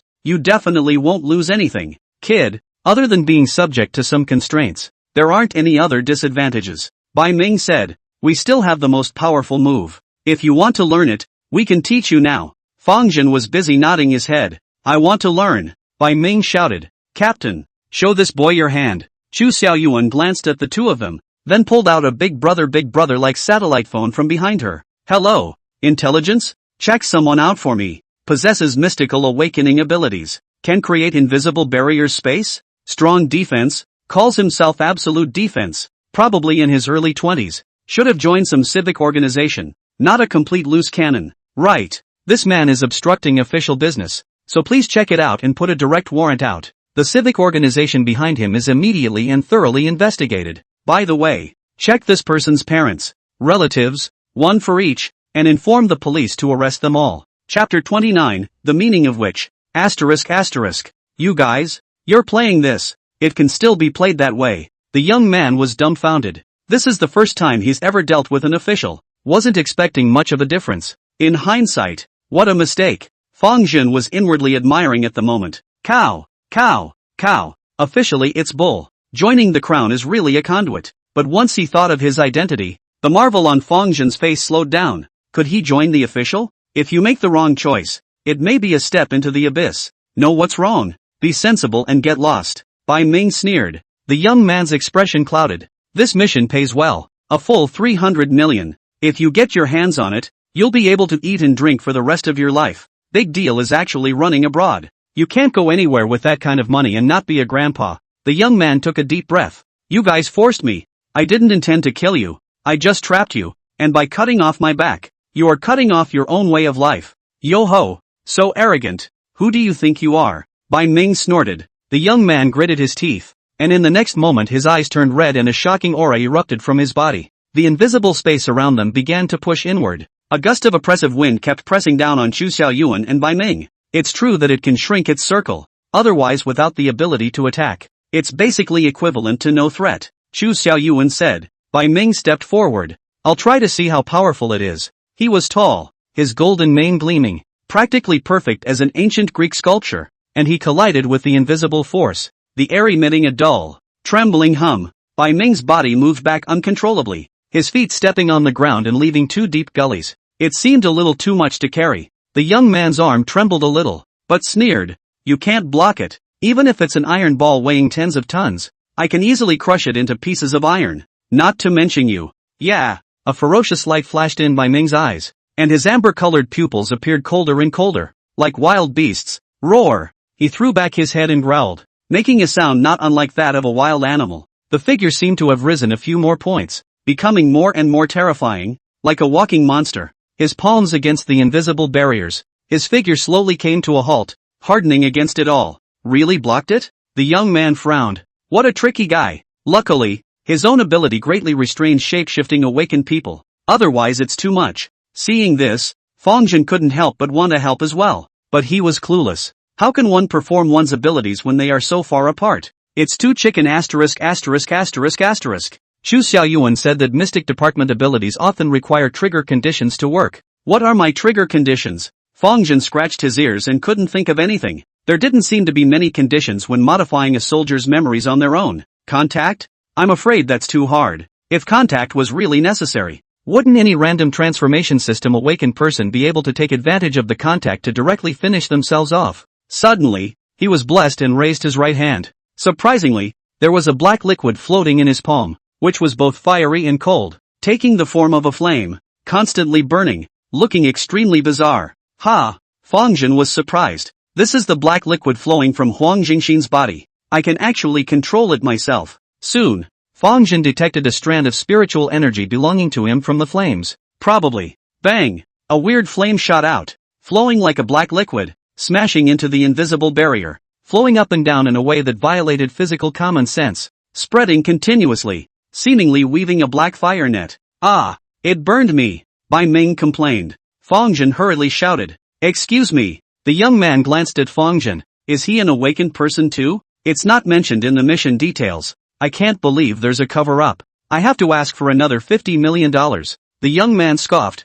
Kid, it hasn't been long since you awakened your ability, right? Although it looks weird, at best it's a solid flame derived from spiritual power. It's impossible to break through my absolute defense. Fang Zhen ignored it and just silently contemplated the situation at the moment. He realized that his power hadn't disappeared. By all rights, his ability was seized, and the power he had sealed should be used 1 point less. But at this moment, he felt that the power would be constantly restored. Like, it belonged to him in the first place. The moment, Bai Ming blocked the invisible barrier, and immediately after that, he began to swing his fist heavily, his powerful fist smashing into the invisible barrier, air tremors surfacing with the naked eye, setting off violent ripples. But that doesn't seem to solve anything. Don't waste your efforts. The young man scoffed. Even if you block it, you can't do much. His smile was slightly grim at the moment. Surprisingly, there was a nosebleed, bright red and blinding. He panicked and wiped away the nosebleed. It's time for a quickie. Ability to play seems excessive. The pressure thing was mutual, and Bai Ming's strength brought him no small amount of pressure. Press me, the young man yelled. Invisible barriers began to advance on all sides. An enormous pressure instantly enveloped the three Fang Zhen people. Not good. Bai Ming looked at Chu Xiaoyuan. Captain, I'm not very good at dealing with this. Chu Xiaoyuan frowned. She should be considered an agility-type ability user, and the invisible barriers restrained her far more than Bai Ming. It was the one thing she hated to face. Bai Ming said, "Do you still remember the first time we met? You were only F-ranked in ability, yet you dared to say that your future was infinitely bright, so confident, brilliant and wonderful. At that time, I was thinking, I must follow you around to see how you'll be expelled from headquarters in the future. And I thought, what are you pretending to do? Pretending? Can you pretend to be a flower in a mere F rank? But you happen to be really quite good. All the way up and still a ING captain. I'm a beast king and I actually have to be pressed by you. Convinced? I'm convinced. So now it's time for you to pretend. Come on, don't ink." Chu Xiaoyuan looked annoyed at his words. A look of impatience. Got it. You're useless. The young man heard these words with an odd face, and immediately mocked. Want to pretend to be a pussy? Have you gone through me? A mere transformation system ability user. I can suppress any S-class that comes my way. S-class? Chu Xiaoyuan despised. Rat's eyes. Abilities that can be rated as S-class are all heaven-defying existences. Even if the ability is restrained, killing you is just a casual matter. What did you say? Well, let's make you grow up. Chu Xiaoyuan's hair was raised with an incomparable confidence, only to see an astonishing light emerge from her body, and her body unexpectedly grew taller with the naked eye. The young man laughed coldly, but transforming to enhance a little bit of power. So what? Enhance 10 times 100 times, but also just like that. This kind of transformation is considered the most common ability for shape-shifting ability users. Not surprisingly. But soon, he sensed something was wrong. This little girl. Bigger is a bit of a stretch. 3 meters, 5 meters, 10 meters, 20 meters. How it's still getting bigger. Soon, a terrifying figure of more than 50 meters emerged. A cloaked and hairy woman with a pale face and empty eyes. Her mouth full of shark-like layers of sharp teeth. Her arms almost dropping to the ground, and her nails like razor-sharp ghost claws. The hideous face alone was enough to scare some people with poor mental capacity to death. I hate it when I look like this, the giantess whispered. The voice was mournful, as if there were countless harsh ghosts howling in the ears. That's where the nickname which came from, meaning, a woman created by the devil. Chapter 30 Fong Mu's Ability. You. The young man could not speak as if his neck had been seized. Ho ho ho. The eyes were filled with horror. Monster! What kind of monster is this? Even just looking at it seemed to cause emotions called fear to erupt uncontrollably from within. Bai Ming had chosen to just get down and cover his eyes at this moment. It's too scary. I don't want to watch it a second time. Bai Ming muttered to himself. Since seeing the captain in his ultimate form, he would never dare disobey the captain again, although occasionally a little below the law. But as long as the captain is serious, he will be completely abashed. It's nice to be a little brother. At least never face such monsters. Absolute defense? The 50-meter giantess spoke slowly as she stretched out her bizarre arm that was close to 40 meters. Pale and dry. But when she came to where the invisible barrier should be, she was surprisingly only blocked for a moment. Then there was a violent roar. The invisible barriers collapsed. Help! The young man clutched his head and screamed. A nosebleed kept coming out of his nose and his whole shirt was stained red. That has nothing to do with fear. It's just some backlash caused by the ability being broken. The young man ran wildly in a sorry state. He definitely doesn't want to stay here. This place is hell. Hell yeah. Help. Let's not talk about 300 million. Give him $3 billion and he won't take it again. It's too scary. He ran so fast that he was almost beyond the limits of an ordinary man. And all at once he disappeared into the hills of the countryside and lost his figure. And although this form of Chu Xiaoyuan was powerful, it seemed to be very slow, because she completely sacrificed her speed. The terrifyingly large hand was not able to leave the young man behind. The fight is over. The witch gradually shrunk and regained her original appearance. As for why the clothes on his body hadn't changed, what could be so hard for an awakened with the ability to transform to change into a set of clothes? Fang Zhen was also filled with pain at the moment. It's hard to forget that horrible scene. The trauma of youthful ignorance. It takes a lifetime to heal. Who would have thought that such a cute and youthful little girl could turn into that monster-like appearance? Bai Ming fell to the ground and covered his eyes. Captain, have you changed back? Chu Xiaoyuan didn't have the heart to say, changed back. Only then did Bai Ming stand up with an embarrassed smile.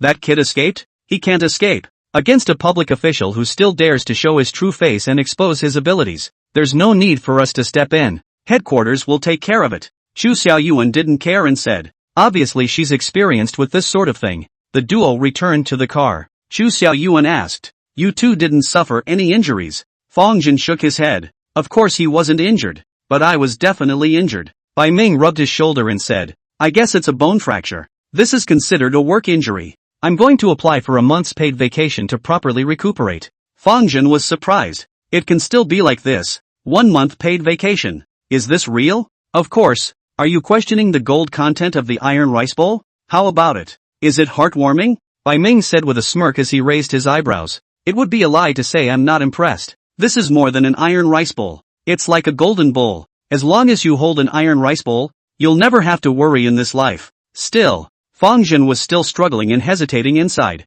What's the matter? A sullen look. Is it hard to believe that you're not happy about it? Bai Ming was puzzled. Fang Zhen clenched his teeth. I still don't think I can leave with you guys. After someone made such a mess. He's not taking any chances anymore. There's something wrong with yourself. Why else would someone specialize in catching themselves? For his own safety, he should never go to headquarters. Why? What concerns do you have? Chu Xiaoyuan's brows furrowed and her tone was unkind. Could it be that you think we're lying to you? No, it's not. Chu Xiaoyuan said coldly. I need a sufficiently good reason. Otherwise I don't mind using violence. The deputy minister has given the order. Must bring back Fang Zhen. She's not some big sister who knows what she's doing and is responsible for solving psychological problems. I have a very good reason. Fang Zhen reached out and grabbed Chu Xiaoyuan's arm. Chu Xiaoyuan could certainly avoid it, but she didn't think Fang Zhen would be much of a threat to her at all. So just to see what Fang Zhen wants to do. Soon, she sensed that something was wrong. What are you doing? Chu Xiaoyuan's eyes were stern and her tone was cold.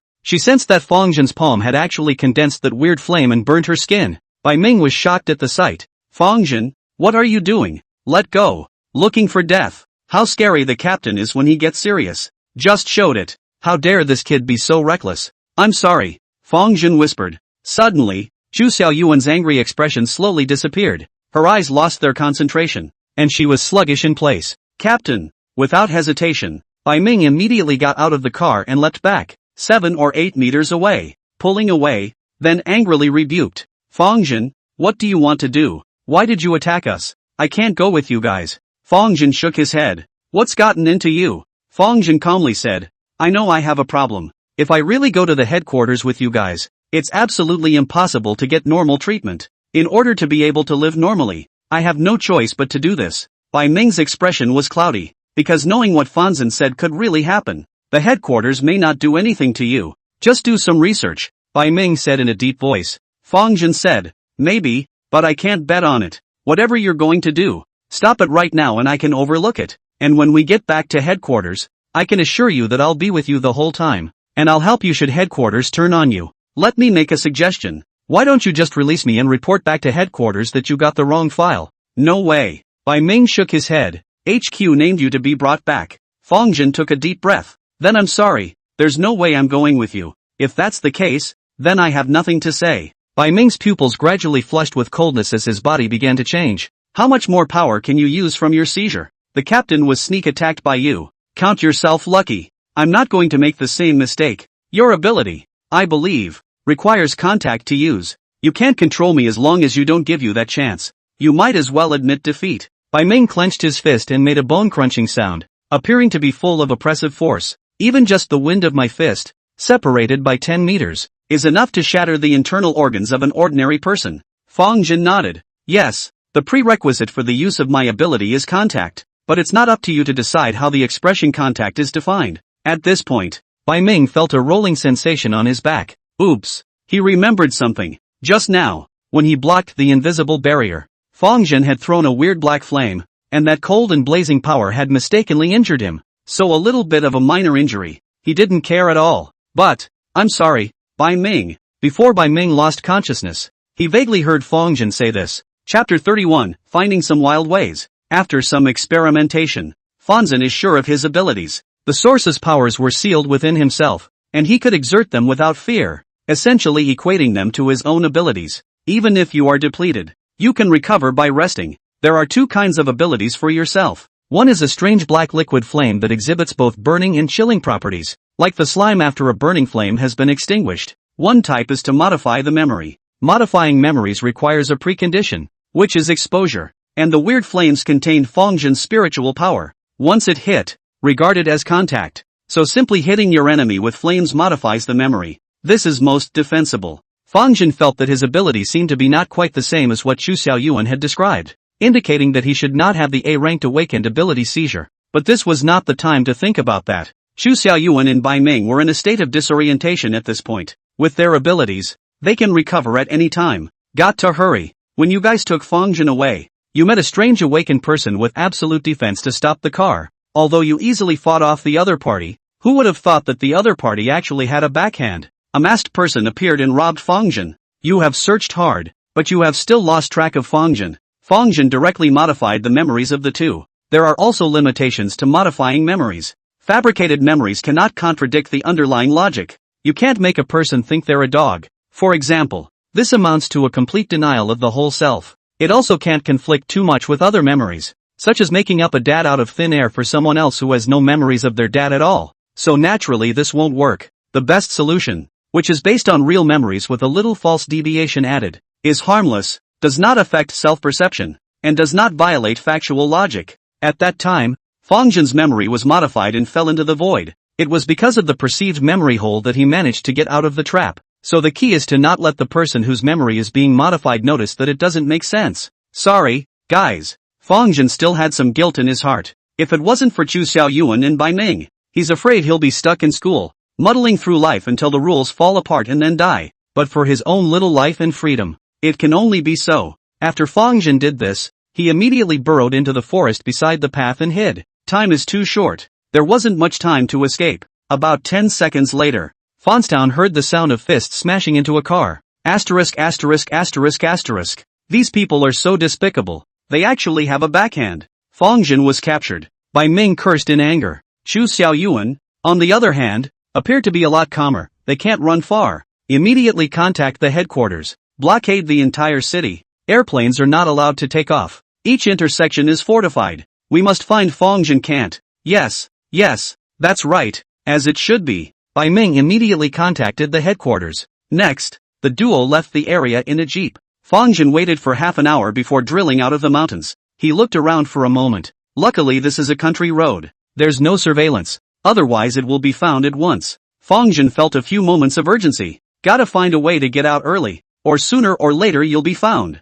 Where should I go? What a headache. Fang Zhen carefully left. Fang Zhen turned over his pocket. There is not a dime on his body. He opened his cell phone again. There is also no money, and even the various social software, payment software, even the real name authentication is not available. Finished, inch by inch, until we figure out what's going on with us. Seems like we need to find a way to make some money. Gollum. My stomach rumbled with an indisputable sound. He hasn't eaten in a long time. Fang Zhen left along the path, walked for about 10 minutes, and came to a small village called Songqiao Village. Nowadays, the economic development. The small villages in the south are also built in a decent manner, not so much desolate and run down, but rather the village has quite a few small stores, breakfast stores, small supermarkets, fruit stalls, cell phone stores. It can be described as a sparrow's nest. Fang Zhen observed. Luckily, there's no surveillance in the village, and that's when Fang Zhen realized something was happening at the entrance of the village. Out of the village entrance is a county road. County roads don't have many stoplights. There are simply too many tricycles and old men's music that change lanes with impunity and go against the flow of traffic. And Fang Zhen just wandered around the village entrance for 7 or 8 minutes. Surprisingly, there were 3 car accidents. Once the tricycle speeding and skidding led to a rollover, directly planted in the pile of dirt next to the county road. The old lady on the bike fell to the ground and pointed at a passerby and wailed, "How did you hit someone?" "He hit me. He hit me." The passerby who was passing by was so scared that he turned his head and ran. On 2 other occasions, it was the old man without a license plate that wobbled halfway down the road, then suspected brake failure and crashed into a utility pole on the side of the road. 2 old men were heartbroken on the side of the road. Fixing a car once is worse than killing them. The poles were scarred and bruised, all from the crash. Don't car accidents happen a little too often? Is the ground too slippery? Fang Zhen was confused. A crowd of eaters soon gathered at the entrance of the village. Crashed again. We have at least 50 car accidents a day here.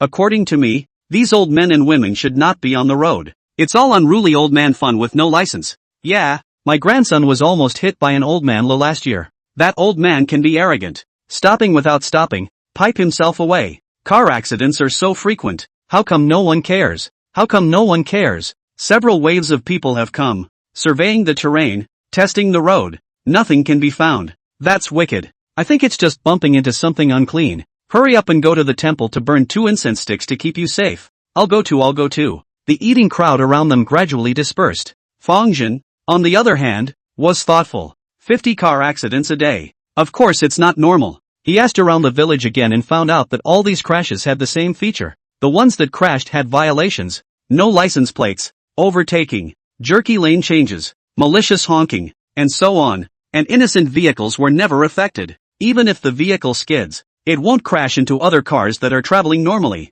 Basically crashed into an unlucky utility pole. Rules incident? Fang Zhen thoughtfully, the situation wasn't too serious, and the violation was just a crash. Basically no injuries. Now him. No money, no legal status, and you don't want to use your abilities to do something illegal or criminal, trying to break the game. There are only a few wildcards to be found. Fang Zhen went along the county road, along the way, constantly inquiring. Sure enough, not only Songqiao village entrance, a number of nearby intersections are often car accidents. Chapter 32, Master of Feng Shui. Soon Fang Zhen noticed a large factory built in the countryside. The factory covered an enormous area, with 5 huge chimneys belching out heavy black smoke. The factory is called Fujian Electronic Technology Company. The name is called good, but can clearly see that this is an assembly line assembly factory. Fang Zhen took out his cell phone to search the origin of this factory. This factory alone has more than 5,000 workers, can be said to be one of the local root industry, very much valued by the local town hall. The county road in front of the plant shows signs of a number of car accidents. There were also various pieces of glass and car shells that were too late to sweep up, and there are tons of recruiting ads for laborers posted at the post at the main entrance. 3,000 a month, doing 6 days off. There is commission, overtime pay, and no cap. The factory's security boss was sitting in his post drinking tea and reading the newspaper. Grand Master. Fang Zhen knocked on the window. The security boss pushed open the window. What for? Are you guys hiring here? No tricks. No tricks. It clearly says hiring on the door. The boss waved his hand. No trick or treat. Fang Zhen feel wrong? Continue to ask. The security guard was annoyed. You this child how do not know good. Do not let you still have to come. I'll tell you. The factory is haunted. The workers have fled. For a bit of wages to fight for what life. Want to find a job to go to other places to look for go. This grandpa is quite nice. Unfortunately, that's what Fonstown is here for. Haunted? Haunted is right. Grandpa, it's really haunted. Fang Zhen asked, feigning curiosity. The security guards like to open the box, but not so much. We have this door every day crash. A few hundred times a day. Workers from work, riding an electric bicycle home. A road on the crash. A road on the crash. The crash that called a miserable. Several are hit fracture. A special engineering team was brought in to inspect the road and it's fine. It was also checked to see if it was food poisoning that had poisoned the person. And that turned out to be okay. So evil or what? It must be haunted. This black-hearted boss got his comeuppance. As soon as he talked about this, the security uncle spoke at great length, and Fang Zhen could only listen patiently. Finally the security uncle took a sip of water from the thermos and said, I heard that I went to a feng shui master today to look at the feng shui, and the factory hasn't started for most of the month, and the boss is so anxious that his head is almost bald. Fang Zhen couldn't help but sniff. So short of people, and only willing to pay 3,000 a month. Sure enough, it's a black-hearted boss. Spending more money is the same as taking a life. There will be courageous people with heavy rewards, as long as they are willing to pay more wages. How can it not be to the extent of stopping the work of this kind? Grandpa, besides the car accident, did anything else strange happen? Fang Zhen asked curiously. The security guard shook his head. That's unknown. He only looks after the gate. What's really going on in the factory? And he certainly didn't know. Just then, a black Mercedes-Benz drove over from a distance, and suddenly stopped at a position 300 to 400 meters away from the factory, and then 4 or 5 people in the car came towards the factory. The boss is back, the security guard said. The factory owner is called Tian Chihua, a middle-aged man with a big belly, a briefcase clipped to his waist, a keychain hanging from his waist, and a bit of a bald head, and beside him was a man in a yellow Taoist robe, about 30 years old, carrying a compass, with a goatee beard and a serious face. This is the feng shui master he specially hired. Behind him followed two followers, both young men. Master Yen, hard for you to walk for a while. In front of my factory I really don't dare to drive over. A drive is bound to crash. My car has crashed too. Tian Chihua nodded his head. This was a cheaper feng shui master that he had spent a lot of favors to hire with the help of his acquaintances. Got it, Master Yen said. Tian Chihua rubbed his hands together and said, Master, I don't know if my friend has spoken to you about the cost this time. Master Yen was filled with displeasure. I know, $200,000. To be honest, this small amount of money, if it wasn't for your friend's face, I wouldn't have come on this trip at all. Though sensing the master's displeasure. However, Tian Chihua was still smiling from ear to ear. Hard work, master. This master, however, is from a very high-end circle. On weekdays, we receive clients who are either rich or wealthy. Ordinary starlets weren't even qualified to meet, and it would be the greatest blessing to be able to take a picture with the master. Appearance fee at least also have to $500,000. The follow-up instructions, the spirit of the townhouse and so on is even more big head. He can $200,000 to invite a master in that circle. Can be said to have picked up a big bargain. $200,000. Really stingy. A big factory owner. Actually so stingy. A follower behind the master said disdainfully. Do you know that when our master usually makes a move, he doesn't have $700,000 to $800,000 to avoid negotiation. And Master Yen apparently didn't put a stop to this behavior. Tian Chihua smiled awkwardly and pretended not to hear. What's wrong with being mocked a few times for saving so much money? The group arrived at the factory entrance. Master, this is the place. Tian Chihua quickly noticed Fang Zhen at the main entrance. He wondered, what do you do? I don't remember hiring a new security guard. Fang Zhen ventriloquized. Yeah, a factory of this size can only afford to hire an old man as a security guard. You certainly remember it well. Boss, I'm here to apply for a job. Fang Zhen pointed to the recruitment information on the front door. Tian Chihua was overjoyed. Good, great, you go in with me. I'll help you register. Today the factory is shut down. No one even dared to come. Now that a worker had actually thrown himself into the net, he was of course overjoyed. What a day. Boss, don't recruit anyone, and this kid isn't even necessarily an adult. The security master was kind-hearted and couldn't help but say. Tian Chihua looked at Fang Zhen. Are you an adult? Adult. ID I'll see. I forgot to bring it. No ID card is not good. Who knows if you are an adult? Maybe you are still a black household. Tian Chihua frowned. In that case, I can only give you $2,000 a month, and have the overtime pay. Fang Zhen gritted his teeth. Okay, I agree. This black-hearted boss. But one isn't really here to be a worker anyway. It doesn't matter if you say yes. When I find the source, wait to cry you. When the time comes, it's a hard knock. The biggest problem now is this feng shui master. What if your business gets messed up? Tian Chihua smiled joyfully. Walk, go in together. Said group entered the factory. Only the security guard shook his head with a helpless look on his face. This kid, confused. It's not good to do something at this age. I can't believe I came to the assembly line to be a cowboy. Chapter 33, The Haunted Factory. The group entered the factory. The factory was silent at the moment. All the large machinery had stopped working, and only a few departmental operating positions were still running. Mr. Tian, you're back. A woman who looked to be in her 40s warmly greeted her. Tian Chihua nodded. This is my secretary. Quickly serve tea to a few guests. Yes, this kid is not. He is here to recruit. Li gave Fang Zhen an odd look. I can't believe there are still people who want to come to their factory. What a rarity. Master Yen was speechless. Boss Tian, you really have unique tastes. All the bosses I've seen have all brought young and beautiful female secretaries. You're good. Your secretary is so old. I value individual abilities more. Tian Chihua said awkwardly. Grandmaster Yen was obviously no longer interested in drinking tea either. Let's hurry up and get started. Good. Thanks to the master. You quickly look at my factory exactly where the feng shui problems. Why recently all out of some strange things? Tian Chihua, of course, couldn't wait, and nodded his head busily. At this moment, he naturally couldn't care less about Fang Zhen. Just what Fang Zhen wanted. You can listen in from the sidelines. Master Yen tugged at the yellow Taoist robe he was wearing, and it looked a little flatter. Except that it looked a little shoddy anyhow, and it was obvious that he wasn't a true Taoist at all either.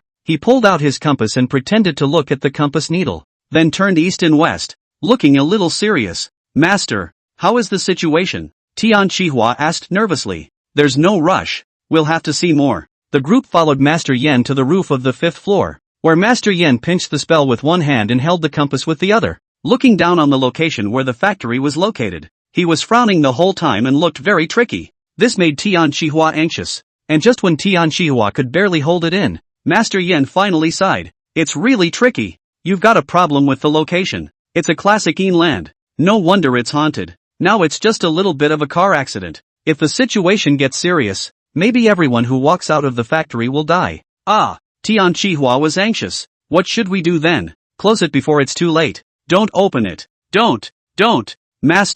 Master, please, do something. Tian Chihua was almost about to give a knee. You can't close this factory. Close the door. He's going to drink the northwest wind. Since you must continue to open it, then I can only try to think of a way to do it. A simple cloth feng shui array in your case is not effective enough. You need 4 powerful enough suppressing spirit objects in order to deter these spirits and demons. Master Yen said. But where am I going to find the quelling spirit? Count yourself lucky. I have exactly 4 pieces in my hand. Disciple, take out the spirit artifacts that are treasured by my master. But these 4 things, I can't get them easily. And specialized practices to eliminate the bane in their bodies. It's very consuming of mana. Usually at least 200,000 apiece. See, your situation is so urgent. I also can't bear to. Just 100,000 apiece to sell to you. The follower behind him immediately took out 4 items from his bag. They are the green dragon, the vermilion bird, the white tiger and the xianwu. Each one is about half the size of a palm. Ceramic texture. And it's also a cute version of the cute model. Each little beast has big round black eyes. Pust. Fang Zhen couldn't help but laugh out loud. It's a suppressor, isn't it? Isn't this a child's toy? $100,000 apiece? Go to Iwu commodity market. Maybe $10 for 3. What are you laughing at? Master Yan's follower glared at Fang Zhen. Fang Zhen has an innocent face. You guys are so uninterested in deceiving people. Can't I still laugh? Now he could be sure. This guru is an absolute fraud. But it is such an obvious scam. But Tian Chihua is obviously panicked. His whole face is seized together. 100,000. For his 400,000. Master, can I buy one first? The follow-up if there is an effect. The remaining 3 I will definitely buy. The 4 pieces are one and the same. One alone can't stand alone. It will also enrage the evil spirits. I don't care if you like it. Grandmaster Yen said without a trace of anger. No. Tian Chihua gritted his teeth and bought the 4 suppressing spiritual objects with a sad face. The heart is dripping with pain. Fang Zhen rubbed his chin. Turns out rich people's money is so easy to earn. I'm still too young to have thought that I could make a few tens of thousands of dollars. Now it seems. One is just a little too kind. He was silent, with a look of amusement on his face. Let's see what else this feng shui master has up his sleeve. Master Yen collected the money. Apparently the face looks better. Feng shui array. I will later some will instruct the disciples to help you set up. Now the most core problem. Must target the source to completely solve. Your factory recently there are no dead people? Hear the word source. Fang Zhen's eyes flickered for a moment. Does this feng shui master really know something? Tian Chihua's expression changed slightly as he mumbled. We are a regular factory. How could someone die? Master Yen made a move to leave. If you don't say anything, I can't guarantee that the haunting will be completely solved. Only then did Tian Chihua rush to say. Indeed, someone did die. A few months ago, a worker's hand was crushed by a machine. He had to make trouble to make me pay for it. I didn't agree and he jumped off a building. Fang Zhen sniffed and couldn't help but interject. Workers are injured in the factory. This is a workplace injury. So why don't they pay for it? There is something about you. Tian Chihua lost so much money. He was in a bad mood at the moment. His face was full of anger. He did it on purpose. Trying to extort me. Who am I to pay for it? If every worker is like this, do I still want to open this factory? You know how important my factory is to the local area. If my factory closes down, the local economy will go back 10 years. Asterisk. Vampires. Fang Zhen saw through the nature of this factory owner. Master Yen obviously didn't care about that. Then the source is here. You must pay out money to his loved ones and then beg for forgiveness on your knees where he died. This will cut down on the night ghost's fury. Master Yen said. Where did Tian Chihua dare to refute? He nodded his head repeatedly. The group then returned to the first floor of the factory where people had once died off. Master Yen decided to do a spell. The followers behind him nimbly set up the stage. Spread the yellow cloth. Incense burners, copper cups, white candles, and spell flags, all of which were available. Soon the puja began. Master Yen held up his mahogany sword and divinely chanted a spell. The atmosphere was hot, but there's a sense of godliness about it any way you look at it. Fang Zhen certainly wasn't interested in reading this. He left here quietly. There's no one at the factory anyway. Just let him hang around. Fang Zhen walked into a production workshop, where the assembly line machines had stopped working, and the rows of machines were covered with tarpaulins, and the whole workshop was quiet, with no lights on, appearing to be dim, with a bit of a gloomy feeling. Employee charts and full timesheets are also posted on the walls of the workshop. Fang Zhen looked twice. It quickly became apparent that something was wrong. The security guard uncle said the factory hadn't been open for most of the month, but this month's full attendance sheet showed that the entire staff hadn't signed in. It's amazing that only 3 workers in the entire shop clocked in to work last month. That means the downtime should be at least a month upwards to be correct. Fonstown flipped forward again. It was found that the workshop had not been open much this whole year. Since January of the year before last, there have been workers taking leave one after another, and there were only a dozen or so people left at the end of last year out of a workshop of 300. It was only this year that it ran out completely. The haunted thing is definitely not something that has happened in recent months, and it's not that simple. At this point, Fang Zhen vaguely smelled the odor of blood. He sensed something was wrong and immediately turned around and was about to leave the workshop, but the door to the workshop wouldn't pull open. It opened with a push when I came, but now it actually won't open? Fang Zhen's heart sank as he leaned his back against the gate. He saw the tarp covering the machine begin to bulge as if something were about to gush out. Obviously there is no wind at all in the workshop. Immediately afterward, blood continued to gush out from the seams of the tarpaulin, looking more and more bizarre in the dimly lit workshop. Blood sprayed the walls, the glass, the ceiling, all covered in spattered touchstones. The whole workshop seemed to have become an inferno. Chapter 34, Getting Lost. In the workshop, Fang Zhen stared at the bizarre and terrifying scene in front of him. He took a deep breath. Luckily he's seen scarier. Otherwise I'm afraid I can't top it at this point. Exhale. From somewhere, I don't know where, a chilly wind blew. It gives you goosebumps. It's all fake. Fake. Fang Zhen took a deep breath and held his breath. He cleared his mind of distractions. The mouth kept chanting. The first of the 3 guidelines, follow the rules. I'm not from your factory, so I did not have to follow factory rules. There's no violation. Then you can't hurt me. When he opened his eyes again, all the weirdness is gone. The workshop was as quiet as ever. The blood churning in the party seemed to be false. That's right. Fang Zhen smiled and easily pulled open the door to the workshop. But the next moment, the smell of blood hit his face. The hallway outside the workshop. There was blood and mangled, twisted pieces of flesh everywhere. The end of the corridor. Heads are turning. It was as if there were a group of people crowded in a small box, and they came slowly step by step,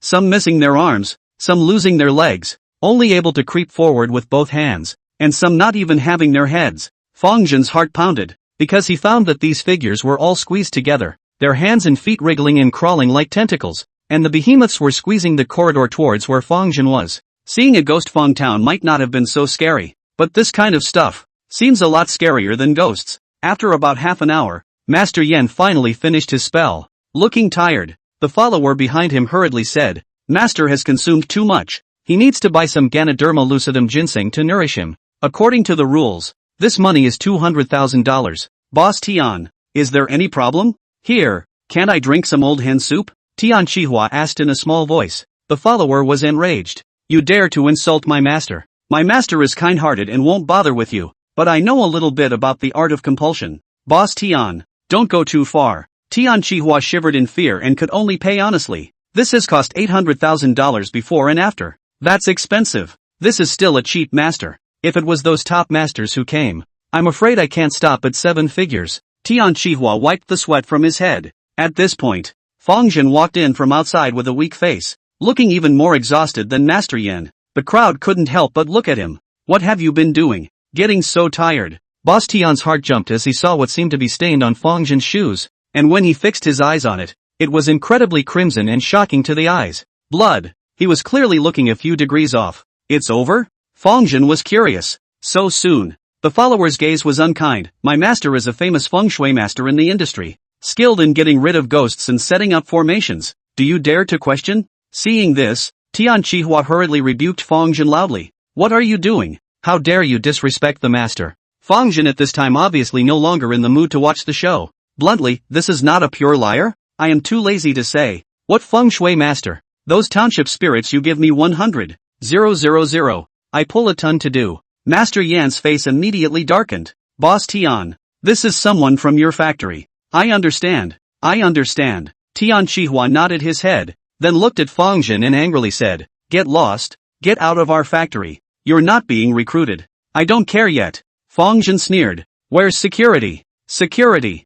Someone kick him out. Don't bother with security. There's only one boss at the door and it's a struggle to walk here. So how can you have the strength to shoo people away? Tian Shihua was about to faint with anger. This is my factory. Get out of here right now or I'll call the police. That's what you said. What did I say? Nothing. I just wanted to drop by and let you guys know that the haunting of the factory seems to have escalated, and I had a way to fix it. But now since you said so, boss, I'll be on my way. You can fix it? Tian Shihua looked Fang Zhen up and down, obviously full of questions. Master Yan then laughed coldly. Milky brat, you don't know the heights of heaven. Just with you still want to solve the matter of the haunting. You can't have watched some movie to dream about it. This master tells you that this world is far beyond your imagination. Whatever you guys believe. Fang Zhen waved his hand. Bye. After saying that, Fang Zhen directly turned around and left the factory. In the post at the factory gate, the security guard opened the window curiously. Young man, not working? This factory is closing down.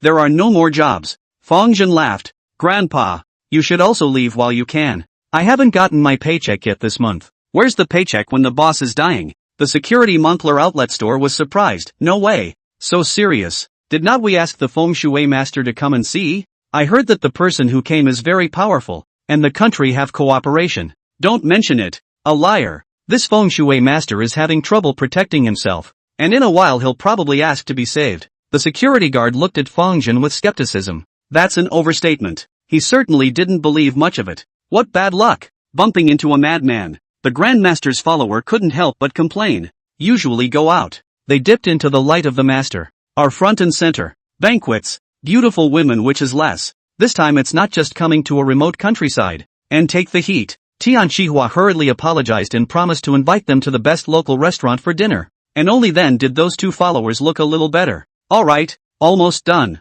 Master Yan looked like a high-ranking person and put away his mahogany sword. I've done what I need to do. Tomorrow I'll come and help you set up a big formation. As for whether or not it can truly suppress the ghosts and spirits, it depends on whether or not you're sincere or not. Master, what else should I do? Do more good. Understand. Understand. I will definitely do more good deeds. I've always donated to various foundations, and I have hundreds of certificates. Tian Shihua said busily. Okay, you know it's good. With that said, the group was ready to leave. Tian Shihua called to book the banquet on the spot, then led Master Yan to prepare to leave the factory. 5 minutes later, the group walked and actually returned to the office where the practice was taking place. Master Yan's follower was slightly annoyed. Boss Tian, did you get lost in your own factory? Tian Shihua was obviously a bit confused as well. Strange. Obviously all the way to the exit. How to walk back? I'm sorry. Maybe I lost my concentration. Tian Shihua hurriedly apologized before re-leading the crowd away. 5 minutes later, the four of them returned once again to the office of the Methodist. Looking at the familiar altar of the law, all four men looked visibly out of sorts, because they clearly remembered that they had obviously been going forward and had only turned a corner. So how could they not have returned to the same place? Chapter 35, The Killing Factory. Tian Shihua was flustered. He actually rarely comes to the factory. There have been some scary legends circulating in the factory, such as workers working late at night disappeared. The office was splashed with dog's blood for some unknown reason, or workers who shouted in the workshop became mute the next day. He didn't even really believe it though. Think of it as an excuse for workers to get lazy, until he crashed his own car twice, plus workers quit in droves. It took him a moment to realize that something wasn't right. Master Yan, are we hitting evil? Tian Shihua said in fear. Master Yan grunted. What are you afraid of? What evil spirits would dare to come charging at me? With that, he gave orders to his 2 apprentices. 2 followers are young people. 2 people open the way. Young and vigorous. They shouted evil demons retreat. Loud voice. The momentum is really different. Boss Tian was instantly relieved. It's too secure. Worthy of a master's disciple. However, 5 minutes later, the 4 returned to the same office once again. Tian Shihua felt some chills down his spine. Master.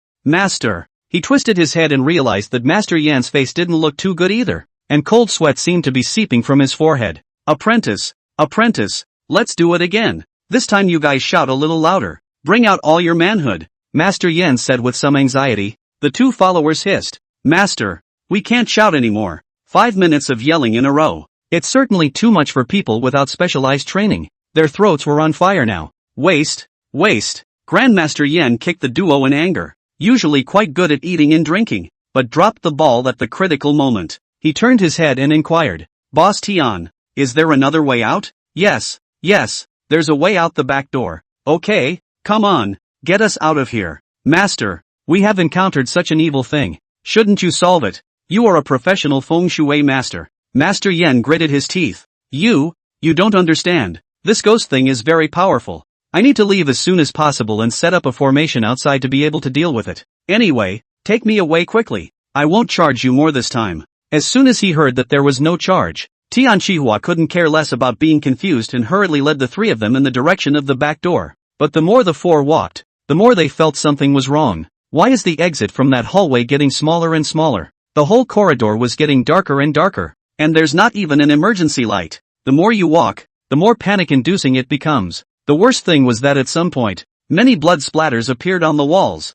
and it was getting more and more and more and more and more. And in the end, it was simply going to fill the entire corridor. Master, something's not right, Master. The two followers were already scared silly, cowering at the back and not daring to move. Tian Chihua was even more stunned in place as a whole. What's going on? It's haunted. It's really a good and vicious ghost. Let's go back first and think about it in the long run. Master Yen tried to remain calm, but his feet couldn't help but tremble already. The four men twisted and turned, only to find that the path from which they had come was even more hideous and bizarre at the moment. Blood kept dripping from the ceiling. It's like it's raining blood. The ground, on the other hand, was covered with a thick layer of pink-colored flesh and blood that rose and fell like a heart. The long passageway, as if it had become the intestines of a stern ghost, was filled with the pungent odor of blood. Help! The two heels let out a scream. They've never seen anything so scary. Even if you run into something weird on a normal day, you just have to run away from it from a distance. But this time it was too wrong. Tian Chihua, of course, was also so frightened that he was shaking and was almost incontinent. He grabbed Master Yan's hand and wailed, Master, Master, think of something. There's a ghost. There's a ghost. I know there are ghosts. Master Yen was also scared enough that his legs went weak and he couldn't help but sit on the ground. Don't pull me. Don't pull me. Master, you have to do something. What can I do? I'm not really a master. I came to earn some money only. Who would have thought that there really are ghosts? Master Yen covered his head. Full of pain, you really haunted. Encounter ghosts, do not go to the police, but instead look for feng shui masters. You are sick.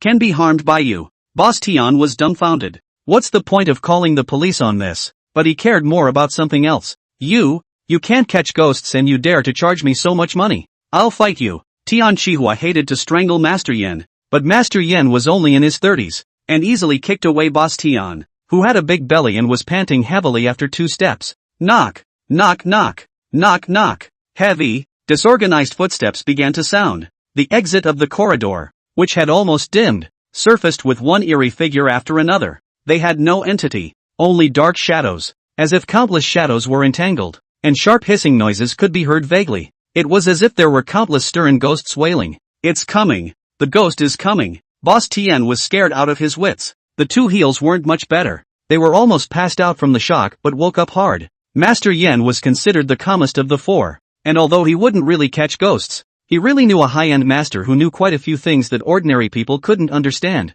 That's why they dare to take this kind of business. Calm down. Calm down. Don't be afraid. Grass. I said don't be afraid. Don't grab my thighs. You haven't done anything illegal since you came into the factory, have you? The two followers shook their heads in a hurry. Boss Tian, I don't think your factory has any strange rules either. Master Yen asked. Tian Chihua didn't dare to lose his temper at this moment, and grabbed the last straw. No, you are not factory workers. There is definitely nothing for you. What do you mean? There are a lot of strange rules for workers.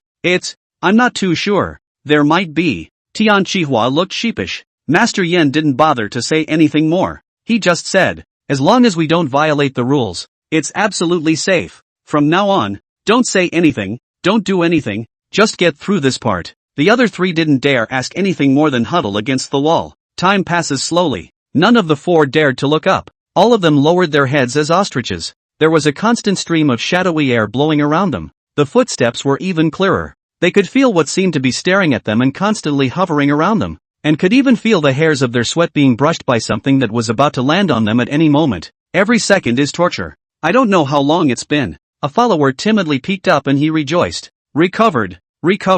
By now the corridor was back to its original state. What I saw not so long ago seemed to be a hallucination. The other three took a long breath. Finally, Master, you were right. It really won't. That follower was excited. But the next moment, a weird shadow suddenly surfaced behind him. Couldn't see the face. Just deep darkness. The creepy shadow reached out and slowly pressed his hand to his head. It was like lifting a paper lantern shade. A light lift. A living head was lifted into the air. The body and head are separated. Bang! The headless body fell to the ground. It made a dull sound. Chapter 36, Rescue. Run! Run! The three men were too frightened to make any stops. Got up and drew their legs and ran. Soon they rushed into one of the nearest offices and then hastily blocked the door. But a frightening chill still kept coming through the doorway. It's over. It's over. Tian Chihua sat paralyzed on the ground. His clothes already thoroughly wet with cold sweat. Master Yan's voice trembled. Quick! Call the police. The country will send someone to save us.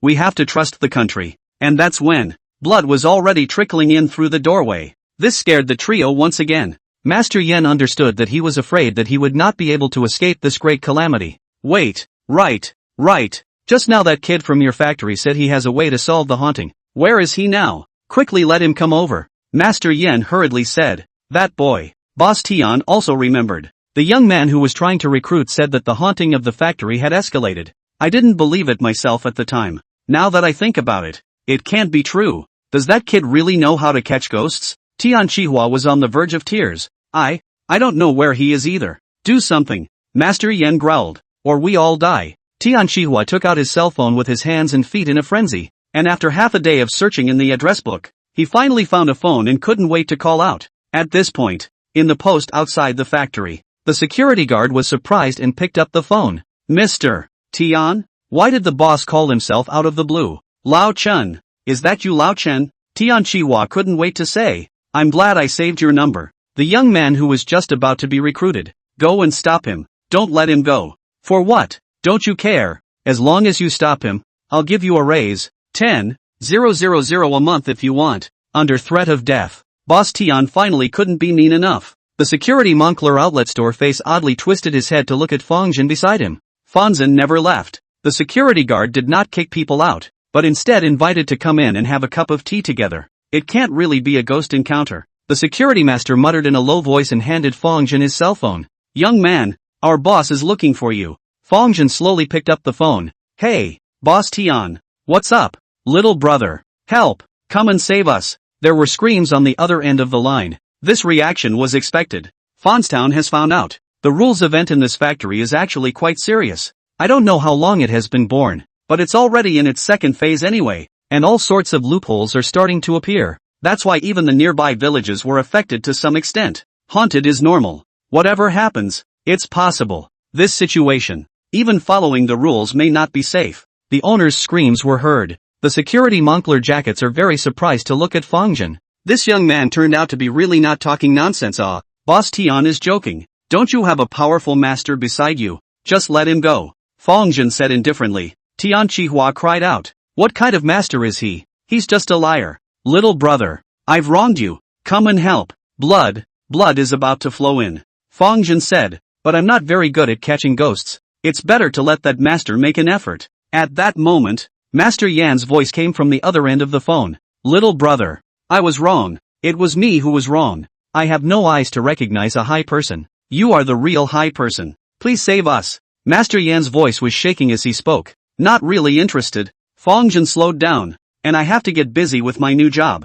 Tian Chihua hurriedly said. Little brother, as long as you are willing to save us, I'll offer you a job. Double time off. $10,000 a month. Do you think it's okay? What are you doing dispatching callers? Fang Zhen cursed and hung up the phone. You're giving the crooks $800,000 at the drop of a hat. Give me $10,000 a month and I still have to work for you? Forget it. You might as well hurry up and die. You're a disgrace to society if you don't die. 10 seconds after hanging up, the phone rang again. Fang Zhen clicked answer. His tone unkind. What's the matter? Little brother. I said it wrong. I'll give you $1 million. Please save me. Tian Chihua screamed miserably. Barely scraping by then. What about that Master Yan? How much is he prepared to spend on his life? Master Yan hurriedly said. 1 million. I'll give you 1 million as well. You're scamming hundreds of thousands of dollars a day to give me $1 million? No, little brother. I don't receive all this money as it is. I still have to pay tribute. I'm just the titular feng shui master. And I have to pay the big head. There are real high achievers in our circle. I can only leave $50,000 at most. 1 million is already all my savings. Really? Really? If I go in there and find your balance over $1 million, turn my head and leave. Don't. Little brother. I actually still have some private money, but it adds up to a maximum of $1,800,000. There's really no more. Okay, that's all then. Fang Zhen hung up the phone. This can be a security guard aside Moncler outlet online. Stunned. Who am I? Where am I? Is there something wrong with my ears? That's over $2 million. Just like that? Fang Zhen smiled and returned the cell phone to the security master. Master, it seems that your boss will be fine. You can continue to work in the future. I still have things to do, so I'll leave first, said Fang Zhen as he quickly walked towards the factory, leaving behind a dumbfounded security guard. Fang Zhen walked into the factory. It's not really that hard to deal with vulnerabilities. Most of the loopholes, which are actually not as impressive as one might think, and the factory rule events, which are estimated to barely rank E, have just been left untouched, so the situation is slowly getting worse. It is assumed that the factory has been suppressing the news because of the fear of not being able to start work. It didn't make a big deal because the workers were only injured and not much died. If too many people had died, officials would have intervened long ago. A factory owner can't keep it down. Fang Zhen looked all the way down the long corridor. Soon, he caught a whiff of blood. Since becoming an awakened, Fang Zhen felt that his senses were much sharper. Found it. Fang Zhen followed the smell of blood. Soon he came to a bizarre hallway. This place is littered with broken limbs, blood and flesh, and the walls are even a figure twisting and struggling, crawling, as if at any time will be drilled out of the walls. Scary indeed. But Fang Zhen's demeanor didn't change much. First fear, second panic, third time around, and pretty much used to it. Alright, get out of the way. A black bizarre flame ignited in Fang Zhen's palm, which was then directly thrown out, smashing into the silhouette on the wall. Black flames climbed the walls like fluid, couldn't stop the flow downward. The silhouette then twisted and struggled in pain, and after a moment, it directly cracked and dissipated into thin air. You can't kill vulnerabilities with unusual means, but rules can handle rules. By relying on the awakening ability, it is able to injure or even kill it. As the silhouette disappeared, everything in the building returned to normal. Most of it is actually a false illusion. It's not real. It is definitely possible to get out of a loophole attack if the will is strong enough, even without special abilities. Chapter 37 Limitations of the Rules. In the cramped office, Boss Tian and Master Yan were in a hurry. Why haven't you come yet? Hurry up and make another call to ask, Master Yan urged. Boss Tian shrilled. You think I haven't tried? The security guard said he's already in. Who knows when he'll get there? The follower on the side pressed against the door and kept gasping. I can't hold it much longer. The three were wide-eyed. By now more and more blood was flowing in through the cracks in the door, covering the office completely, and the trio's shoes were covered in blood, looking like they were about to flood their ankles. That's a terrible feeling. It's maddening. Blood. The blood is pouring in. Help! The three couldn't help but scream. The worst part is, a sharp knock sounded outside the office. It's almost like the whispers of an evil spirit. The three men were on the verge of tears with fear, and hastily barricaded the door with all the strength they could muster. But the knocking at the door grew harder. The door was also shaking. It seemed like it was going to be overwhelmed and shatter at any moment. The three were desperate. What's with all the commotion this time? In the end, a human voice came from outside the door. You guys open the door instead. Didn't you ask me to come and save people? How can I save them if you don't open the door? The three of them sniffed, and their moods rushed from hell to heaven all of a sudden. Here comes the savior. The three of them carefully opened a crack in the door. 3 pairs of eyes nervously looked out. Everything was normal in the corridor. Nothing strange. Only a young man stood in the doorway. Master, you're finally here. Tian Chihua's entire body was nearly deflated. Master Yan was careful. Where are the ghosts? Extinguished by me. Are we safe now? Not necessarily. There may not be only one ghost in such a large factory. It was troublesome to explain too much, so Fang Zhen simply used the ghost to communicate directly as well. Master Yan couldn't help but feel nervous, but when he thought that the person in front of him had easily solved the ghost, his heart still calmed down a few points. Higher power. I wonder which organization you are from. It has nothing to do with your crook organization anyway. Master Yan's face reddened. Although I don't have much skill, I have seen many truly superior people. It's just that I'm not qualified to join a real organization yet, and can only be considered a supernumerary. Boss Tian was furious when he heard this. Supernumerary? Liar. He wanted to hire a real master, but it turned out that after all that effort and consuming so many favors, he had hired a broken supernumerary. Wow. Fang Zhen said, not really caring. Whatever the organization. Letting the handlers cheat. Definitely not a decent organization either. Of course he's not interested. Alright, cut the small talk and pay the money. Fang Zhen didn't forget his ultimate goal. He's here to make money. It's only when you make that money that you have the capital to stabilize. Tian Qihua said. Master, how much is your bank account? Fang Zhen suddenly remembered a bad thing. One has no proper identity. And of course no bank account. That's troublesome. Fang Zhen said. Cash it is. Ha! Tian Qihua was stunned. Who still uses cash these days? He looked embarrassed. Master, I really don't have so much cash around me. When you're done catching ghosts, I'll definitely give you all $1 million. Fang Zhen did understand. So how much do you have now? Tian Qihua pulled out his wallet and took out all the cash. Only 2,000. Alright, bring it first. Fang Zhen was disappointed to accept it. How come such a big boss has only this much cash on him? It's too shabby. Tian Qihua was embarrassed.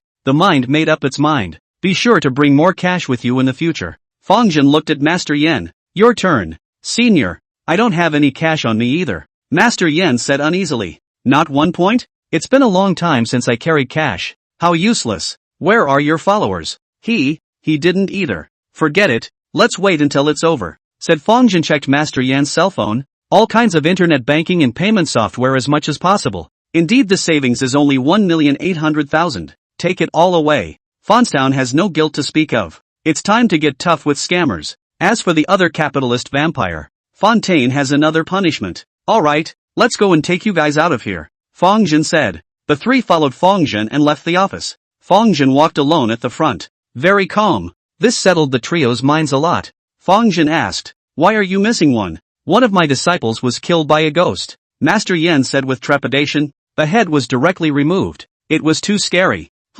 Already killing people indiscriminately? It's a bit of a serious situation. Shouldn't you do something yourself? But soon. Fang Zhen dispelled this thought. He himself is in a difficult position now. Couldn't care less about this nonsense. Master, do you have to take care of it? This ghost is too ferocious, Tian Qihua said. Fang Zhen replied. $1 million is just the price to get you out. Are you sure you want to ask me to help you with the ghost problem? Tian Qihua blushed. It's $1 million to save someone. What price do you have to pay to catch a ghost? Where he could afford to pay. Under Fang Zhen's leadership, the four of them walked carefully all the way towards the factory's main entrance. And surprisingly, they did not encounter much trouble. Looks like those loopholes are afraid to attack again. Soon, the four of them arrived at the factory hall. It's safe. It's finally safe. Grandmaster Yen and his disciples couldn't wait to rush out of the hall's doors with a sense of celebration after the robbery. Boss Tian also rushed outside. A strange scene took place. It was like Boss Tian was being tugged by a strange force, and he couldn't escape. What's going on? Boss Tian was scared out of his wits. Confused, Fang Zhen tried something and realized that he could also enter and exit freely. Of the four, only Boss Tian can't. Master, save me. Boss Tian's face was pale. Fang Zhen is slightly tricky. At least I received a deposit. We can't just leave Boss Tian behind. Senior, I'll go get the money for you. Wait here. 1,800,000. Send it immediately. Seeing this, Master Yen hurriedly pulled his little follower outside, and the two of them were gone in a flash. Fang Zhen wanted to go after him, but he was tugged by Boss Tian, who cried out, Master, you can't leave me behind. If Fonstown goes away, he felt sure he would be dead. Certainly refused to let go of this life-saving straw. As a result, Fang Zhen could only watch Master Yen leave. What's with the tugging? Of course I'll save you when I say I'll save you. Fang Zhen glared at him in exasperation. Now it's good. My $1,800,000 ran away. You compensate me. Boss Tian was instantly honest. When it comes to money, he wilts. Fang Zhen carefully examined Boss Tian's condition and found nothing unusual. This situation is really strange. Suddenly, Fang Zhen looked like he remembered something. What time does your factory get off? Down. 6 p.m. Are there any draconian rules about leaving early? Boss Tian was silent for a moment. 1,000 deductions for unexcused absences, and 500 deductions for early departures as well as vacations. 500 deductions for taking a vacation? Fang Zhen scolded. Then is it that no workers are willing to take a vacation at all? Basically nothing. Well, that's no wonder. It's become an implicit rule. It only works on factory people. The rest of the factory could leave on their own, but this owner had to be forced to stay. It does seem to indicate one thing though. The rules are starting to get confusing. Chapter 38, Poor Workers. Fang Zhen looked at the greasy and obese middle-aged man in front of him, and his eyes grew more and more unkind. It's almost vampiric. Why don't you just hang it from a streetlight? Don't want this $1 million. This kind of person dies as a contribution to society. Boss Tian winced as he vaguely sensed Fang Zhen's intentions, so frightened that he hurriedly cried out, Master, Master, as long as you're willing to save me, I'm willing to pay 1 million more. But then again, earning money still comes first. One needs money so badly right now. This is something you want to give yourself. I didn't force you, Fang Zhen said. Boss Tian looked sad, but at the moment he really couldn't care less about that. Saving your little life is most important. Boss Tian nervously kept gulping. Master, Master, what should we do now? Is there anyone else in the factory? Fang Zhen asked. There are a dozen more in the operations office. Go to them first. Can we escape if we find them? How is this possible? Fang Zhen said. Now that your factory's haunted situation has escalated, there's a high possibility of casualties, so it's safer to take everyone out. You don't want to see your factory littered with dead people. Boss Tian was still a bit disappointed, but once he heard Fang Zhen say that, he busily nodded. Right, right. The duo soon arrived at the office. Boss, there were more than 10 desks set up in the operations department office, and the office staff rose to greet Boss Tian when they saw him arrive. Except for the secretary, Li, who was in her 40s. The others were young people who looked to be in their 20s. Boss Tian asked in amazement. Why are you guys so calm? The crowd was confused. There's something to be nervous about. Boss, what's wrong? Secretary Li asked. Boss Tian stammered for a moment. Nothing, nothing. He was afraid to say. The haunting would have scared off so many frontline workers. These employees in the operations department. If they also ran away, then you really don't have to do it. Most importantly, these people are paid very low wages. So if you miss out, you won't necessarily find employees willing to accept such low wages in the future. Fang Zhen glanced at Boss Tian. This place is haunted. The situation is very serious. You've most likely all been trapped in the factory. Now you need to cooperate to escape together to go. The crowd was astonished at the words. One of the young men slapped the table and said, Our general manager Tian hasn't even said anything yet. What kind of person are you to come to our factory and talk alarmist and nonsense? Believe it or not, I'll throw you out. Fang Zhen frowned. Boss Tian was terrified. This is a lifesaver. He hurriedly scolded the young man loudly. Gu Xinzhong, shut up. How dare you talk to the master like that? Hurry up and apologize to the master. The entire office froze. What's the boss's problem today? The young man named Gu Xinzhong looked aggrieved. Uncle, you're not kidding. I apologize to him? Not kidding you. Boss Tian stepped forward and slapped him hard. This is someone we can't afford to mess with. So hurry up and apologize if you don't want to die. He then wore a fawning smile. Master, this is my nephew, who hasn't seen much of the world and has bumped into you. Turns out it's a connection. No wonder it's so arrogant. I'm sorry. Gu Xinzhong had no choice but to reluctantly apologize. Fang Zhen didn't bother to pursue the matter. You should have heard about the factory being haunted. The dozen or so employees in the office nodded. They heard about it instead. I heard that frontline workers often encounter strange things, but they sit in the office, but never met, so they have not been put on the mind. That the workshop workers deliberately find reasons to be lazy. I'd like to know if anything major happened at your factory 2 years ago, or earlier. Fang Zhen asked. The younger employees shook their heads. None of them have been working long. Not much is known about what happened 2 years ago. Naturally, Boss Tian was puzzled. Master, why 2 years ago? The matter of your factory being haunted has existed for at least 2 years. Fang Zhen said. There is such a thing? You don't know anything about it? Boss Tian is embarrassed. Although he is often in the factory, but most of the time in the office to drink tea. About the haunted thing is also a month ago to know. He was rather strange. Why would Fang Zhen know this? Sister Li said thoughtfully. 2 years ago. I seem to remember something. About 2 years ago, a worker's mother was seriously ill and needed $100,000 to save her life.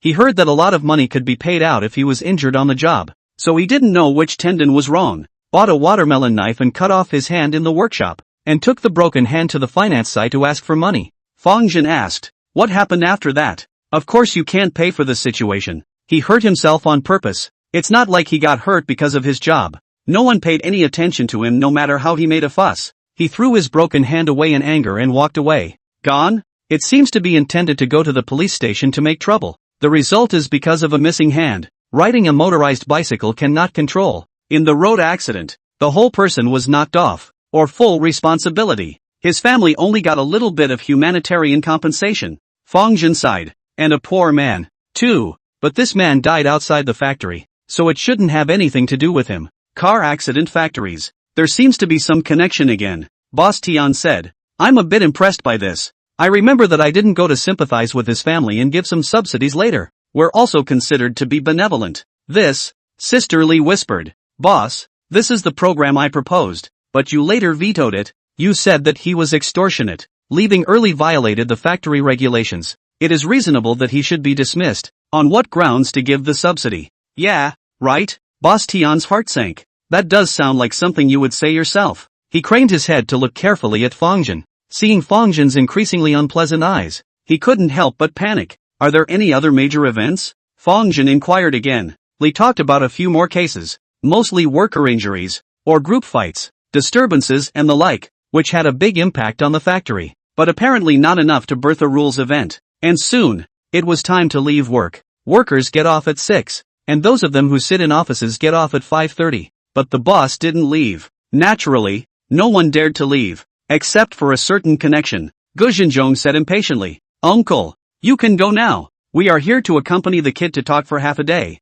We have already given you enough face. I still have a date with a beautiful woman to watch a movie. I have to go first. You kid. What do you mean give me face? Boss Tian was furious. I can't stay and slip away anyway. Gu Xinzhong clocked out of work and ran out of the office at a trot. Before leaving he also glared angrily at Fang Zhen. Playing God. I have no time for you. I'll just cheat the old man. I advise you to be honest. If you dare to cheat a penny, I'll find someone to get you killed. Boss Tian was scared to death. This brat is crazy. You're killing people. Chapter 39, Where's the broken hand? Inside the office, a group of employees looked at each other in disbelief. Gu Xinzhong is all gone, so can't they go too? Boss Tian was nervous. Master, don't mind. I'll definitely teach this bastard a good lesson when the time comes, but can we leave now or not? The second half of the sentence was his main concern. Right now all he cares about is getting out of here. Who knows? Fang Zhen said casually. All of you can follow him if you want to go. At these words, the office began to stir.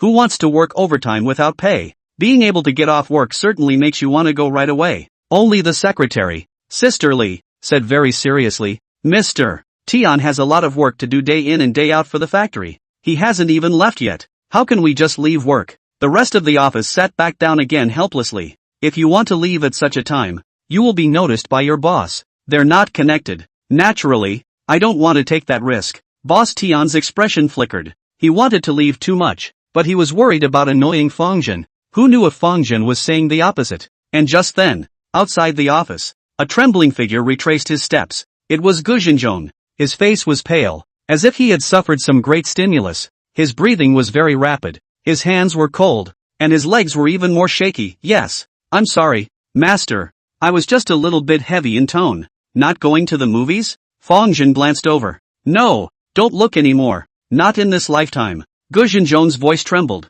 Master, you must save us from here. I'm willing to work as an ox for you. The office was dumbfounded. What happened? Unruly and unruly relations. What's with the sudden admission of weakness? What's wrong? Chun? The young employee in the office asked. Gu Xinzhong's expression was ugly. Ghosts? Really haunted. As soon as I went out, I saw something that was hard to describe. Anyway, it's even more scary than watching a ghost movie. Don't believe it? You guys go and take a look yourselves. With these words the crowd didn't dare to leave. They all huddled together. Fang Zhen couldn't find too many clues for the time being, so he asked Boss Tian. I remember that Master Yen had a follower who died in your factory? Yeah, dead. Show me. Ah, me? Or what? I don't know where it is. With a bitter face, Boss Tian could only reluctantly get up. Fang Zhen said, right, you guys go together. Ha, we're going too. If you're not afraid of the ghosts coming for you after I'm gone, it's okay to stay. The crowd was stunned and got up to hide beside Fang Zhen. The group trooped out of the office. Maybe it's because of the crowds. The fact that they hadn't encountered anything odd along the way settled the crowd's minds, and they began to speculate whether Gu Xinzhong could have misread the situation. But just then, a lone head rolled helplessly on the floor in the far hallway. It was a very bizarre scene. A few of the female employees screamed in fright. Help! Help! A hoarse cry for help rang out. Fang Zhen didn't have the heart to say, keep screaming if you're not afraid of attracting the ghosts. But the cries for help persisted. A few moments of hysteria came through. Who's still screaming? Fang Zhen twisted his head in displeasure. But the people behind him, one by one, covered their mouths and shook their heads desperately. Gu Xinzhong pointed in front of him with a sobbing voice. Master. It seems like he's the one screaming. Fang Zhen fixed his eyes. The head rolled with difficulty, then righted itself, surprisingly alive, with eyes wide, mouth opening and closing with difficulty, and pleading for help, help, help. Even if Fang Zhen had already seen many odd scenes,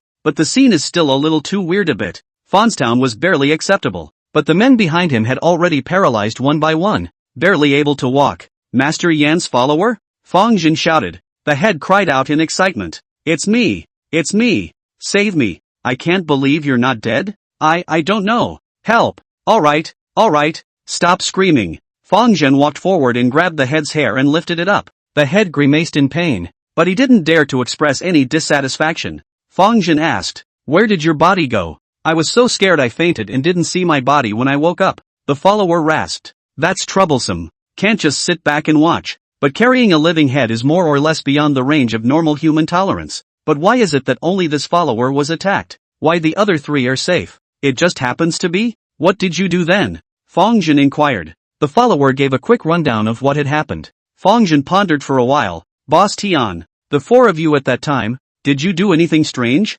Just things that might have violated the factory's rules. Boss Tian was busy shaking his head. They were scared out of their wits, so how could they dare to do anything? Sister Lee whispered. 4 people? I remember there's a rule that in order to prevent workers from making trouble, no more than 3 people are allowed to mingle in the workshop corridor, and if they are found, they have to be fined. And at the moment, they were indeed in the hallway outside the workshop. The words just fell. The hallway dimmed at once. The not-so-distant exit grew farther and farther away, seemingly never to be touched. An eerie black shadow floated on the wall, as if it was about to burrow out at any moment. Here we go again. Here we go again. Boss Tian got excited. That's what it looked like at the time. Fang Zhen snapped. Spread out. All spread out. Don't crowd together. The man behind him was scared out of his wits. Ghosts. Ghosts. I can't believe there really are ghosts. Everyone was lost in shock. Although they also heard Fang Zhen's words and hurriedly dispersed, the more tense they were, the more likely they were to mess up. And with the fear in their hearts, they subconsciously tried to squeeze towards the others. So much so that it was slow to really spread out. And the walls. A single dark shadow had slowly drilled out. If you look closely, it was possible to see that these black shadows were all mutilated. Some missing hands, some missing feet, some missing heads. Except that under the distortion, it was not really easy to see. This caused the hearts of the crowd, who were already panicked, to break down more and more. What broken rules? Fang Zhen cursed in exasperation. Then a bizarre flame rose in his hand, flowing like a black liquid, glowing with coldness and blazing heat, very mysterious and unpredictable. Fang Zhen didn't hesitate to press his hands against the wall. The strange flames defied gravity and stretched quickly across the walls, while the black shadows in the walls came into contact with the flames and one by one, they wailed and screamed, then shattered and disappeared without a trace in an instant. The hallway lights came back on again. All the weirdness disappeared without a trace. Saved. The crowd cried tears of joy and embraced. Fang Zhen didn't have the heart to say, I've told you to separate. How dare you hug together? The crowd dispersed hastily. Don't dare get together again at all. At this moment, their eyes changed as they looked at Fang Zhen. Without seeing it with your own eyes, you naturally won't have a true sense of what it's like. This master looks young, but really has some serious skills. I can't believe the ghost was destroyed so easily. Luckily they followed it out. If the guru is not around, it happened to them. The consequences are simply too much to contemplate. Thank you, master, for saving my life. The crowd hurriedly thanked one by one. There are even young female employees who can't help but send out hookups. Master, is it okay for 2 people to get together? Can I walk with you? I'm too scared. My legs are soft. The male employee cursed the shamelessness in his mind, but didn't dare say anything more. Fang Zhen, on the other hand, had a cold face. Stay where you are if your legs are weak. You can stop if you can't walk. The female employee who spoke had a resigned look on her face. But where dare you really stay? We can only follow the army in the same way. Boss Tian was filled with trepidation. Master, what exactly should we do? Simple. Find out the source. I already have a bit of a clue. Now the question is, do any of you know where the severed hand that the worker cut off in the first place is? Fang Zhen asked. Break your hand? The crowd was creeped out. Is that broken hand still in the factory? No way. Chapter 40, Model Enterprises. Break a hand. Fang Zhen could basically conclude that this was where the source was. The young people in the office were bewildered. They basically hadn't experienced the events of 2 years ago. Looking for that for what? Boss Tian asked in a small voice. Fang Zhen said, that goes without saying. To save your life. Boss Tian hurriedly turned his head to ask Sisterly. Ali, think quickly. Where is that broken hand? This is not something I handled either. Sisterly also had an anxious look on her face. At that time, the factory was in chaos, and the workers in the workshop were all causing trouble. No one paid attention to where the severed hand was. Fang Zhen said, something like this shouldn't be thrown around casually. After all, it's weirdly scary, and as long as it's handled properly, it might be able to be picked back up again. As if she remembered something, Li said excitedly, yes, I remember. A worker took it away and said he was going to the cafeteria to get ice to freeze it so he could reattach it. Workers in factories are naturally no strangers to this sort of thing, because assembly line work is more or less dangerous. Then it's probably in the kitchen. Fang Zhen said. The group hurriedly left the workshop corridor and headed towards the location of the cafeteria on the first floor. The cafeteria was empty. Enough for a couple thousand positions. It is only because of the shutdown that the cafeteria staff has also been temporarily demobilized. The lights seem to be broken. Gu Xinzhong switched the button a few times and found the cafeteria dark. The crowd had to all turn on their cell phone flashlights and look for the back kitchen freezer. Freezers are not hard to find. Naturally. Open the freezer all the way and look for if the severed hand is hidden in some corner. Fang Zhen said slowly. The crowd looks sad and carefully opens the freezer. They're panicking. After all, a bloody severed hand was still scary if it actually appeared in front of you. Soon the freezers were all searched. The results were somewhat unexpected. No luck. Master, what if I can't find it? Boss Tian asked. Fang Zhen frowned. Right. If it did become the source, the carrier of the black spot, how could it lie quietly in the freezer? That's troublesome. Square Town is inexperienced. Not sure how to handle this situation. Fang Zhen murmured, then looked at Boss Tian, pondering, and immediately asked the others. Other than today, have none of you encountered anything haunted? The crowd was busy nodding. Yes, there hasn't been any. I'm often bored wandering around the factory. Just today is particularly hellish. Gu Xinzhong hurriedly replied, wanting to prove his worth. Fang Zhen nodded. Boss Tian, how long has it been since you've been here? It's like a few months. Boss Tian said. The first 2 times I came and the car crashed, and I had to deal with fixing the car and didn't enter the factory at all. That's right. Fang Zhen flashed a smile. Found the problem. Master, you have a thought? Boss Tian was somewhat elated. Fang Zhen smiled and said, there. In the next moment, Fang Zhen commanded the crowd to evacuate the cafeteria, but left Boss Tian alone. Don't. Master, don't leave me alone. Boss Tian let out a pig-killing squeal and desperately followed. Fang Zhen was not pleased. Go up and hold him down for me. As soon as I heard that, the crowd of employees came on strong. You don't get many good opportunities like this. They swarmed up to Boss Tian and held him down, then tied him to a stool with a kitchen rope. An action Gu Xinzhong did most vigorously and was even full of excitement. I'm your uncle. Boss Tian wailed. Gu Xinzhong had an innocent look on his face. This is master's order. It has nothing to do with me. The only person in the room who didn't make a move was the secretary. Sisterly. Soon, Boss Tian was tied up. The crowd retreated. Boss Tian had the strength to wail at first. The dim silence of the cafeteria soon had him too scared to make a sound. The cafeteria is getting darker and darker. Slowly, I don't know where the messy footsteps came from. Somewhat heavy, like muffled drums, constantly beating on Boss Tian's heart.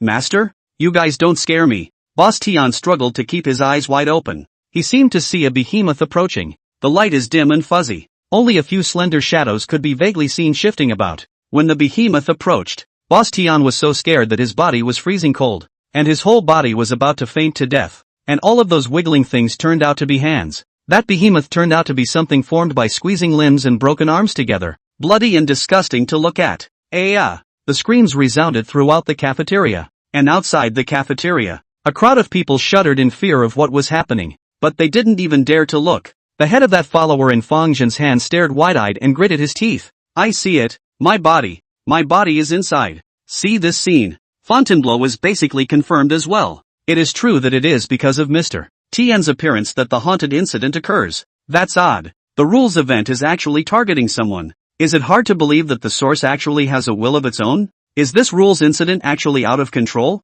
The second of the 3 guidelines. Don't fetishize any experience. Not to mention the barren experience of Fang Town. So Fang Zhen no longer thought much about it and directly stood out. Both his hands lit up with weird flames. Hey, almost. This is bait. Not food for you. In the next moment, the 2 black flames instantly flew out. The massive flesh and blood creature had nowhere to hide. and was instantly struck, the flame spraying over its body like asphalt. Unable to get rid of it, even to the point of burrowing into it, it shuddered in agony. The broken arms and legs on his body were actually clattering down. Why? Why did you stop me? A scream came out from inside the monster. He deserves to die. This black-hearted boss. This vampire. He deserves to die. Fang Zhen was slightly surprised that something wasn't right. Is it not the source? Rather, it's a loophole. Never mind. It has to be fixed anyway. Fang Zhen rushed forward, and the flesh and blood monster violently turned around, its two mutilated arms spreading out, the bloody holes in its palms resembling two bloody eyes. Why? Why did you stop me? The monster agonized. Strange flames kept surging out of Fang Zhen's palm and blocked in front of the monster. I don't know if you can understand, but your existence has already brought danger to many innocent people. I didn't want to. The monster's voice was unusually dull. Immediately after, a pale and powerless arm, slowly rising from the monster's body. Some ice ballast could still be vaguely seen, and the arm's severed mouth was surprisingly open and closed, making a sound. The scene could literally scare a person's soul out of the 9 heavens. It's your own fault. I just want to kill the black-hearted boss. Fang Zhen stared at the arm. This is it. Source. Found it. Only that's nothing like what Bai Ming said. A broken arm can actually be the source. The sources should all be out of control as a matter of course, but it clearly didn't. If faced with a monster that had lost its mind, Fang Zhen could strike without hesitation. But how do you count this stuff? Boss Tian didn't know where he got the courage at the moment and said angrily, who said I'm a black-hearted boss? When have I ever treated you guys poorly? What gives you the right to kill me? The monster's eyes stared at Boss Tian. All these years, you've never raised your salary. How to raise it? Do you understand? Boss Tian shouted. Our factory is a model enterprise in the area. If we raise wages, what about the other factories? They'll be forced to raise wages too. It'll kill those small factories. Fang Zhen really didn't expect it. I can't believe someone could say that in such a crowning manner. Chapter 41, The Vampire is Still Alive. The monster's sanity was clearly not capable of handling such complexity. Its body trembled continuously. Seems to be struggling. As soon as he spoke of these things, Boss Tian seemed to have dissipated much of his inner fear of monsters. He shouted, I donate tens of millions of dollars to major foundations every year, and all this money is used to subsidize the really poor. Would a black-hearted boss do such a thing? All you guys know is to raise your wages, but you don't realize that I've been helping people who are even poorer than you. The monster's body shook. Surprisingly, there were a few signs of rout. The severed hand that carries the source is surprisingly fragile. At this time, Sister Li, the secretary who had not dared to peek outside the cafeteria, bravely stood out. That's right. Our boss is actually not as black-hearted and money-grubbing as you guys think. You've all got it wrong. Mr. Tian is a real people's entrepreneur. It was obvious that she was truly loyal to Boss Tian. No wonder it's been kept around by Boss Tian, who expected that once these words came out, the monster's body unexpectedly solidified a lot more with the naked eye, and it let out a deafening roar as it rushed over towards Sister Li like a madman.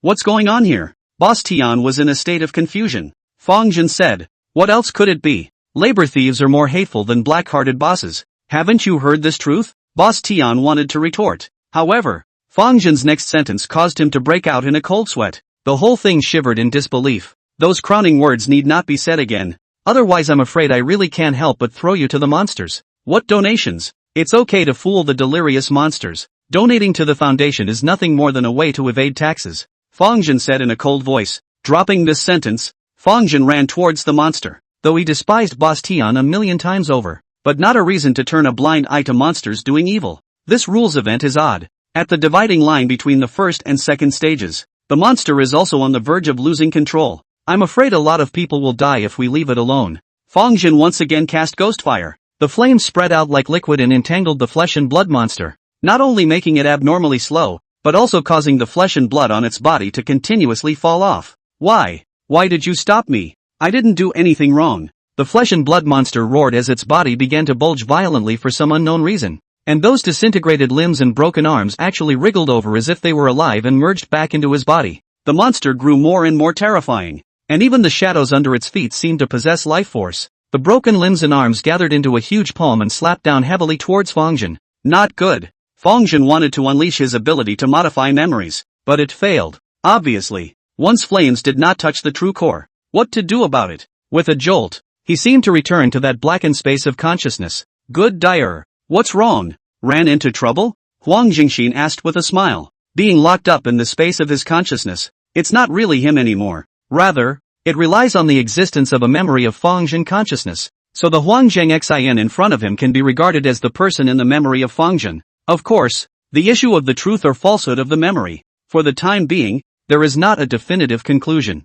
Fang Zhen didn't have the heart to say, "It's almost dead, so you're satisfied. If you die, I'm gone. So what do I have to be satisfied with?" Huang Jingxin innocently said. Fang Zhen said, "Your ability is not good enough to solve that monster. Where is the invincible ability? Can't you use your brain more? Ability also needs to be developed and utilized. A sword in the hands of a swordsman can defeat 10 with 1. But in your hands, you can't hit anyone. Is it a problem of the sword? Besides, have you forgotten what your real ability is?" Fang Zhen woke up like a dream. Yeah, their own true abilities. By the way, since you're just a memory, is this me talking to you? Or am I talking to myself? Fang Zhen issued a soul query. Huang Jingxin smiled and said, "I don't know." The huge palm fell. Fang Zhen lifted his hands upwards, generating a mysterious and unpredictable suction force, and the severed limbs and stumps that came into contact with him unexpectedly disappeared with the naked eye, as if they had been completely erased by some force. This is where his true power belongs.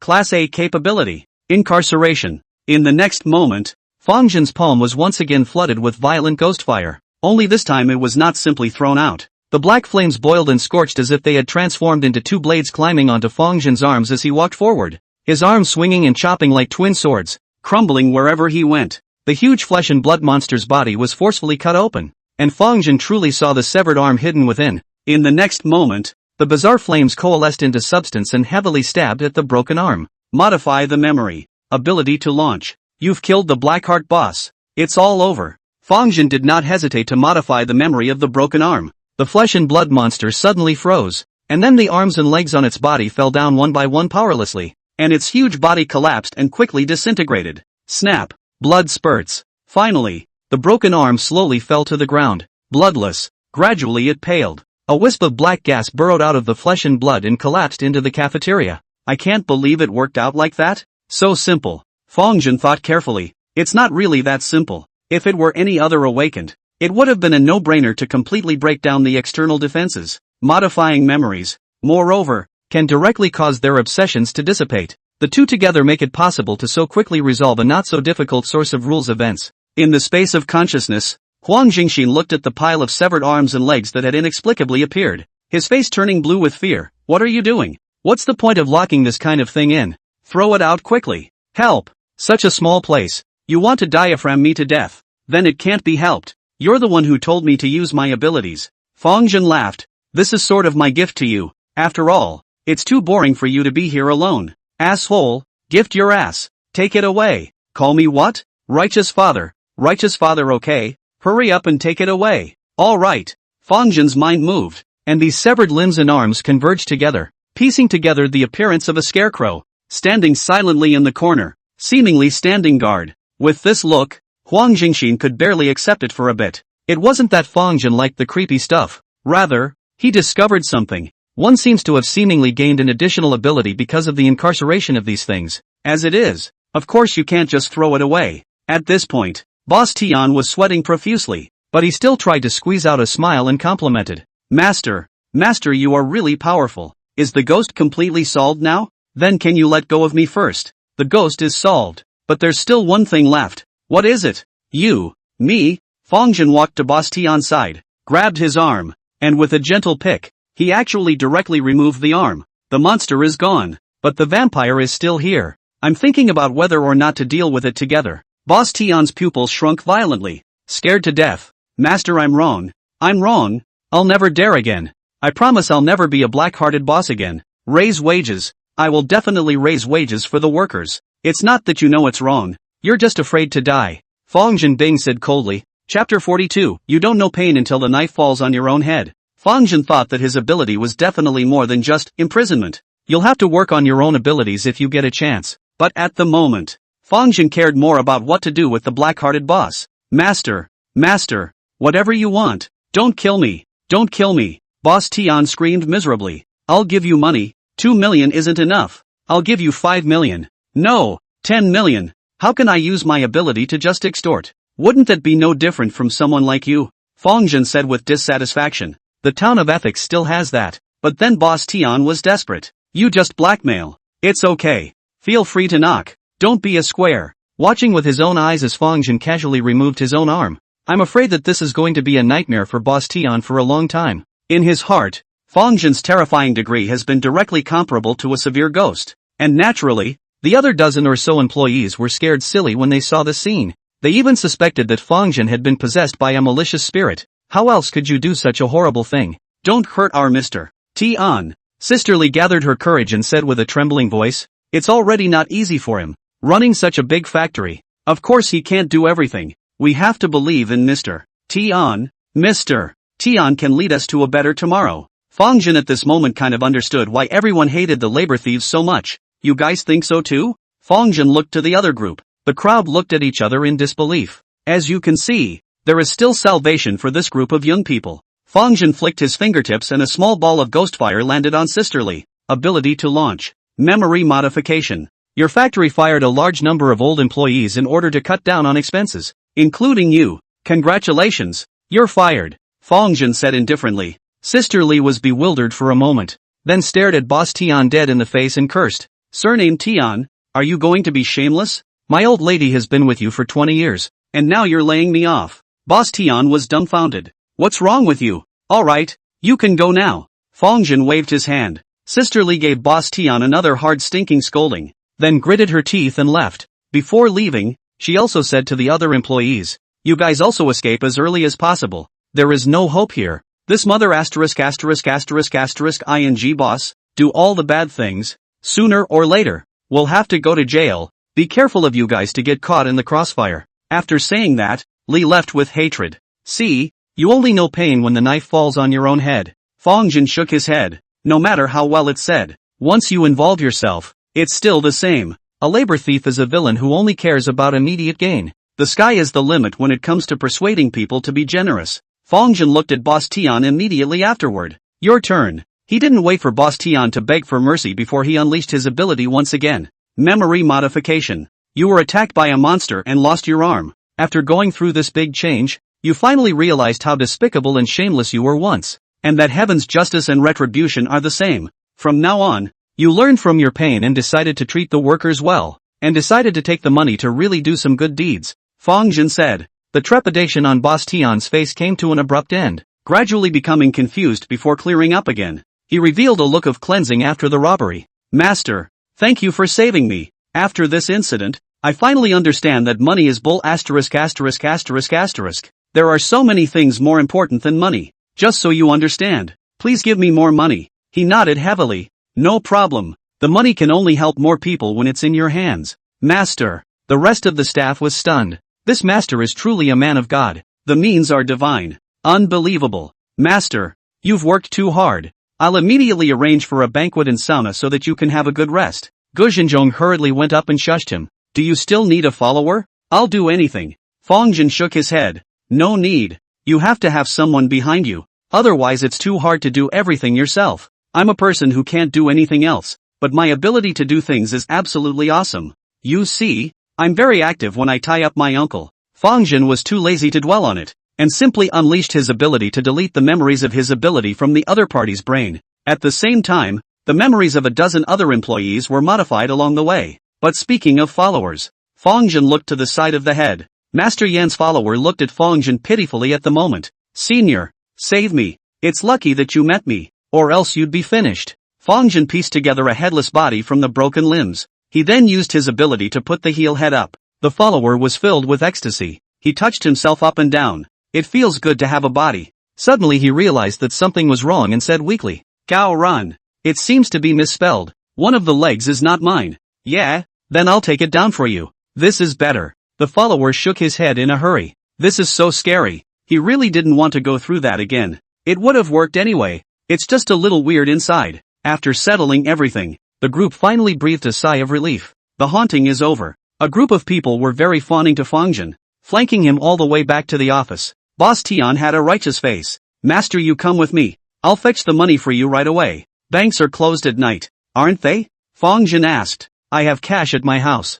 Sure enough, it's a big dog household, and the family actually has $2 million in cash on hand, and I don't know how many other things of value there must be. This Mr. Tian, His worth is estimated to be several $100 million anyhow. No, just go fetch it for me, and get me a mask and hat on the way, Fang Zhen said. He's in a sensitive position. It's best not to run around, exposed to surveillance. It might be found. Boss Tian was busy nodding his head. Then he immediately went out. He was very nervous as he arrived at the gate and gathered his courage to walk out. Very smooth. There was no blockage. Fortunately, it's finally over. The factory can start working. Boss Tian was in a good mood. Having to pay $2 million right away didn't seem to be much of a heartache for him. He came to the door and saw the security guard. Old Chen is the work hard? Mr. Tian. The security master hurriedly got up and saluted. No need to be polite. No need to be polite. It's too hard for you to stand guard alone.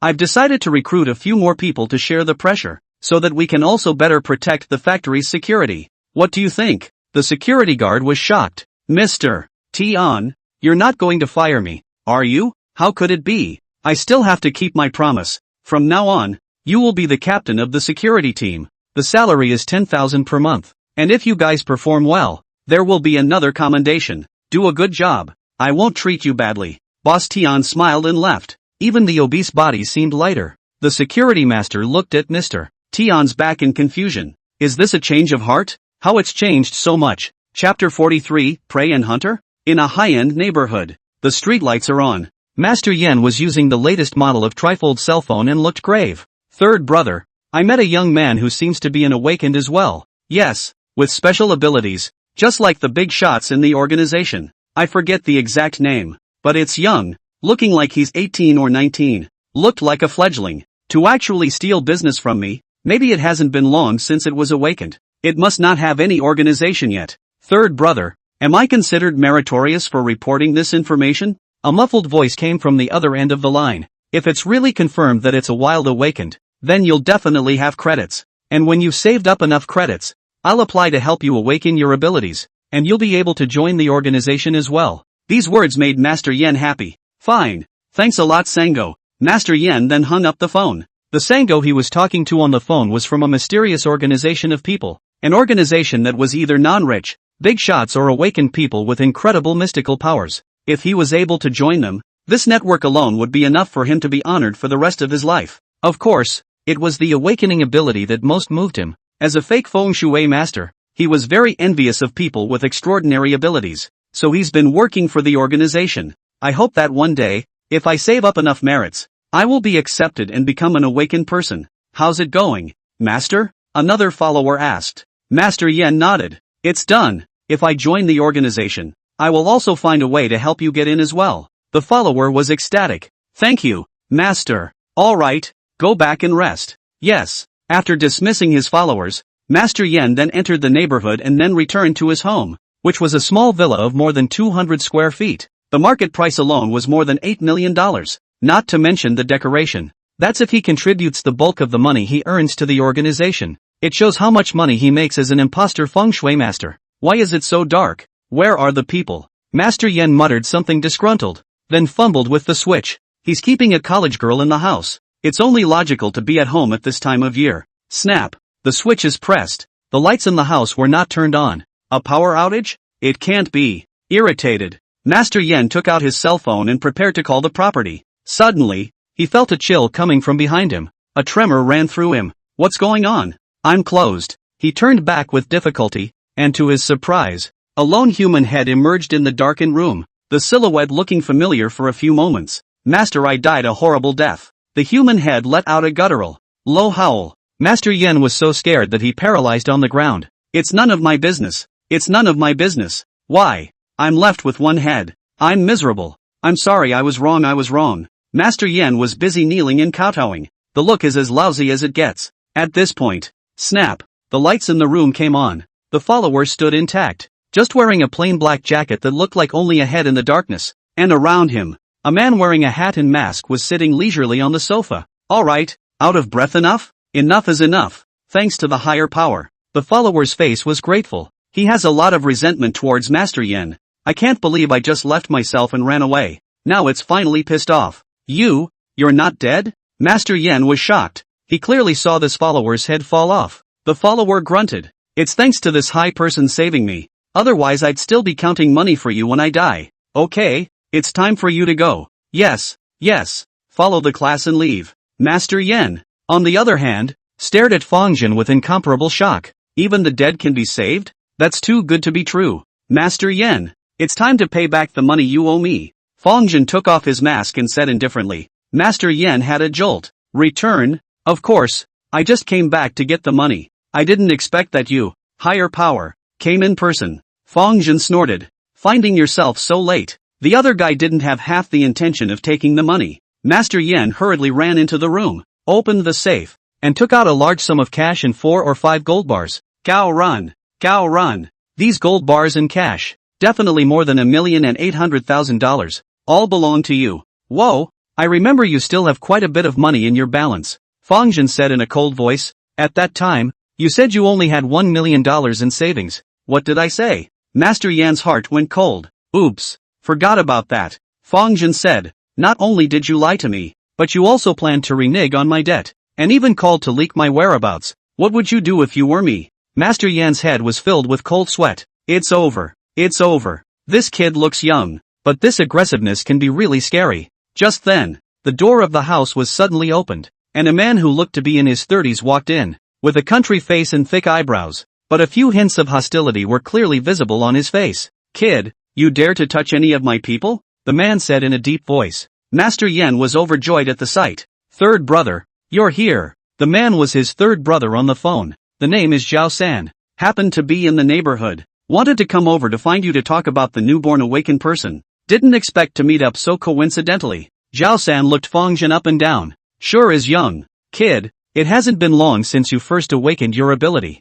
The other party sized up Fang Zhen at the same time. Fang Zhen was also sizing up his opponent. This person had an aura that was very similar to Bai Ming and Chu Xiaoyuan. That's right. Also the awakened. I just don't know what the ability is. Fang Zhen calmly said. So what if it is? Yes is right. Zhao San laughed fiercely. I'll teach you one thing today. Don't think that just because you have a little bit of good luck in obtaining extraordinary abilities, you'll have no one in your sight and think highly of yourself. In the eyes of others, you might just be a tasty little lamb. The next moment, Sango took out a small dagger from her waist. The dagger was bright and shining with a cold light. Master Yen was overwhelmed with excitement. It's coming. Phew. Only to see Zhao San's figure flashing, unexpectedly disappeared in place. As if a gust of wind had blown by, Fang Zhen felt a pain in his chest. His chest unexpectedly had an additional bloody gash. His clothes slashed, his skin and flesh flared out, and blood continuously flowed out. Only the blood was a thick black color and looked odd. And Zhao San reappeared again.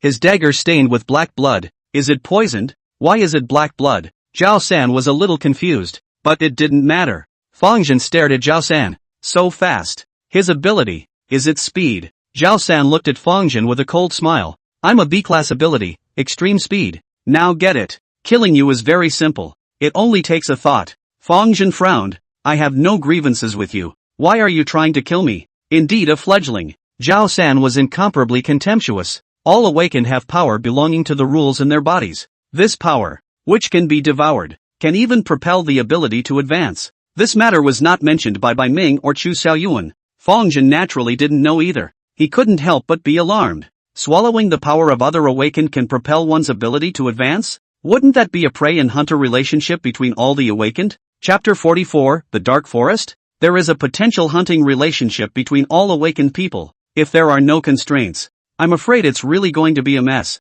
It's a descent into the dark forest laws, where even if you don't have any desire to do harm, you have to watch out for everyone because there's no guarantee that someone will try to harm you. Enhance your awakening abilities. Fang Zhen understood it well. This stuff is so tempting. So, you're trying to eat me? Fang Zhen's face sank. Zhao San said blandly. Don't worry, I won't get you killed right away. There are limits to the devouring rule ability. Your ability and mine are obviously not of the same type, but it doesn't matter. You're still valuable. I can use you to exchange for a prey that suits me, because of this hunting relationship that exists between the awakened. So for the sake of your own life, often, they choose to join an awakened organization. A wild, newly awakened awakener. Very good value, because of weak resistance. No background yet. Don't worry about inviting any trouble. Fang Zhen's brows furrowed as he instantly realized his value. Isn't this the meat of the dawn? One still knew too little about the world of the awakened. I advise you to be honest and tie your hands. Getting blood everywhere is troublesome to clean up and you will suffer a lot unnecessarily.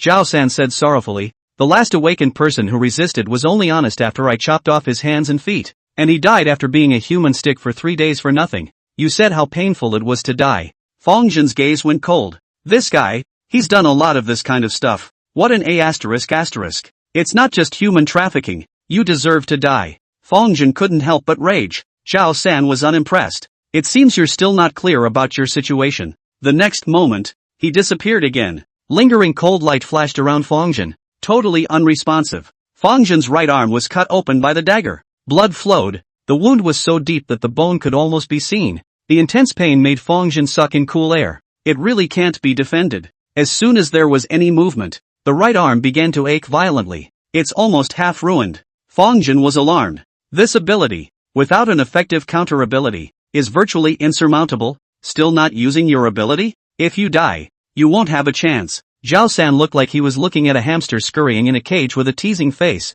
as if the person in front of him was already a turtle in a jar. Fang Zhen also did not dare to be careless and immediately exerted his ability. The bizarre flame ignited from his left hand and then quickly shot out. Stupid! How is this going to hit me? Zhao San's figure flickered. Easily dodged. The strange black fire fell on the wall and spread like running water for a long time. Strange flames. It looks like it's a strong yin system ability. Mental power condensed into a special attack. Unfortunately, it's not suitable for me, but this kind is worth a lot of money. Zhao San revealed a joyful smile. His figure disappeared once again and sped towards Fang Zhen. Only a blurry shadow could be seen. Seeing this, Fang Zhen did not hesitate to ignite a flame in his palm, and then shot towards the ground. The black flame spread rapidly towards the surrounding area. Hot and cold. For a time, within 3 meters of the surrounding area were all flames. I'll go. Zhao San hurriedly stopped his stance and took a few steps back in fear. Something like this beyond perception. He wouldn't dare touch it. Maybe the power is very scary.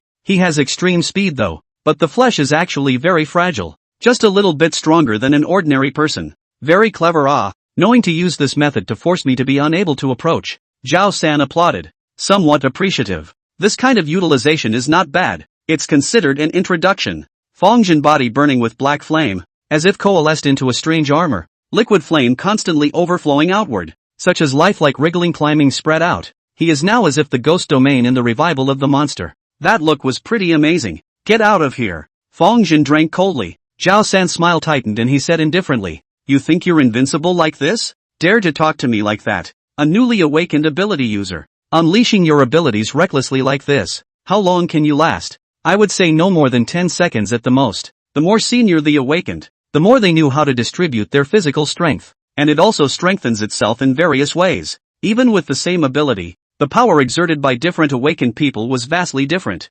Fang Zhen frowned. Sure enough, he was feeling a little tired after only a few seconds. Physical exertion is huge. It's holding up a bit though. Zhao San stared at Fang Zhen and mumbled 10 times in his mind. A few moments of surprise appeared in his eyes. How come it hadn't just ended yet? Could it be that this kid was some kind of senior awakened? It can't be. Obviously looked like a rookie. Fang Zhen also knew that it wasn't good to continue like this, and immediately turned around and prepared to flee. But how could Zhao San let go of this piece of meat and potatoes? And without hesitation, he chased out. In upscale neighborhoods, a huge ball of weird black fire was burning and rolling. It drew a lot of people to open their windows to check it out. Holy, what is this? Is there a monster? Where is the property? Where is the security guard? Come and take care of it. What do we pay so much property fee for? Get a shot of it. It might make the headlines. Some were in fear, but many more were curious and grabbed their cell phones and clicked away. Age of peace. Anything odd and strange will get everyone's attention. Of course,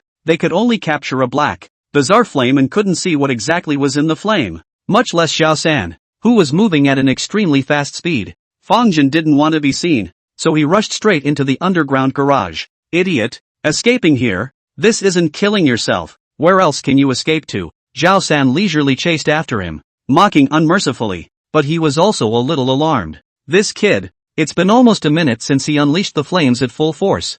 Physical strength is so good. Or maybe it was because the person's ability level was so high that just the unusual performance was amazing enough? If so, that's a big deal. Could it be that the first awakening was above level B, or even level A? It would be astonishing if it really reached level A. This kind of awakened person is required to be registered with the state, and any important action must be reported. Once found to be deliberately hiding from the state, in serious cases, it can be considered as treason. If it's really an A-class, it's priceless in Blackstone. It must be captured alive. Zhao San was excited. Luckily it's a hatchling. Otherwise I might not be able to deal with it. Immediately afterward, he kept teasing like a cat catching a mouse, seducing Fang Zhen to unleash his powers. A few minutes later, Fang Zhen was obviously gradually getting tired, and the flame on his body was gradually weakening, even to the point that it would go out at any time. You, get out of my way. Fang Zhen stumbled, his entire body not having much spirit. Zhao San threw up the dagger, then caught it steadily. I can't afford to leave you, kid, the flames are running out. Then you're done for. Seeing Fang Zhen's strength running out, Zhao San finally couldn't help himself and cast his ability to charge up. This time, his target was Fang Zhen's other hand. Just waste both hands. Should be no threat at all. Pust. The dagger stabbed into Fang Zhen's wrist. Blood spurts. Zhao San was about to leave with the same old trick, when suddenly Fang Zhen turned his wrist heavily, hardening the dagger and jamming it into his own wrist. The intense pain caused Fang Zhen's entire face to distort for a moment. Zhao San was stunned, his movements noticeably slowing down by a few points. He's never been in this situation before. The instinct for pain only causes one to shudder as well as flee. How could anyone actively sabotage their own wounds? Got you. Fang Zhen followed the dagger, flipped his hand and grabbed Zhao San forcefully, then pressed his entire body up. Zhao San was shocked. He still has the strength. Zhao San subconsciously unleashed his ability, wanting to quickly leave,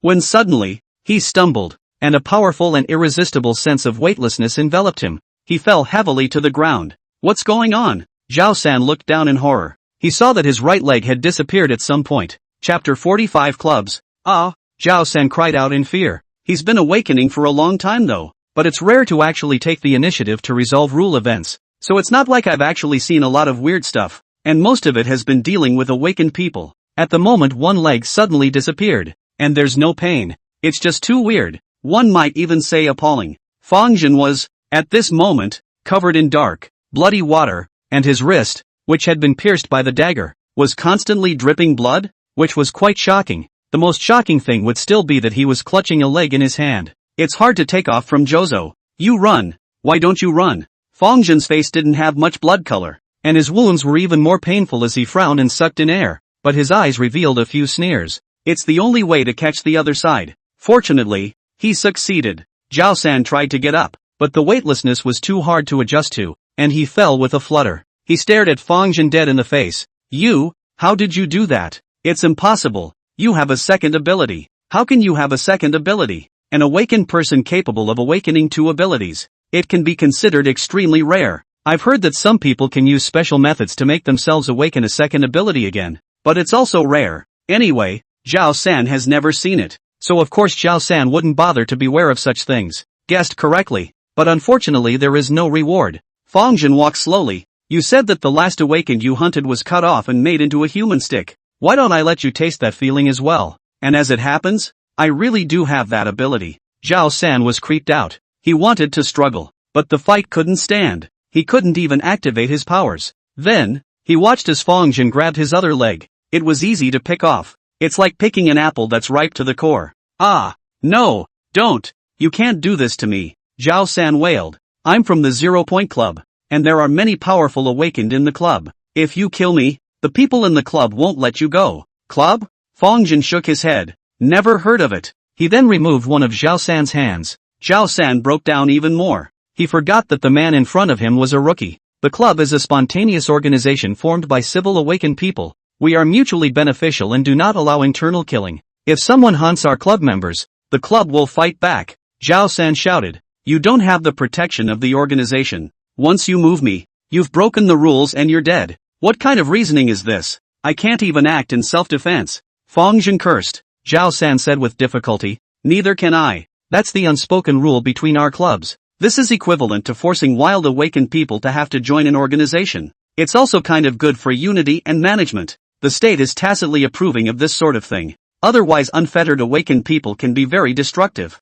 Fang Zhen movements could not help but stop. That's trouble. It was already troublesome for him to avoid the country's tracking. If he had to mess with a club full of awakened people, then I was afraid it would be dangerous. He mused for a moment. I'm going to contact the big man at your club. Zhao San sighed in relief. So it seemed that his own little life was at least saved. He hurriedly pulled out his cell phone with his only remaining hand and dialed. This is Ni Wentian, the president of our club. Very good. Fang Zhen took the cell phone directly. Hello. Hello? Muffled voice came from the other end of the line. Fang Zhen said, hello. In the office of a high-end building in River City. A burly, stable and mature man in a suit picked up the phone. He glanced at the caller ID in confusion. Who are you? Where's Zhao San? You don't need to care who I am. Zhao San hunted wild awakened people and planted them in my hands. He wanted to kill me. I heard that according to your 0-point club's relationship, if I kill him back, you guys must kill me as well? Fang Zhen said. An Iwentian spoke in a low tone.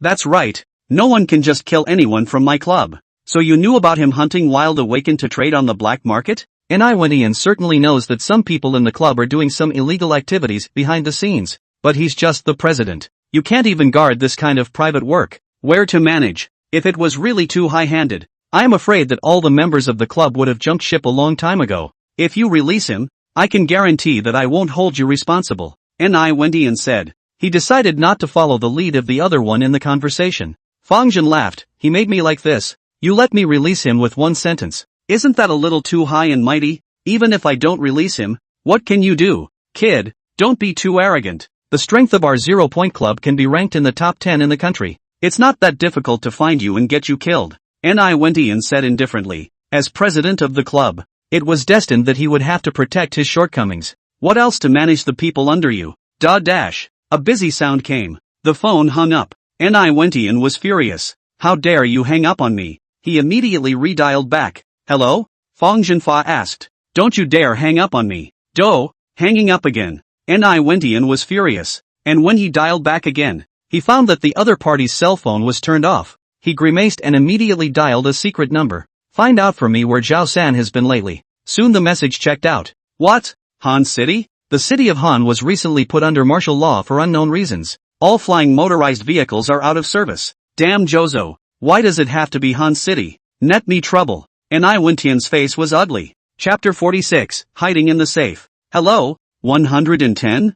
I know why the man you're looking for is where he is. Captured by someone called Club Zero. It doesn't matter if you don't understand. Just report it up one layer at a time. Your executives must know. Fang Zhen smashed the cell phone straight away in a smooth manner. Not your own cell phone anyway. No heartache. Zhao San looked confused. How did it suddenly fall apart? And what's the deal with this guy calling the police all of a sudden? And I can't understand anything that's being said. Originally thought that a club president would be able to reason a bit. It seems that I was wrong. Not even talking about compensation and asking me to release people. This is really not treating me as a human being. Fang Zhen shook his head. Mudbloods have a little fire in them. Not to mention him. He himself was at least an awakened. The club is no more handy. As long as one hides a little better. It is impossible to send a whole lot of awakened people to look for oneself all over the world. This kind of thing is not promised by the state. Fang Zhen knew that Bai Ming and Chu Xiaoyuan must have been looking for themselves. That's just right. Give this Zero Club some trouble. You have to calm down. Zhao San looked at Fang Zhen, who was getting closer and closer. His face full of panic. I can offer money to buy my life. How much do you want? 500 million. I'll offer 500 million. Gee, that's rich. Fang Zhen did not hesitate to remove Zhao San's head. It's a shame you're trying to kill me. How can I let you off the hook? Zhao San was almost on the verge of fainting from fear. There's only one person left who can still think properly. It's really too much of a test of one's mental capacity. That follower of Grandmaster Yen. But he had fainted several times from his own fright before barely accepting the situation. Fang Zhen stared at the head in front of him. You said that awakened people can be sold on the black market. So aren't you worth quite a bit of money as well? Thinking of his future miserable fate, Zhao San directly fainted. Master Yen was left alone in his house. Quite a lot of his furniture was covered with weird flames. How could they not be extinguished at the moment? He moved buckets of water and kept pouring water. But the flames seemed to be completely unafraid of flooding. The black liquid-like flow of boiling flames exuded two distinctly different auras of blazing heat and gloomy cold. It's creepy. Master Yen couldn't help but shiver, and could only watch as the furniture he had bought for hundreds of thousands of dollars was completely reduced to debris. If this thing lands on flesh and blood, that's scary. I wonder if third brother has solved that kid yet. Master Yen thought. In his opinion, Sango made a move. Absolutely handily. The question is only how long Sango intends to play cat and mouse. Knock knock. There was a knock at the door. It's so true that when you speak of Chow Chow, Chow Chow arrives. Just in time to come back. Consider this time my credit. Third brother. Master Yen was filled with joy as he opened the gate. Suddenly a living head was thrown at him. That familiar face, making Master Yen jump 3 feet high. an infinite chill surging uncontrollably within his heart. He looked at the person covered in blood at the door, shocked words coming out. You, the kid's still alive. Sango was countered? How is that possible? He couldn't for the life of him figure out how Sango had lost. Master Yen jumped quite high. I didn't expect to have this potential, Fang Zhen said with a smile, and then threw all the broken Zhaosan to Master Yan's home. Master Yan looked at a floor of Sango, completely dumbfounded. Even if you kill them, you've even divided up their bodies? That's too soon. Senior. Master Yan knelt down on the spot, with a snotty nose and tears. I'm wrong. I'm really wrong. Please don't kill me. I'll do whatever you want me to do. Fang Zhen said. Do anything? Anything. Then go ahead and hide these bodies. Keep them well hidden. I think you have a pretty good safe at your house. Hiding a body in a safe deposit box? This is some kind of operation. Where can you hide it when it stinks in a couple of days? Neighbors must not complain every day. But where he dared to retort half-heartedly, he honestly emptied the safe, then forced himself to endure the inner discomfort of dropping these arms and legs in. But it was strange. How there's no blood. Just as he grabbed the head by the hair, the head suddenly grimaced. Ah! It hurts! It hurts! Master Yen was once again struck by an internal storm. San, you're not dead? Who told you he's dead? Fang Zhen said unhappily. Hurry up and gag him and throw him in the safe. If anyone finds out, you'll go into the safe with him. Where did Master Yen dare to slow down? He hurriedly grabbed a smelly sock and stuffed it into Zhao San's mouth. Then ignoring Zhao San's eyes that were about to kill, he threw him into the safe. Exhale. It's finally over. Gao Ren, do you still have something to do? Master Yen was emboldened. Fang Zhen threatened. You keep Zhao San safe. Anyone who comes to ask, you can't reveal anything, or you'll be finished. I understand. And no exposing my whereabouts. Yes, the most important thing. Fang Zhen said. Do you recognize any private doctors? The injuries on Fang Zhen's body were actually quite serious. He was already passing out from the pain. Both arms were bleeding senseless. Seeing a doctor is imminent. Master Yen was confused. Can't we go to a regular big hospital? What do you say? Master Yen secretly said that he was stupid. What's the point of asking? What can be the people who are afraid to go to a regular hospital? Definitely not someone who sees the light of day anyway. How did he get himself in trouble with such a guy? I know a very powerful private doctor with excellent medical skills, usually only giving dignitaries a look at their illnesses. But of course the opening price is also very high. Master Yen hurriedly said. Fang Zhen was succinct. Take me. Good. Master Yen hurriedly led Fang Zhen out the door, avoiding the surveillance and taking the fire escape into the garage. Then Master Yen drove his limousine and set off with Fang Zhen. 10 minutes later, the car drove into a private villa. Master Yen was at least a supernumerary of Club Zero, which was considered a bit of weight, so he was able to make an appointment to hang out with this private doctor. Enter the villa. The babysitter helped open the door. The villa building surprisingly had a dozen servants. The villa is elegantly decorated. The lights are on. A well-maintained middle-aged man, wearing silk pajamas and sipping whiskey, smiled warmly and said, Your guests are here. Please come in. His name is Song Ziheo. Used to be a top surgeon at a major hospital in Kyoto. As a result, he was reported to have received red packets and demoted. So he left his job angrily and became a private doctor, specializing in rich people. Make hundreds of times more money than you would in a hospital. He knew where Master Yen came from, so he didn't slack off in the slightest. Dr. Song, I have a friend who was slightly injured. Please. Master Yen opened the door. Song Ziheo glanced at Fang Zhen, frowning slightly. The injury is very serious.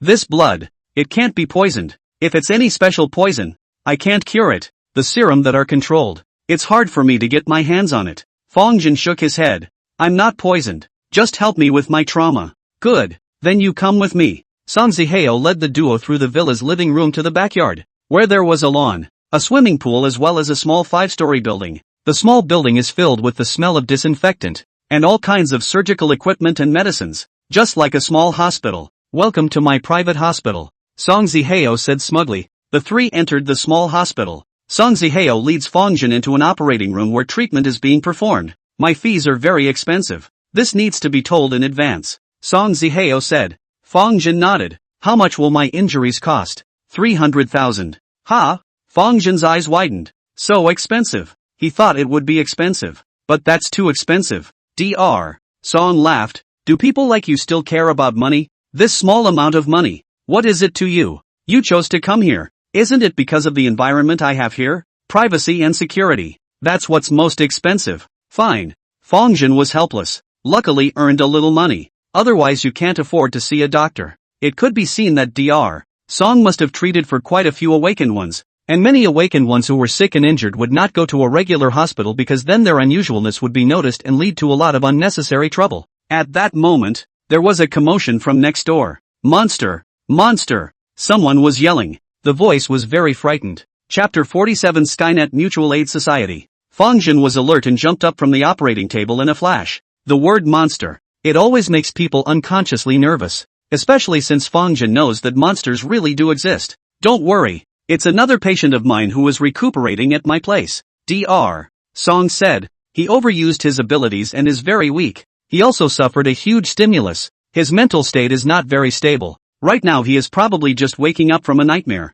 Fang Zhen breathed a sigh of relief, then continued to lie down. Dr. Song gave Fang Zhen anesthesia, then sterilized the wound, followed by a series of very professional and skillful stitches. Not general anesthesia. Of course. He understood very well that none of these awakened had much security. General anesthesia is never an option unless the injury is fatal. And the process. Dr. Song then laughed and shared about the patient in the next room. That kid fell all over the place. He seems to be terrified, scurrying around in a state of disarray. I heard that he saw a 50-meter tall witch. I even wondered if he lost his mind. Where is such a monster? Fang Zhen was stunned. A 50-meter tall witch. Deja vu. Half an hour passed, and the wounds on Fang Zhen's body were stitched up as much as possible and gauze was tied. I really envy you people. Tenacious life force. Bleeding so much are fine. In other words, ordinary people would have died of blood loss. Dr. Song sighed with emotion. Your blood is really special. Do you mind if I keep some for research?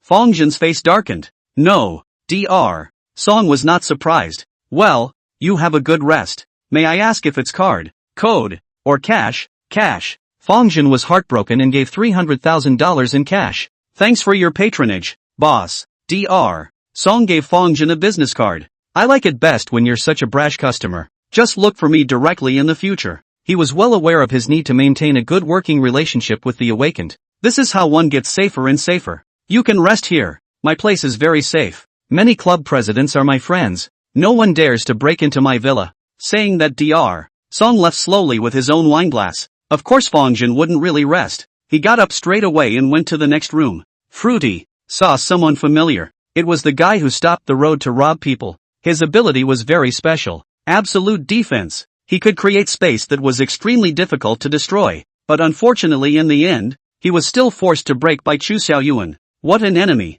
Fang Zhen opened the door nonchalantly. Nguyen Man had a rough night's sleep. As soon as she closed her eyes, the image of the tall, creepy witch came to mind. It's causing him to have a mental breakdown. The bruises from the fall while running away were nothing in comparison. LOL. The ward door opened. He thought it was Dr. Song coming to see how he was doing, and was about to say something when a hand suddenly pressed on his neck and threatened. I advise you not to move, or else I can kill you in an instant, and it will be absolutely too late for you to use your absolute defense. Nguyen Man was shocked. What's going on? And when he saw the person in front of him, he was even more surprised to the extreme. This guy? Isn't that the man he's trying to catch? Why is he here? Ruan Yaowen was puzzled. Shouldn't this kid be taken to the headquarters of the National Special Department? How come he was still in Han City? And still here with Dr. Song? I advise you not to do anything. Dare to make a move here at Dr. Song's place and you'll be wanted by many clubs. Ruan Yaowen said calmly. Fang Zhen sneered. Let's try it then.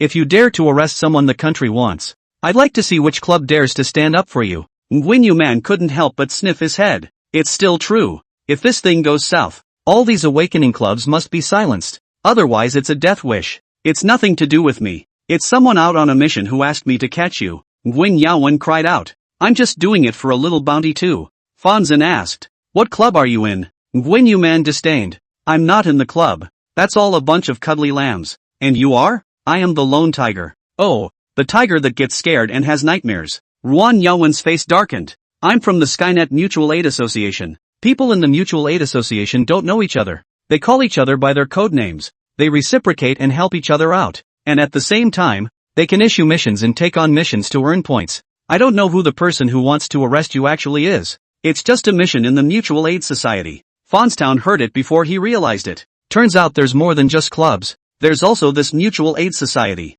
I just don't know if it counts as a nationally recognized civic organization. Don't know each other? Fang Zhen was a bit perturbed. If that was the case, it might be a good choice to join this mutual aid society by yourself. At least it's organized. Being able to learn more about the awakened. Not so much as a double take. Is your mutual aid society great? Fang Zhen asked. Ruan Yaowen became proud. Of course, our Skynet Mutual Aid Association is not only famous in the country, even globally, it's the #1 in Asia. The conditions for joining the Skynet Mutual Aid Association are very strict. You have to solve at least one D-rated incident independently to be qualified to register as a new user. That does seem awesome. Fang Zhen pondered for a moment. Is it any mission? Anything you can afford to pay for? Someone will do it for you. Alright, you help me do a few things, and your and my vendetta will be considered cleared. Nguyen Yu Man sneered, but the thought that his neck was still in the other guy's hands, one can only shut up resentfully. He asked, what do you want? Fang Zhen said, I want a brand new legal identity, one that won't cause any trouble and can carry on a normal life. Nguyen Yaowen glanced at Fang Zhen in confusion, then a dawning look gradually appeared in his eyes. You've committed treason? In that case, it would explain why the other side is in this place, and it's covered in bruises. Rebel your ass. You help me get a new identity and then help me join the Mutual Aid Society, and we'll be completely clear. Fang Zhen said. Nguyen Yu Man muttered in a small voice. It's quite a request. It's not that easy to join a Mutual Aid Society, but he has no choice but to agree now that he is in a position to do so. Nguyen Yu Man took out his phone and quickly logged onto the last darknet, and after facial recognition and password confirmation, he entered a clean and simple-looking website. Obviously the members of Skynet Mutual are relying on this site for communication. He thought for a moment and asked, how much of a bounty are you going to offer? 3 million. Fang Zhen uttered a figure. The money he earned only added up to $8 million. Keeping some money for emergencies should be enough. Fang Zhen thought he was already very generous. Who expected Ruan Yaowen to look at him contemptuously? That's all? Not even the basic conditions for mission release. Forget it, I'll help you pad it first. He directly helped Fang Zhen enter $10 million.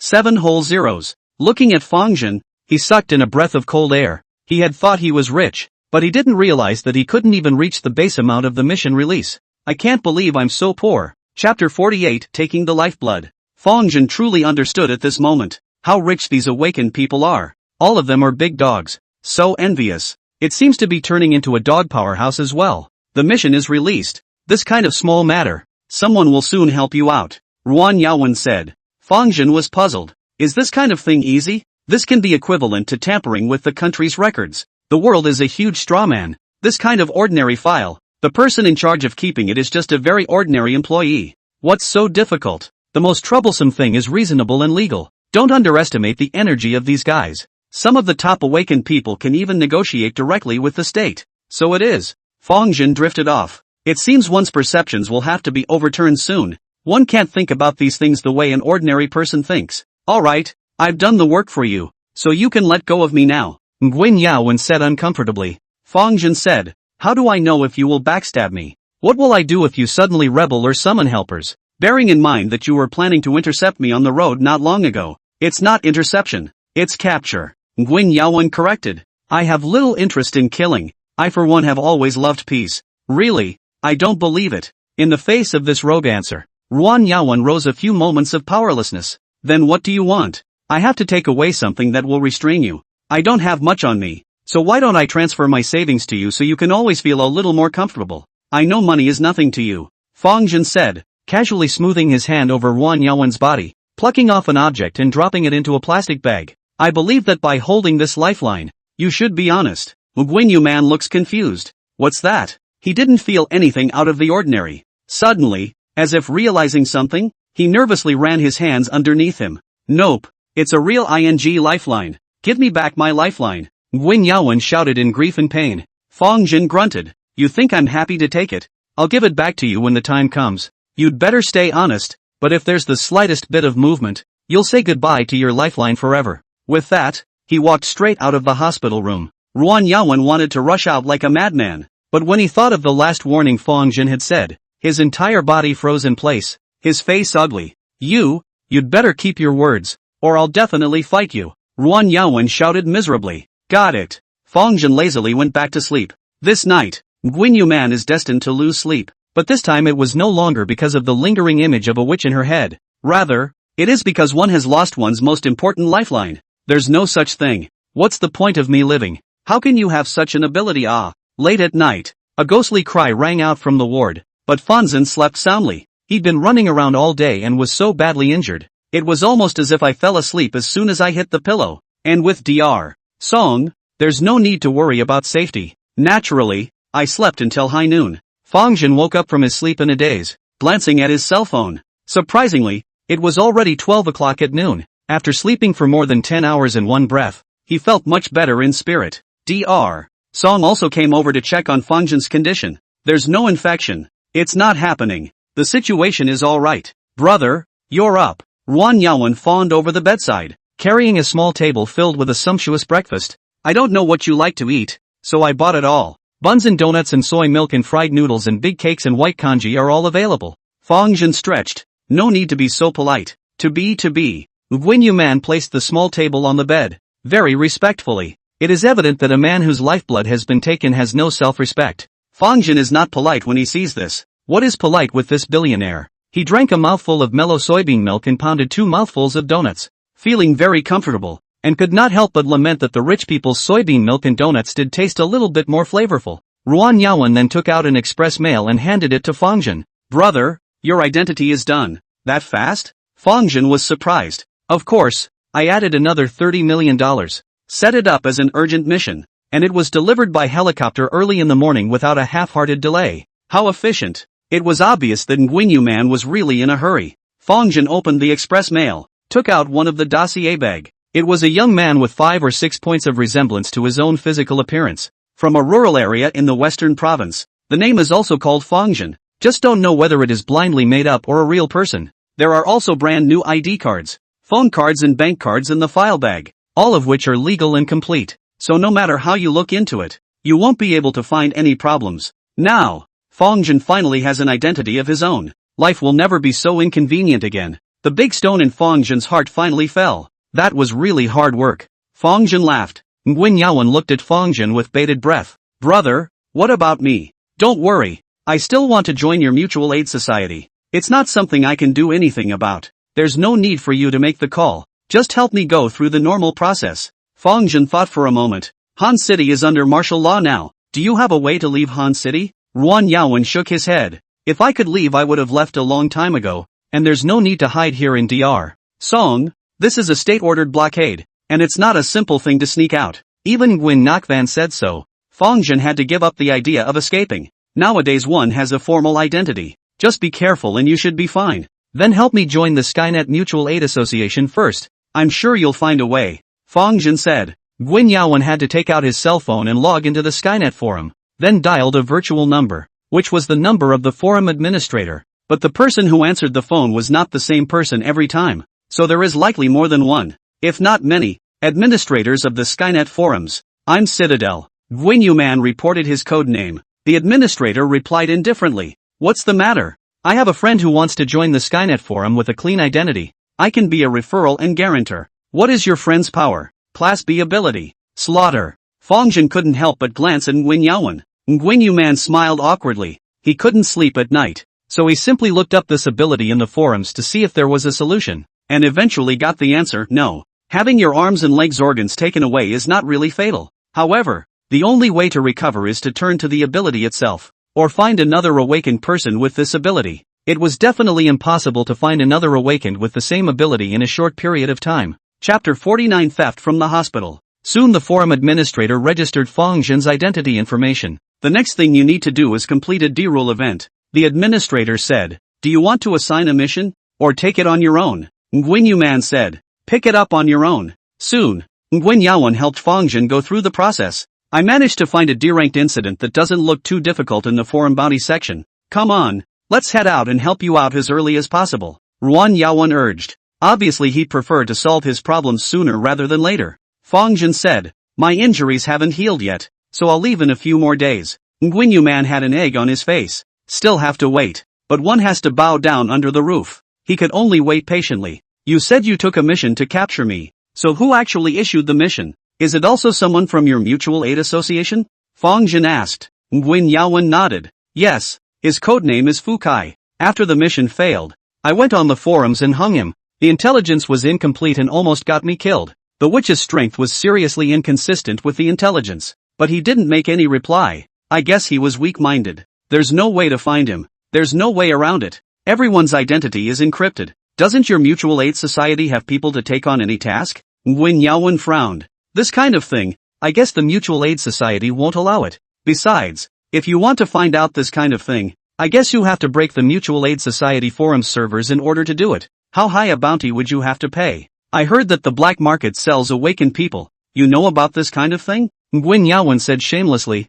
I despise those who hunt inexperienced awakened and then take to sell out. They are simply a bunch of landlubbers. Fang Zhen glanced at him. What's the difference between your arresting me to hand in a mission for money and their behavior? Nguyen Yaowen was surprisingly at a loss for words for a moment. I have an awakened on my hands. He tried to capture me to sell to the black market, but I killed him back. If you have a doorway, help me sell him. I can give you a commission and there should be quite a lot of money. Fang Zhen said. You captured an awakened? Yeah, what's up? Nguyen Man was very shocked. Didn't this kid just awaken? It was actually possible to kill back an awakened hunter who specialized in hunting rookies. It sure wasn't easy. No wonder I fell into his hands. Unfortunately, though, Nguyen Ngoc Van doesn't have access to the black market. Publishing a mission costs another big chunk of money. Fang Zhen had to call it quits for now. Fang Zhen recuperated in his villa for 5 days. 5 days later, he finally regained his mobility. It's ready to go. Worthy of being an awakened. The recovery ability is several times that of an ordinary person.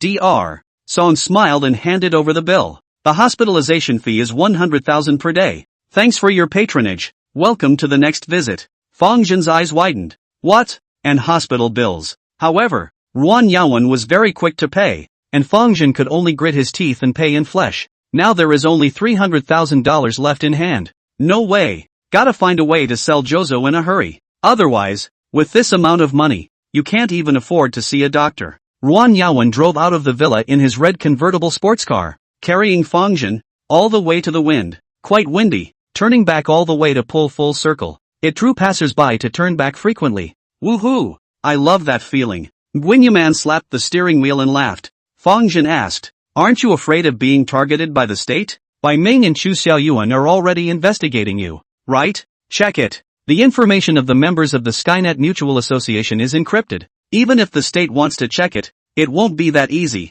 And I didn't really sabotage the mission of the Special Operation Team. Is it hard to shoot me? Nguyen Man whistled toward the pretty girl on the side of the road. Hey, pretty girl, interested in taking a ride together? The beautiful woman was clearly a bit impressed by the sight of the racy convertible. Fang Zhen sneered. You still have the ability to pick up girls? At the thought of this matter, Nguyen Yaowen's face was blackened, and without saying a word, he stepped on the gas and drove out with a bang. The beautiful woman who was left behind was a mess. Is it hard to believe that this handsome guy in a sports car is a non-lifter? Soon, the duo drove to a very large public hospital. People's Hospital of Han. Level D incident. Hospital theft. Nguyen Yaowen took out the file and said, this hospital often has people losing things. At first it was just small things. Pens, keys, and the like. Then it developed into losing money, cars, and even medical equipment. The police come a dozen times a month, but can't find anything, and again nothing is captured on the surveillance. Any leads?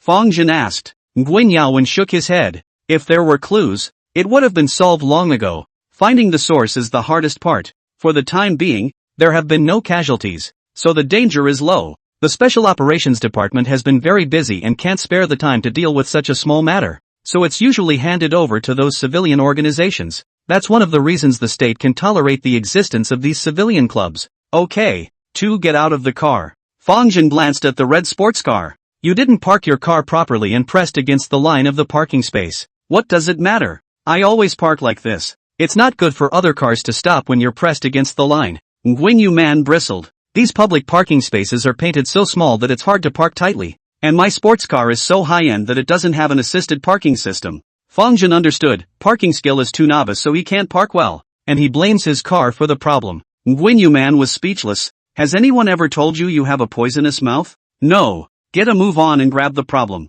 The question has come up. Where? See for yourself. Fang Zhen pointed at the red convertible sports car. Nguyen Yaowen looked down and exclaimed. Who the hell stole my tires? Stealing tires in broad daylight. Too arrogant. I'm going to check the surveillance. The front 2 tires of the sports car, which is pulling a lot of attention at the moment, have gone missing. So much so that the front bumper of the car hit the ground hard. The expensive sports car is already smoking. Don't check. Surely we can't find out. We just got off the bus and didn't leave at all. How can it be a thief? It's obvious that it's already been affected by the rule incident. Fang Zhen said. Ruan Yaowen immediately reacted. The hospital theft incident. You mean I violated the rules? But there's no such rule in the hospital, right? Not in hospitals, but parking properly is a rule that all drivers should follow. And just because no one is penalized doesn't mean it's okay to not follow it. You talk so seriously like a college student who hasn't experienced society and insists on truth and beauty. Why do I always feel scolded? Fang Zhen grunted coldly. The first of the 3 major guidelines for dealing with rule-based events is to follow the rules. You'd better stick to the truth and goodness, or sooner or later you'll have bad luck for violating the rules. Chapter 50, Crying in the Hospital. Nguyen Yaowen stared at Fang Zhen in a daze, a few moments lost in thought. Hasn't this kid just awakened not long ago? How to look more professional than you are. The 3 guidelines in the circle is naturally widely circulated, just as common sense-like things, usually not much on the heart. To solve the rules of the event in most cases, is still based on experience and improvisation. This is because a wealth of experience tends to solve most difficult problems. And Fonstown is a newcomer. Again, he heard Chu Xiaoyuan mention the 3 great guidelines several times, so he looks at this very seriously. Go, Fang Zhen said. Ruan Yaowen followed behind him, muttering in a small voice. Stinking what? Don't look at your ability level is quite high. You can reach B rank, but the prerequisite for the ability to take effect is contact. Right up against me. You don't have the slightest chance. I'll casually kill you in seconds. That's not a bad thing to say. Requiring contact to be effective. Abilities with this prerequisite tend to be very powerful, but also extremely limited. And with his ability to create transparent defense walls, Fang Zhen couldn't even get close to him. But now the handle is in the hands of the other side. Nguyen Yaowen could only honestly bow his head and concede. The 2 walked into the hospital. This was the city hospital, and even though it was a weekday, there was still a lot of foot traffic, especially the highest number of middle-aged and elderly people, most of whom wore masks and few smiles. Let's find a way to look for clues first, Fang Zhen said. Nguyen Yaowen had arrived at the counseling desk by now, flashing what he thought was his most charming smile. Hi, White Angel. What's the matter? The staff at the information desk. Look, no fluctuations. A full day's work to face all kinds of people of all shapes and sizes. The heart is cold like a fish that has been killed for 10 years in RTD. I'd like to ask if there have been any deaths at the hospital lately. The staff looked at him like he was a little cutie. Looked at Nguyen Yaowen like, are you here to pick a fight? Hey, why do you have such a bad attitude as a person? Believe it or not, I'll file a complaint against you. Then do you believe I'll get security to kick you out? You. Ruan Yaowen was about to get angry when he was pushed away by Fang Zhen, who smiled and said, Sorry, he's not in his right mind. We're here to see psychiatry. Psychiatry. 8th floor. Don't let psychopaths run around. Got it. Fang Zhen pulled Nguyen Yaowen to the corner of the hospital. You're crazy. What's wrong with me? The birth of a source is often associated with the dead. Ask about that and you might get a clue. That's true. But this is a hospital. And a big one in the center of the city. How many people must die in hospitals every day? How do you expect anyone to answer you when you ask that? Nguyen Yaowen froze. Oh, yeah. No wonder that staff member's face stinks. Hiss. Wouldn't that be a complete failure to find clues? Ruan Yaowen frowned. Fang Zhen said, right. It's completely impossible to have a clue. What were you thinking? Actually taking on a hospital mission. Although the danger isn't high, the difficulty of solving it simply breaks through the sky. Ruan Yaowen slapped his head. No wonder no one has grabbed this mission from me. So there is such a trap. I'm so convinced. Piggybacker. Nguyen Yaowen shut up honestly and didn't dare to retort. It is true that this matter is a matter of his bad work. Now you quickly use your resourceful contacts to find out exactly when the mass loss of things started, so that you can at least rule out some of the wrong answers. Fang Zhen didn't have the good sense to say, got it. Nguyen Yaowen sheepishly went aside to log into the Skynet forums and began to think of ways to find information. Fang Zhen, on the other hand, wandered around the hospital in boredom. Hospitals can be full of human beings. It's a place to see humanity at its most vulnerable. In the hallway, one family member looked as if they hadn't slept in days, especially the entrance to the ICU.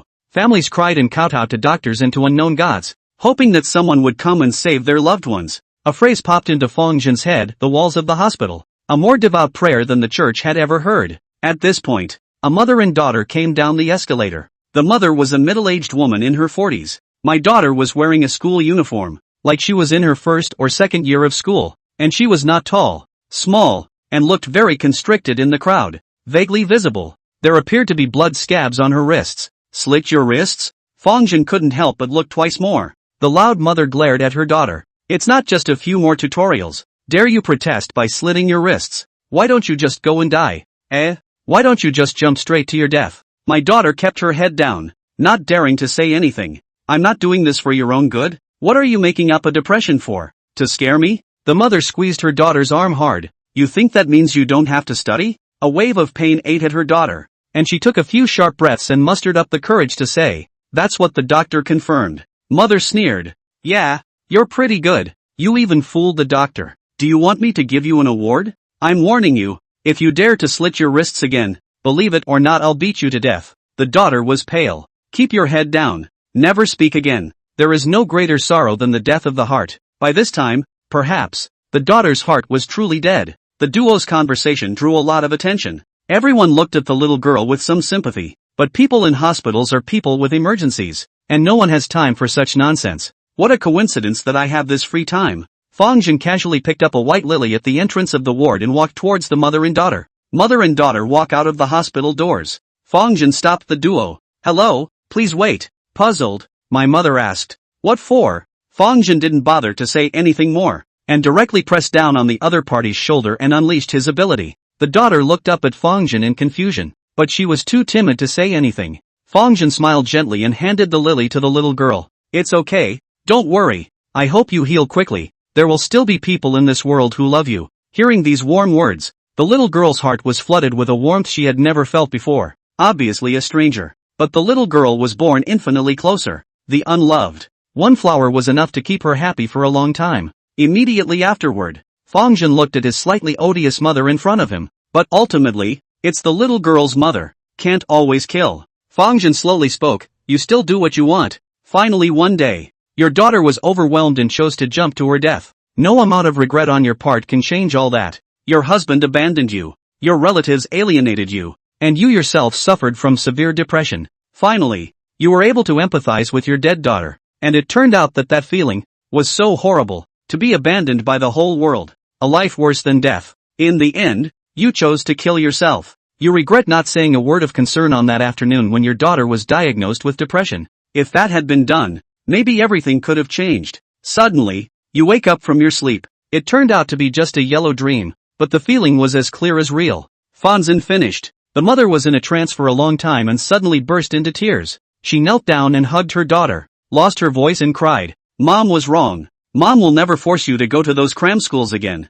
In the future, you want to read novels, want to listen to music, want to do what you want. Qian, you do not leave Mom." My daughter was a little overwhelmed by the sudden hug. She was bewildered, but that blood family connection made her subconsciously embrace her mom, and that thick cloud in her heart seemed to dissipate a lot. The girl named Qian looked around, trying to find the figure of the big brother who had sent flowers to her, but the hospital was crowded. How can you not find it? Chapter 51 Flowers for the Patient. One more person. Fang Zhen watched the mother and daughter leave. That way, that mother shouldn't be so hard on her daughter. He believed that mothers loved their daughters. It's just that everyone loves in a different way. Some people don't know how to love their children, and becoming a parent doesn't require any courses, much less a test, which is why so many tragedies occur. This girl might not become anything very powerful or shiny in the future, but she definitely won't fly down from a tall building. Fang Zhen laughed to himself. So many patients in the hospital. Fang Zhen is not capable of curing them, but when it comes to what you can do, you still think you should do something. At this time, Nguyen Yawen came with his head hanging down. "I can't find any clues. The hospital loses things very frequently, and the large-scale loss of items can be said to have existed almost since the beginning of the hospital's construction, especially the doctor's pens. They are lost almost every day. It is impossible to determine from which period of time the rule incident started." "It's fine. I've already found a clue." Fang Zhen smiled and said. Nguyen Yawen was surprised. "Where's the clue?" "Don't worry about that. Let's go. Go to the 8th floor psychiatry." "You're not really going to send me to psychiatry, are you?" "Don't be ridiculous. I'm not really sick." "Who cares if you're not sick? If I'm right, the source may be in psychiatry." "Why?" Nguyen Yawen wants to get to the bottom of this. But Fang Zhen was already on the elevator. He couldn't think any further and hurriedly followed Fang Zhen. When Fang Zhen modifies the memories of others, the other person's recent memories would also surface in his mind in a smooth manner. Certainly not very informative. Otherwise stuffed with large memories of strangers. I'm afraid my brain would burst. So at that time he saw something strange in that mother's brain. The mother and daughter, who were in the hospital for 10 days, treating slit wrist injuries and depression. That mother, every day, would see a girl dressed in white visiting her daughter, but every time the mother appeared, she disappeared. The man, not the nurse, not the doctor. The strangest thing is, things that clearly seem odd. It's amazing that this mother subconsciously forgot. Clearly present, but it was ignored. Go see if your car tires are back yet, Fang Zhen said to Nguyen Yaowen. Nguyen Yaowen looked perplexed. This can still come back. Just go and see. Why didn't you say so? I've been up to the 8th floor with you. Then I'll trouble you to go down again. Nguyen Yaowen had no choice but to take the elevator and go back to the 1st floor again. Fang Zhen was on the 8th floor and soon received a call from Nguyen Yaowen. His calling card was brand new, legal and allowed him to make normal calls. Brother, my car tires are still not there, Nguyen Yaowen said. Fang Zhen then said, take a closer look. Looked. No. I'll let you take a closer look. No really. Look twice. Even if I pick my eyes out to see. No means no. I'm not blind. Can't I tell if there's one? Nguyen Yaowen was patient, forcing his anger not to curse. Fang Zhen, however, still insisted. I need you to double check. Touch it with your hands and kick it with your feet before giving me a final answer. Even if I give it a kiss with my mouth, what should not exist is not there. You can still change it. The sound of Nguyen Yaowen kicking something in annoyance came from the other end of the line. Bang bang. Somewhat dull. Suddenly, Nguyen Yaowen marveled. How is that possible? How's it going? I see my tires. Apparently those 2 kicks were just on the tires. Fang Zhen smiled and said, that's right. Your tire has actually never been lost. It's just that there's a special force that makes us ignore your tire. It's always been there. Special power? Nguyen Yaowen's tone was serious. So the power for this rule event has been determined? You could say that. So you have a clue? Yes. Fang Zhen hung up the phone. At first he wasn't sure. But it's okay now. The source of this incident has the power to make people ignore something. It manifests itself in a form that makes people feel like they've lost something. In fact, things aren't really missing. But that should only be phase 1. Once the rules start to fall apart, that ability might just make a huge difference. Gotta fix it before it's too late. Fang Zhen began to wander around the psychiatric inpatient department. Many patients were waiting outside the department to be seen. The whole department had a sense of dead silence. Even if someone spoke, it was breathless. He came to the information desk. Hello, I'm looking for a girl, dressed in a white hospital gown with her hair down, who regularly visits other mentally ill patients. The nurse at the information desk was slightly perplexed. There is no such person. Yeah? Fang Zhen thought about it and secretly said that he was an idiot. Since the source has the ability to be ignored, it's natural for others to ignore themselves as well. Her presence today is almost like that of a ghost. No one can see her. Then how can I find her? Maybe I've already seen her but ignored her. Fang Zhen felt a little tricky. No wonder there's been a delay in getting things resolved at the hospital. After thinking about it for a while, he called Nguyen Yaowen. Order some flowers for me. Just the ones you need for visiting patients. The more the better. I need to do an experiment. Soon, Nguyen Yaowen delivered the flowers. A whole truckload. It drew gasps of surprise from the hospital's patients. Mommy look, there are so many flowers, a child exclaimed. The truckload of flowers, carnations, lilies, cornflowers, sunflowers, violets, all kinds of categories, all perfect for visiting the sick. Beautiful flowers, very pretty. Fang Zhen casually gave some of the flowers to the astonished children around him, who were smiling and very happy. Fang Zhen then entered the psychiatric ward with a large bouquet of flowers. The rich colors seemed to add a lot of life to the bleak psychiatric ward. Many of the patients' gazes couldn't help but look at Fang Zhen. Who wants to spend a free gift? Fang Zhen smiled. Many children couldn't resist coming forward to receive the flowers. With a smile on his face, Fang Zhen delivered flowers one by one. And the children who got the flowers were very happy, surrounding the pile of flowers and happily shouting in unison. Thank you, brother. Of course, psychiatric patients are naturally not just children. Most are still adults and seniors. Although they didn't come forward to receive the flowers, you could see a few moments of anticipation flashing in their eyes. Most of the patients who would suffer from mental illness, except for the natural kind, are lacking family care, sick and depressed or something like that. And if someone sends them flowers, they would naturally be very open as well. Naturally, Fang Zhen would not favor one over the other. And he entered the ward with a bouquet of flowers and gave them to one of the mental patients. He could visibly feel some light being born in the eyes of these patients. It's a really good feeling. Even the doctors and nurses at the hospital looked at Fang Zhen with eyes full of praise. Almost every ward received flowers. Fang Zhen then opened his cell phone. The memo notes the number of flowers sent and the number of patients he visited. 720 deliveries of flowers. The number I have noted down is 719. An extra copy was given out. Fang Zhen exhaled lightly. That's right. The source is in the psychiatric ward. Chapter 52, Money Spreading Tactics. Fang Zhen dialed Nguyen Yaowen's number again. Brother, what is it? Nguyen Yaowen asked. Fang Zhen nodded. I found it. It's in the psychiatric ward. But the power of the source causes me to subconsciously ignore her. So I can't find it no matter how much I look for it, even if I do see it. What then?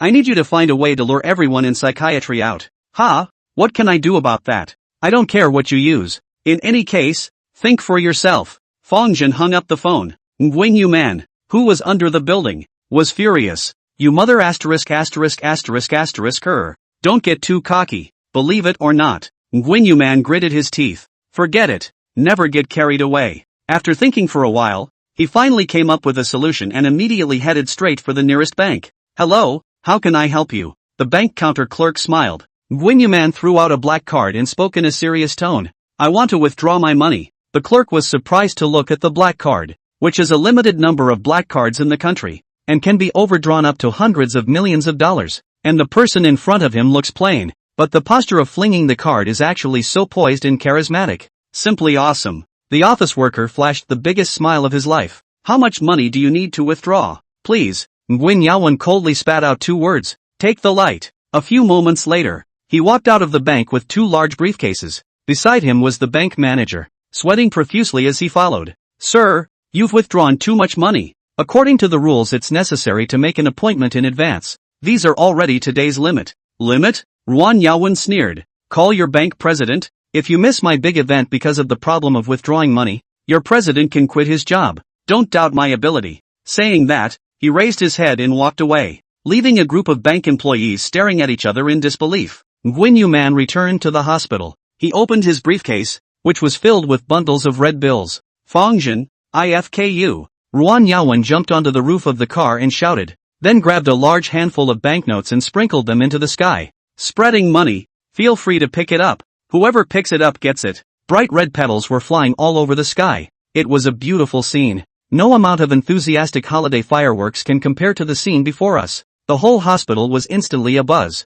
Amazing cheers erupted from one building. Countless people poured in from the building, outside the hospital, frantically scrambling for the red bills. That scene. It's almost better than Busan. There was even a stampede at one point, and there was a lot of wailing. And as for where the security guards who were keeping order went, they were picking up money and were not available. Nguyen Yaowen confidently dialed the phone after spreading the money. Hey brother, how's it going? Fang Zhen had a black line. I'm on the 8th floor here, and the stairs are all blocked, so I can't get down at all. And you actually expect a bunch of depressions, personality disorders, and autism to rob the money? How dare you? Failed? Crap. Nguyen Yaowen's face hardened. Then what's the millions I've spread? Count your grievances. Fang Zhen said. Why do I seem to hear the sound of an alarm? Crap. Coming to get me. Outside the hospital. Drone. A police car had already arrived at the hospital gates after receiving the news. It's just that traffic is paralyzed at the moment and you can't drive in. Several police uncles quickly entered the hospital and issued a warning to Nguyen Yaowen, who was standing on the roof of the car. That person on the roof of the car. You are suspected of disrupting the public order and causing a stampede. You are now detained in accordance with the law. Holy. Nguyen Yaowen immediately jumped out of the car and disappeared into the crowd. It's not that I'm afraid. It's just trouble. Resistance would lead to greater arrest. Naturally, but so would actually being taken. The police tried to give chase, but the crowd stopped them. Don't arrest him. He's just a nice guy. It's all our own fault. So many bad guys you don't arrest. But you come to arrest a great guy who spreads money. You are suppressing the good morals of the society and standing against the people. Don't grab that big brother. You're all bad people. Elderly people, adults, and children alike are all firmly choosing to protect the people's heroes at this moment. Hiding in the crowd. Nguyen Yaowen's heart warmed. You put the masses at ease. It's the masses that will take you to heart. Great men do not deceive me. But the most important question remains unanswered. How to fix the ward thing. Nguyen Yaowen thought for a long time,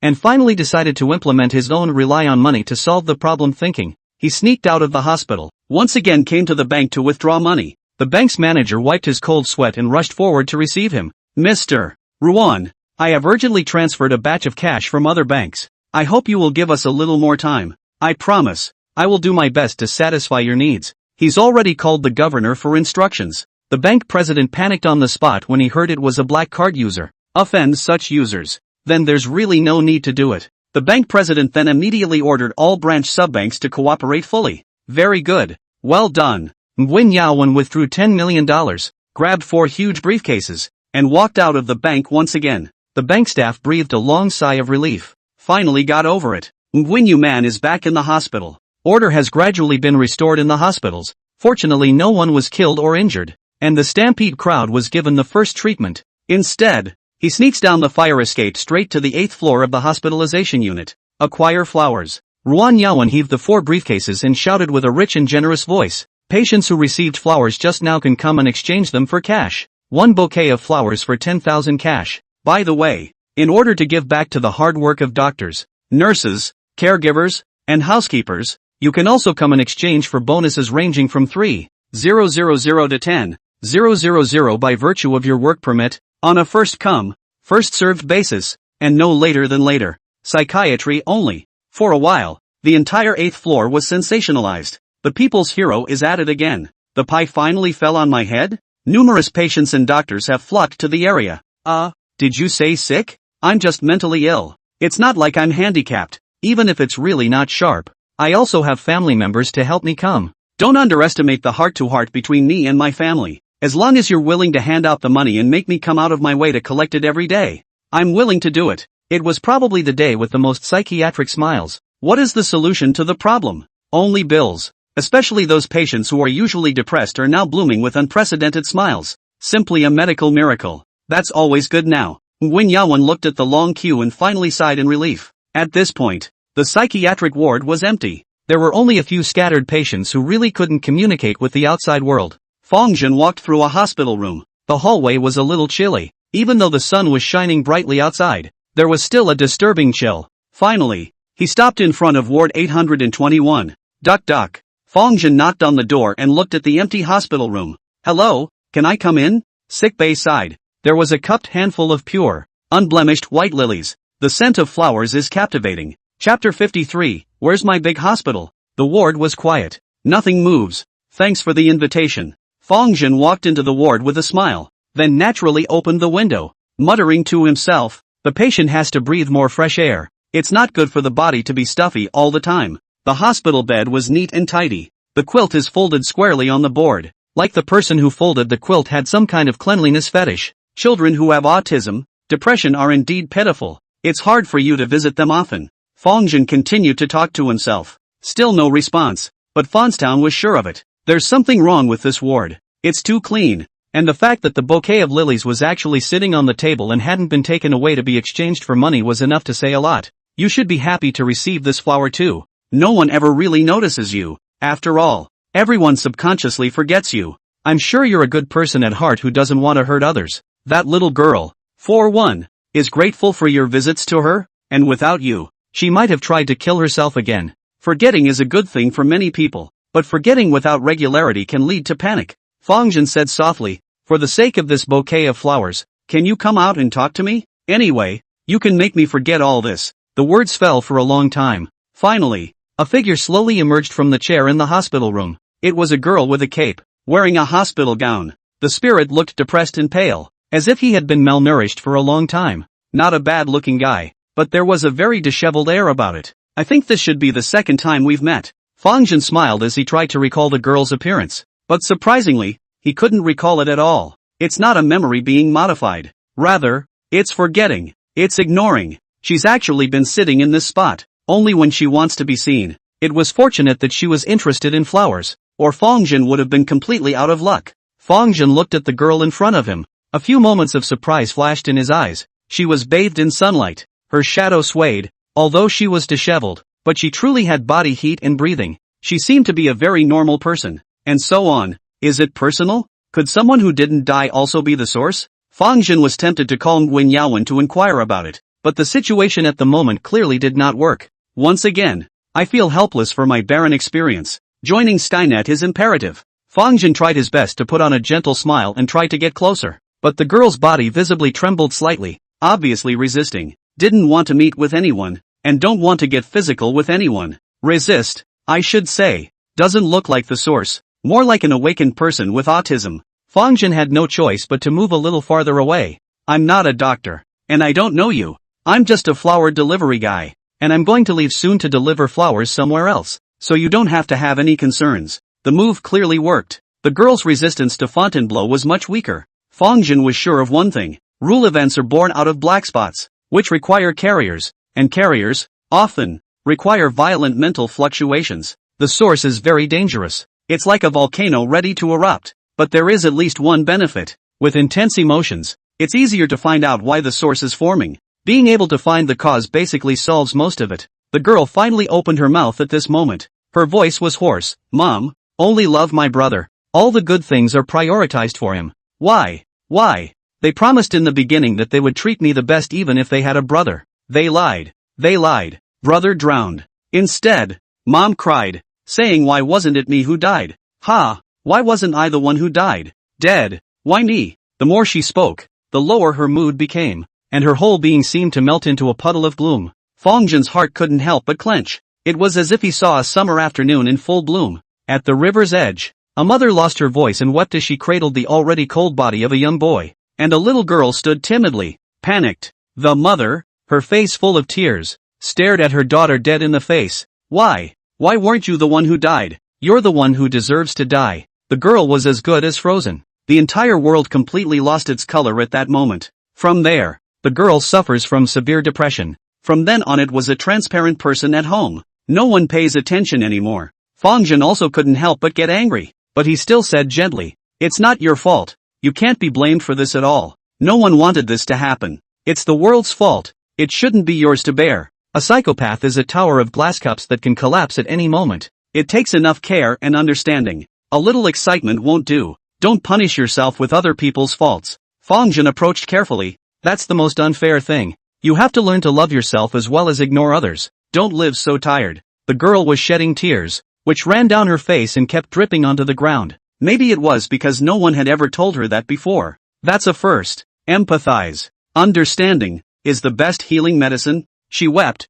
Yes, it's the world's fault, and I'm not wrong at all. Fang Zhen's mind was relieved. Looks like it's resolved. The knot should have been untied, but this should have some special variations to it. It is as if he had forcibly modified the memory of the broken arm, and the obsession of the broken arm had been lifted and thus dissipated, thus ending the rule event. But now, nothing has changed. Is there some knot in your heart that you haven't gotten out of yet? Nope. There are questions. Fang Zhen sensed a few things were wrong. If she was truly ignored by her family and has been left alone by her parents ever since, why would she be brought to the hospital? Is it possible for a daughter who was hated by her parents to be brought to the hospital for treatment? Why don't we get up and bask in the sun? Fang Zhen pretended to say carelessly. The girl suddenly became agitated. You're leaving. You're leaving too. All of you go. All of you get out. I can live well alone. Go. Get out. I don't need you. I don't need you. She let out a shrill yelp. The whole face twisted up, like a black hole. It absorbed all the surrounding light.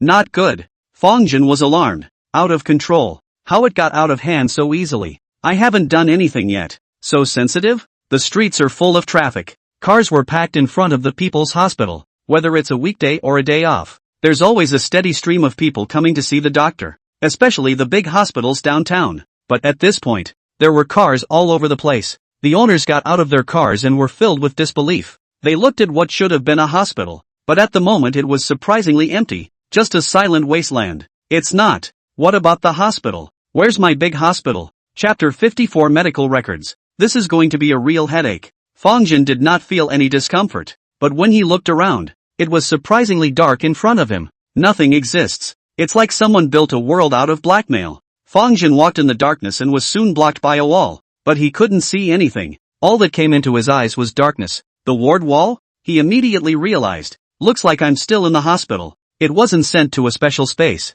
Himself still in place. You just can't see it. The power of the source is really powerful, making me ignore everything in front of me. It's no different from turning me blind. Fang Zhen exhaled a mouthful of turbid air. At this time, if someone were to give themselves a stab in the dark, I'm afraid it's completely unresponsive. Fang Zhen reaches around and feels around for movement, though this is very restrictive and he trips from time to time. Sudden blindness can tie you up even in a familiar place. let alone such an unfamiliar environment. Most importantly, there is also a suspected out-of-control source of rules around. The first stage of the rule event. It should be very stable. Now the situation seems to be beyond that. Out of control? Completely out of control. That's the third stage. Fang Zhen's brows furrowed, though he hadn't experienced a true stage 3 event. But definitely don't dare to take it lightly. Fang Zhen kept touching the wall to move forward, planning to leave the ward. But he soon realized a problem. Can't find the door, making me ignore the door, thus creating a secret room? Fang Zhen stabilized his mind and tried to say in a kind tone, "Little sister, I think you've misunderstood. I'm not trying to leave. If you want me to stay then I won't leave. Let's be friends, okay?" Darkness. A shivering figure emerged. It's just that it's no longer clearly humanoid in appearance, twisting and pulling into, like long shadows trailing under a streetlight. They all blame me. It's all my fault. Whoa. The cries dripped like the unclosed faucet of a lavatory, slamming into the heart creating infinite ripples. Fang Zhen said, "They all blame me. It's their fault. It has nothing to do with you. You don't need to blame yourself." Yeah, it's them who are wrong. It's clearly them who are wrong. The woman's voice gradually weakened, but in the next moment, it was filled with hatred and madness that suddenly rang out. "Then you kill them, kill everyone who made a mistake." Fang Zhen's heart shook. This source is really off. It's been on the verge of getting out of control. You should have no problem operating on your own. What exactly is the reason? Tinker. The cell phone rang. It's Nguyen Ngoc Van. Fang Zhen picked up the phone, and there was a cacophony of terrified cries coming from the other end of the line in a chaotic manner. "Brother, what's going on?" Nguyen Yawan asked impatiently. "Hasn't it been resolved yet? What's the situation on your end?" "Everyone is plunged into darkness. It's very chaotic. The situation is very serious now. There are even people who have already panicked and fallen from the upper floors. Why do I feel like the rules are out of control? It shouldn't have jumped to the third stage." "Right. If it's not possible, let's withdraw. Once the deaths and injuries start to get serious, the state will definitely send people to take care of it." "You're okay?" "My ability to defend against not only physical attacks, but also rules to a certain extent. But if the rules continue to crumble, it's not going to be easy to tell. You're going to have to hurry." Fang Zhen was naturally anxious. But here's the thing. He didn't know what the problem was. It would be nice to have the information. "Wait a minute. Are you free to move now?" Fang Zhen asked. "Sure. I can't answer the phone right now because I'm in Ward 821 and I need to spend some time with an innocent girl. So please don't bother us next." A rustling followed. The cell phone seemed to be tucked back into his pocket. Only it didn't hang. Can still hear Fang Zhen's voice. Nguyen Yuman couldn't help but bellyache. "What time is it?" "Still chatting with girls. Spermatic is it? When it's over, I'll send you to the best nightclubs. Play as much as you want. Play until your kidneys are weak. Don't drop the chain for me now." But Nguyen Yuman quickly sensed something was wrong. "If so, why don't you hang up?" Not much contact though. But Fang Zhen didn't quite look like someone who would put business aside and prioritize picking up girls. Ward 821. Innocent girl. Do not disturb? Nguyen Yuman stared at his cell phone. He held his breath and listened carefully to the voice coming from his cell phone. "Brother drowned. Depression. Mom." Nguyen Yawan extracted a few keywords. He certainly wasn't stupid and immediately understood the situation at the moment. It was actually communicating with the source that was about to get out of control. Abuses. He immediately grabbed a doctor who was almost frantic. "Tell me where the file room is. I need to check patient information." The doctor, who couldn't see a single person in the darkness but was being lifted up by a strong tug on his collar, was completely numb. "At the end of the hallway on the second floor," the doctor replied shakily. Nguyen Yuman dropped the doctor and headed straight for the second floor. Transparent barrier walls surfaced on either side of him, forcing everyone away, and even more so, isolating some of the darkness. As he said, his ability to isolate some rule powers. At this time, Fang Zhen was in a dark ward. He was trying to stabilize the other man. "Yes, you're right. Everyone is wrong. They all deserve to die. But dead people don't solve all problems. We have to be easy on ourselves. Don't get stuck in the past and can't get out of it. Maybe when you make the effort to walk into the hospital, you'll realize that it's really not even worth holding on to and that you deserve a better life." But Fang Zhen wore out his welcome. It doesn't seem to change much. The already distorted figure grew more and more shadowy, like it was trapped in darkness. "I won't listen. You all lie to me. You only lie to me. You lie to me about medication. You lie to me about injections. It's all a lie. No one is true to me at all." The woman cried bitterly. In the darkness, petals of torn white lilies spilled out, poignant and icy, then dragged into the darkness. Gone. Fang Zhen's head was spinning. "Big sister, what the hell do you want?" Buzzing. At that moment, The cell phone vibrated. Come on, text me. Nguyen Man sent a long message. Fang Zhen pulled out his cell phone and took a quick look at it. Soon, his face became incredibly ugly. Infinite anger was even born in his eyes. Original. That's what got you hospitalized. Nguyen Ngoc Van sent a message from a sick person. Patient's name, Fu Si Lu. Sex, female. Age, 16. Medical history, moping and hallucinating that her parents don't love her anymore because they had a second child. In an afternoon, threw her younger brother into a ditch and drowned him, and ate ice cream while laughing and joking with her girlfriends. Has a record of multiple small animal abuse, tried to poison his parents several times during conservative treatment at home, and was finally sent to the hospital for treatment, where a psychiatric hospital was contacted for immediate transfer. Diagnosed, anxiety, mania, obsessive-compulsive disorder, and some degree of antisocial personality. Recommendation, closed treatment. Chapter 55, You're Not a Real Ghost. Special Operations Division. Han City. Did you find it? A sweet and cute-looking little loli, eating a lollipop, stared solemnly at the group of well-equipped and strong military action troops in front of her. The scene was a little odd, but no one dared to raise any objections, because this is one of the 5 captains of the Han City Division, the which Chu Xiaoyuan. Not only is the authority large enough to have the authority to command an army in battle at the moment of necessity, and incredibly powerful in its own right. Regarding the awakened, the ordinary people didn't know about it for fear of causing panic, but the military had known about these things for a long time. And the vast majority of cities already had troops stationed there to take care of the security in special circumstances. The person from the military's action force shook his head helplessly.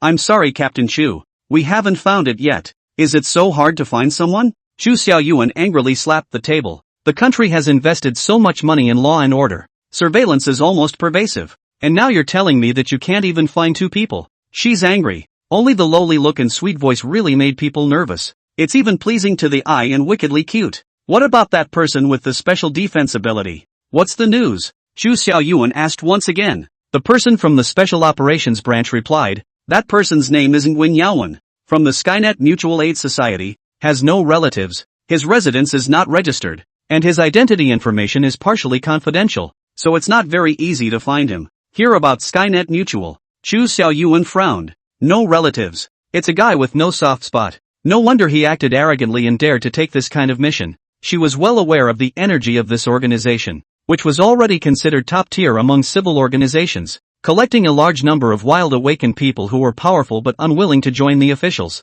Most importantly, if it was the Skynet Mutual Aid Association, even if they found this person called Nguyen Man, they would not be able to uncover the real instigator behind it. At this point, Bai Ming appeared, still wearing a trench coat and smoking a cigar. Captain, there is a special situation, Bai Ming said. There was an unusual accident at the People's Hospital. The hospital disappeared into thin air and over 10,000 people went missing. The original rule event existed. The event level is D. In the first stage, the hospital situation is complicated. It's difficult to find the source, plus the danger level is low, so it wasn't prioritized. But now that the People's Hospital is suspected to be in stage 3, the rules are confusing, logic and regularity are lost, and it is temporarily listed as a priority 1 incident. Chu Xiaoyuan was surprised. Jumping directly from the first stage to the third stage? Exactly. What's the reason? It is impossible to determine for the time being, based on the available intelligence. It is possible that the awakened from the civil organization stepped in to deal with it,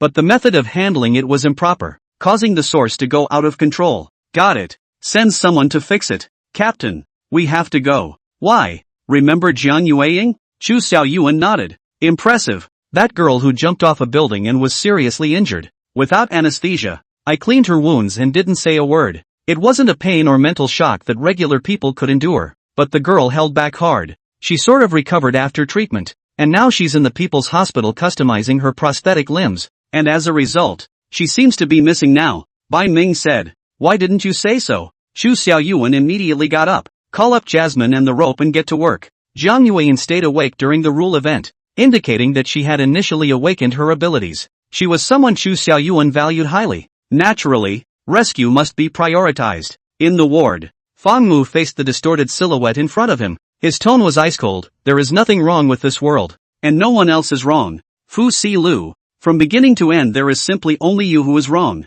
This is a serious psychopath, and has a sociopathic personality. It deserves to be transferred to a psychiatric hospital at the first opportunity. But since she remains here for the simple reason that it happens to be at that point in time that she becomes the source. Sure enough, a normal person cannot be the source, so it makes sense that it would get out of hand. Rather, it had little to do with Fang Mu. Anyone else who comes along and attempts to fix the rules event will catalyze the source to get out of control. You're full of. The twisted black shadow hissed shrilly. Fang Mu angrily stepped on the ground, and the bizarre flames quietly hid into the ground. What am I babbling about? You drowned your own brother and have no regrets or guilt. You even tried to poison your parents. No wonder how to untie the knot didn't work, because that's not where her heart is at all. Even if her brother had been killed by her own hand. But she continues to be jealous of the love her brother receives and believes that her mother doesn't love her because of him. It's a lunatic. With crazy people, there is no reasoning, an insoluble dead end. It can only be eliminated at the physical level. They should have loved me all along. Why did they share my love with others? They made me this way. What's wrong with me killing them? They all deserve to die in the first place. The twisted black figure screamed in anger, practically bursting through her eardrums. You're hopeless. Fang Mu catalyzed his ability. The bizarre flames had long been poised and swept away like waves, instantly filling the entire ward. A wail of pain was evident in the darkness. The other side is in the ward. Such a ranged attack would naturally not fall short. Along with the weird flames burning onto the other party, Fang Mu could not see anything, but he sensed the other party's exact location. Twisted shadows struggled on. You're going to kill me too. All of you are out to get me. Why? The twisted figure screamed again. What a crazy woman. Fang Mu felt dizzy. His heart was beating crazily. His chest was stuffy, suffocating, his feet lost strength, and his eyes were bursting with blackness. The power of the rules is interfering with me. It's trying to make me forget my existence. Fang Mu didn't expect this power to be used in such a way. He didn't hesitate to unleash his ability on himself. Modify the memory. Remember my own existence. After the ability was unleashed, Fang Mu felt all the discomfort and quickly dissipated. Sure enough, to deal with the rules, you still have to use them. Luckily, one's ability to fight against it. While this ability is elusive, the true damaging effects are actually not strong enough to keep anyone from dying for long periods of time, and it can only be rated as a D-rated event. That's kind of good news. I'm going to kill you. The twisted black shadow suddenly appeared in front of Fang Mu and deadlocked Fang Mu's neck, accompanied by a piercing scream. Catch people off guard. Fang Mu throws a nonchalant leg kick. A twisted figure lay hunched on the ground, trembling in pain. You say you, not really a ghost. How dare you just go head on? Fang Mu shook his head. With your malnourished, skinny little girl, I'll directly transform into Ip Man and fight 10. Chapter 56, The Source That Runs. Fontaine has experienced 2 complete rules events. This is the 3rd time. The first 2 times,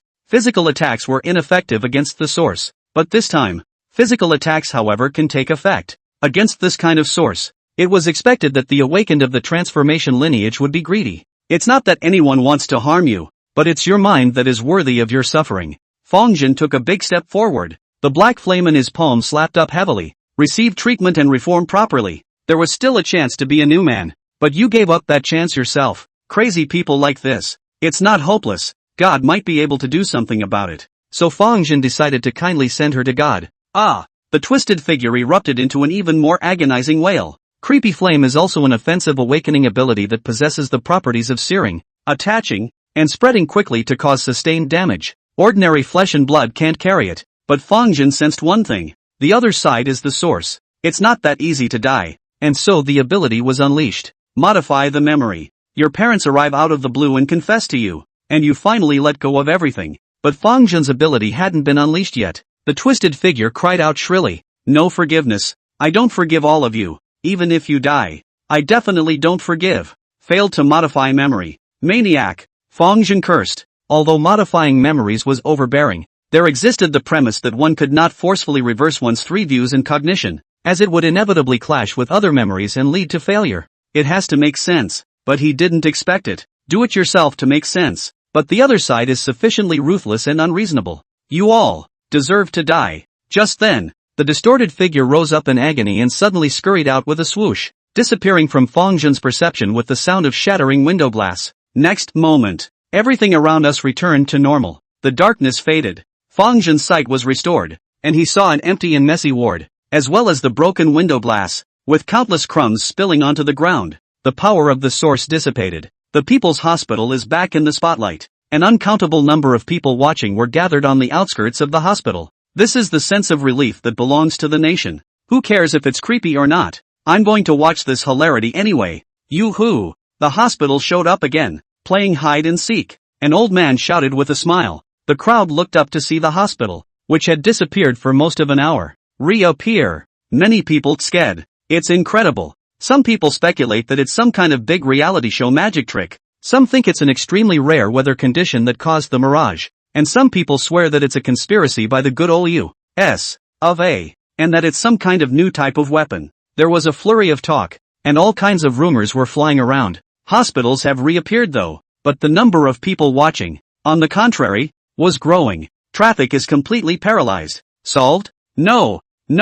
She escaped. Fang Zhen was surprised and immediately came to the mouth of the broken window to look out. There was nothing on the ground except for some glass shards. Fang Zhen felt bad. The source actually managed to escape? It shouldn't. He immediately pulled out his cell phone. And the call remained open as Nguyen Yuman's voice came from the other end of the line. Brother, awesome. The hospital appeared. Is the source taken care of? I helped you hand in the mission and found the source so quickly. Strong but it's also thanks to my gold medal assist. Just tell me if I'm resourceful. Ruan Yaowen was smug. Fang Zhen said in a deep voice, it's not settled yet. The source ran away. Brother, stop. How could the source run? But she just ran, broke the window and jumped down the stairs. I've never heard of such a thing, and I've never seen this type of talk on the Skynet forums. And if the source can act at will, it will be thousands of times harder to solve rule events. Fighting the rules is just a means of protecting yourself. You can't solve rule events by confrontation alone. There's no end to it. The only way to fix a rules event,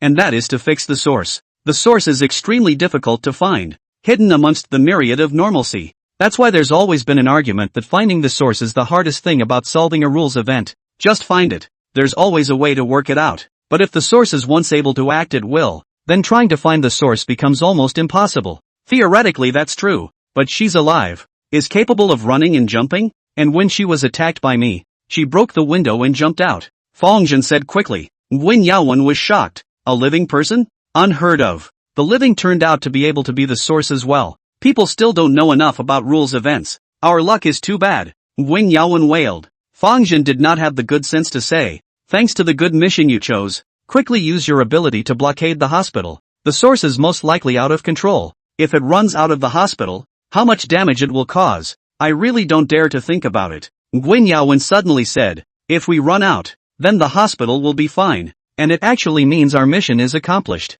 Brother, what do you think? We're actually here to finish the mission. Fang Zhen was silent for a while. If the Mutual Aid Association finds out about this kind of muddling through, what will be the punishment? Nguyen Yuman was dumbfounded. Such things are naturally never allowed. There are serious penalties. Not only will you be forced to withdraw from the club, but if there are serious consequences, maybe the Skynet forum will put up a mission to root out the fakers. Seeing no answer, Fang Zhen hummed, in that case you hurry up and do something honestly for me. Okay. Hanging up the phone, Fang Zhen walked out of the hospital room. Even though the hospital has reappeared, there is still a great deal of panic in the hospital. There were screams everywhere. Noisy chaos. Things are still very much out of whack. Wife, I'm fine. Nothing seems to be wrong. Wait, a middle-aged man took out his cell phone to call home to report safety. Walking hurriedly, but as if he didn't see the guardrail, he fell directly from the 8th floor. Doctor, help! All the ventilators in the emergency room are gone.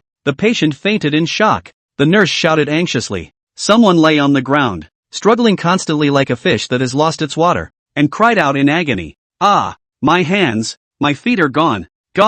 But his hands and feet were clearly well grown. Someone stubbed his toe. Someone hit his head on the wall. Someone pushed his glasses out of habit, forgot to hold chopsticks in his hand, and stabbed his eye and bled all over his hand. Someone forgot to turn off the gas, causing it to leak, and a pungent odor filled the 1st and 2nd floors. There were heart patients and asthmatics who couldn't find their medication, suffocating, struggling uncontrollably, and almost dying. Chaos reigned in the hospital. Fang Zhen looked at the scene. One word springs to mind, Rule Stage 3. Chapter 57, Little Flying Dagger? Completely out of control. Misinterpretation of the rules. The rules of disorder in utter disorder. All kills. These are words that describe the 3rd stage, representing the most terrible unknown catastrophe in human society. Today, if we don't solve it, I'm afraid that the number of people who will die will become very large. Fang Zhen took a deep breath. The source is out of control. It's just getting started. A good number of deaths had already begun to occur. The People's Hospital is huge,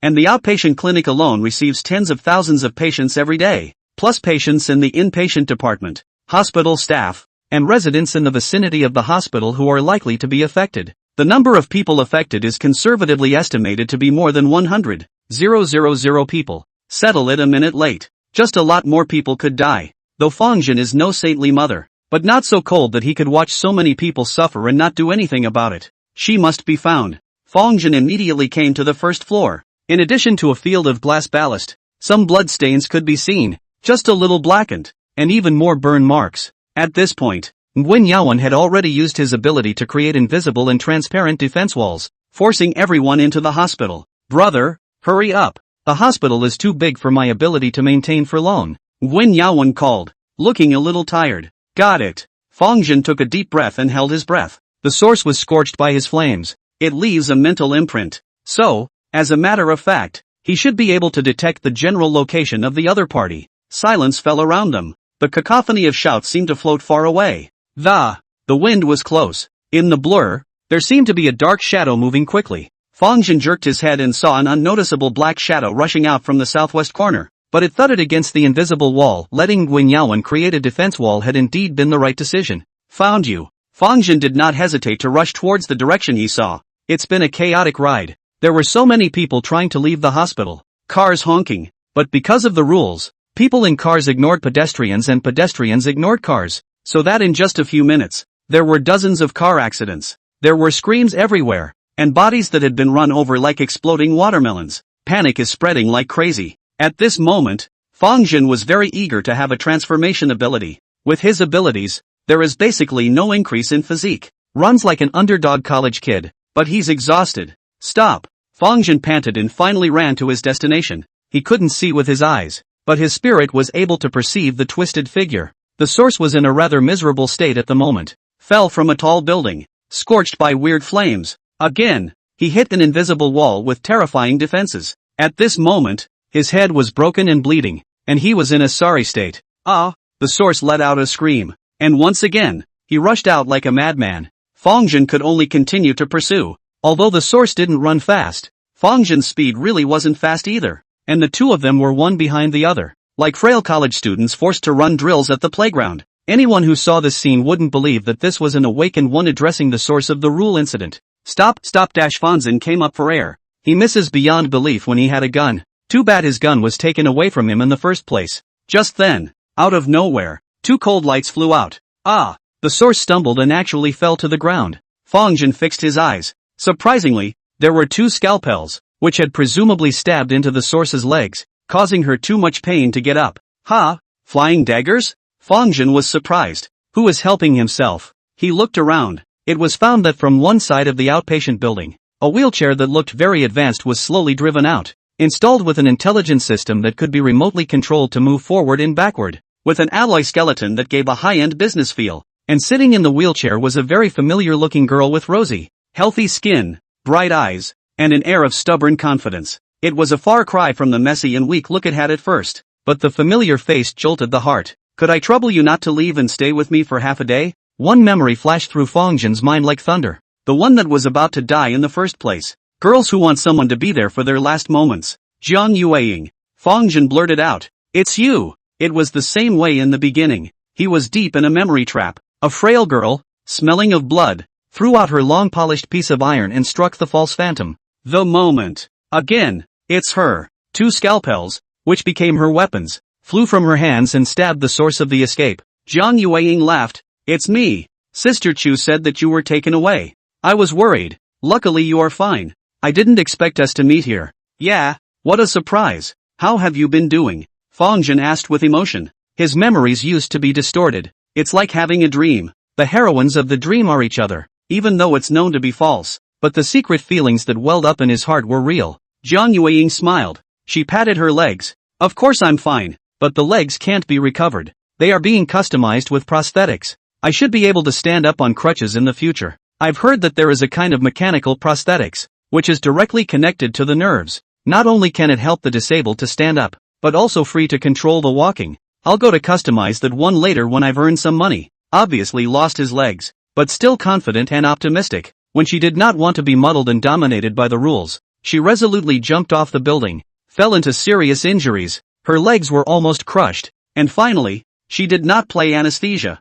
and accepted Chu Xiaoyuan's surgery, and hard to get through it. It's almost like a modern-day version of scraping the bottom of the barrel, a raw and fierce mess. By the way, what is this? Jiang Yueying twisted her head to the side. Fang Zhen was surprised. You can see her? I can't see it. I can just vaguely detect something, and since it's what you're chasing, I guess it's not something normal? Is it a ghost? No, it's the source of the events that led to the rules. Jiang Yueying had also learned a lot of things over the past few days as she was recovering. Naturally, he soon accepted what was in front of him as well. At this point, the source struggled to get up. It seems to be planning to run away again. With a wave of Jiang Yueying's hand, surprisingly, several more cold rays flew out and ruthlessly stabbed into the source's legs. The source screamed miserably and lay down again. Scalpel again. Fang Zhen looked at Jiang Yueying in surprise. Jiang Yueying laughed, sneakily took it while the doctor wasn't paying attention. It's strange to say that they suddenly became so confused that they couldn't find out what they were taking. When did you learn Little Li Flying Dagger? It's really fast and accurate. It's as if I learned it naturally. It feels like my senses have become very sharp, and I've become comfortable using all kinds of props, especially weapons and knives. No matter how I use them, I can't hurt myself. Another scalpel appeared in her palm at some point, like a butterfly fluttering and swirling around your fingertips. There is a gut-wrenching beauty to it. Fang Zhen understood at once. The other party had obviously awakened their abilities. Wait a moment first, I'll take care of the source. Fang Zhen took 3 steps forward and came to the source. The source is flesh and blood, but implicitly it becomes a carrier of rules. It's impossible to kill by conventional means. Even after receiving such a heavy blow, it was still screaming and hissing, showing no signs of dying out at all. Only, no one paid any attention. Rules can only be dealt with by rules? Fang Zhen thought silently. In the next moment, the ability that belonged to him was unleashed. The source disappeared in place. The outside of the hospital has been completely cordoned off. Military vehicles opened up and forced the already paralyzed traffic. Well-trained and well-equipped troops were stationed outside, and the crowds watching were evacuated. Several members of the special operations team gathered in the distance. Captain, do we need to request a moment-breaking telescope? A mature and sensual woman wearing a long dress opened her mouth to inquire. Her name is Molly, 27 years old, member of the Special Operations Department, possesses A-rank ability, Shield, capable of countering most rule powers and nullifying them. Because of his special abilities, he has always been the darling of the headquarters. The branch in Seoul has to submit an application and Jasmine can only go on a mission after the headquarters agrees. Chu Xiaoyuan stood on the roof of a building not far away, looking at the hospital with all the details at his fingertips. No need. There's no need for that thing for now. There is no special power covering the hospital. You can see everything inside. She watched for a moment. Sure enough, the situation is serious, confirming that the rule event has entered the 3rd stage. Get ready.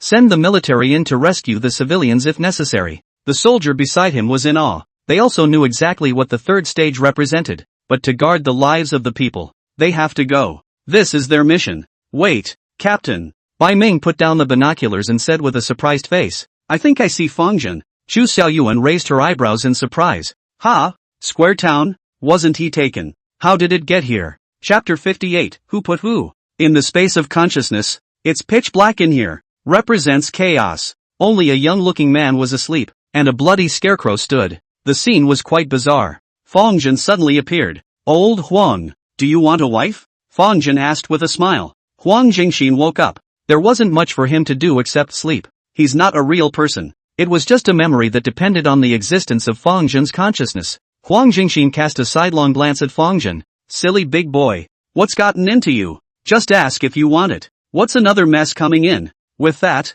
he couldn't help but glance at the scarecrow beside him. That scarecrow is an assemblage of various limbs and broken arms. It's rather stomach-churning and disgusting to watch. Fang Zhen cried out in injustice. This time I am sincere. Afraid that you are too lonely, and specifically looking for a companion for you. As long as you say you're willing, I'll send you someone right away. Huang Jingxin looked at Fang Zhen suspiciously. Are you that kind? Of course, we're half-brothers. I think of you when there's something good. The words just fell. A figure appeared in the space of consciousness. It was a pale girl, in a hospital gown, with a cloak of hair, and a disheveled air of intense misanthropy about her whole being. Huang Jingxin was surprised. What a normal person. He knew what Fang Zhen was capable of, so he wouldn't feel strange about how strange it was to come in. but it would be strange to see such a normal human appear right now. You guys have a good exchange. Fang Zhen left his consciousness space without hesitation.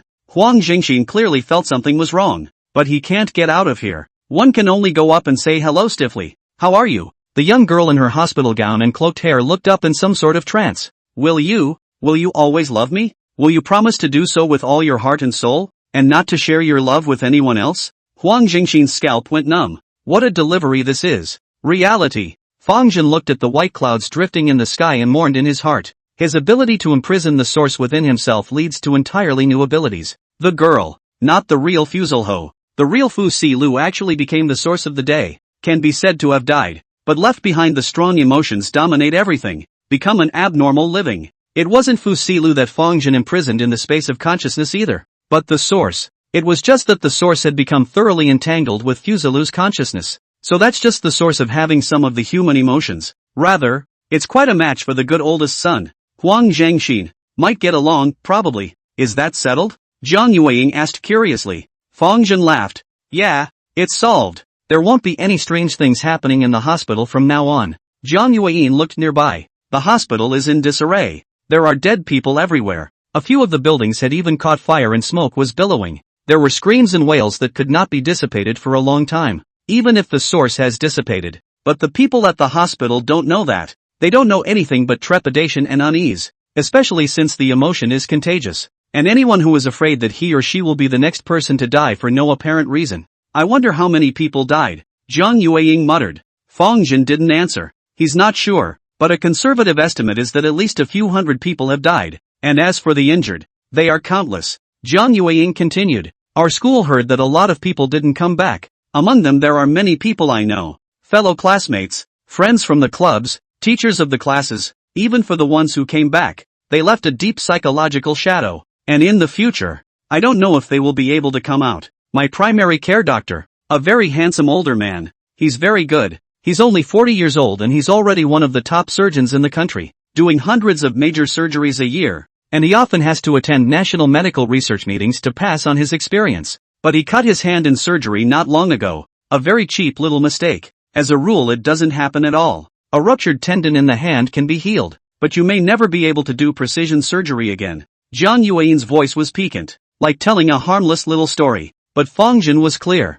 I'm afraid the minor incident in the surgery was caused by the rules incident. I don't know how hard it is to produce such a great doctor. It's just cut off. Truly, it's so sad. Sister Chu said that I'll become an awakened as well, and I want to join the special action squad. Zhang Yueying said calmly. Solving one more rule incident will prevent many human tragedies. Fang Zhen nodded. Pretty good. Can you push me in the sun? I don't know where my caretaker went. Yeah. Fang Zhen pushed the wheelchair, which was intelligent and could easily maneuver forward and backward, toward the hospital's largest lawn. The sun is fine. The wind was nice in late spring too. A young man and woman basked in the sun in the midst of a hospital full of wreckage, out of place in the panic and uneasiness that surrounded them. Ding ding. Fang Zhen's cell phone rang. Looked over and it was Nguyen Man. He hung up dry. Zhang Yueying was curious. Why aren't you answering your phone? Wow. Nothing. Mobile is selling me packages. Want to set me up with a free upgrade package? Delusional. Fang Zhen said in a serious manner.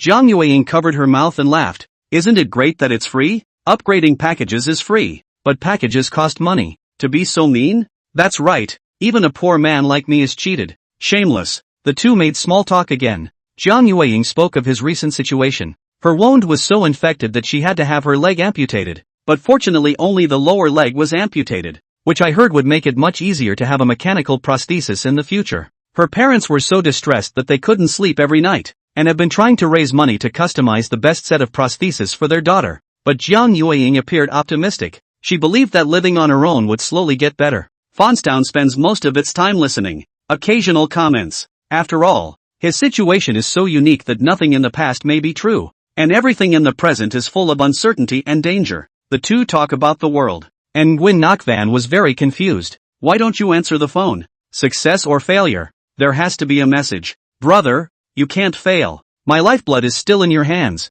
At this moment, he was physically exhausted, and the huge defense wall he had created had to be shut down. There doesn't seem to be any more vicious incidents. Nguyen Man observed and said to himself, it seems to be resolved. At this moment, the army has entered the hospital and started rescuing civilians. The chaos is subsiding. The population has trust in the military. It's time to run away too. Nguyen Man is ready to leave. Turning around, he found a tall figure blocking the way. It was a man with long hair, wearing a trench coat and holding a cigar, somewhat narcissistically ruffling his bangs and gulping down clouds. Boy, can I catch you? Nguyen Yaowen's face changed slightly. Oops. Beast King Bai Ming. How did he get here? I advise you to release Fang Zhen immediately. Otherwise, I will let you know what is worse than death. Bai Ming sneered and clenched his fist, his knuckles making crunching sounds. Nguyen Man was full of questions. Put who? I let him go? Please, just let him leave me alone. Chapter 59. It's always been just me. Nguyen Man is confused.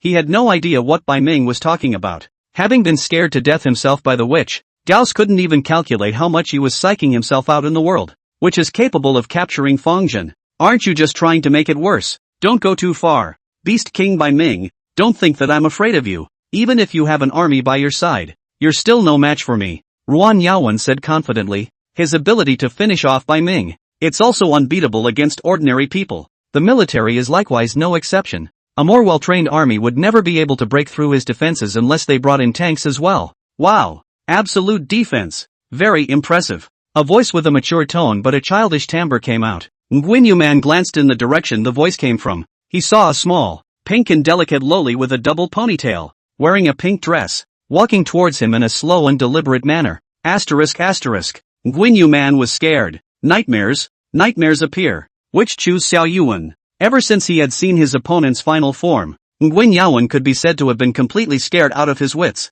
It's so hard to fade away a bit these days, but Chu Xiao Yuan's appearance once again evoked the deepest fears in the depths of his brain. Help! Nguyen Man wailed and twisted his head. There was no hesitation. It was as if half a second more of hesitation was going to be swallowed up by the devil. At the moment, he hated to have 2 extra legs so that he could escape faster. Even if you go to face an S-class event alone, he didn't even want to see Chu Xiao Yuan's face anymore. It was too damn scary. Bai Ming bristled. Goon. Chu Xiao Yuan didn't make much of a move, just lightly shouted. Rope. Work.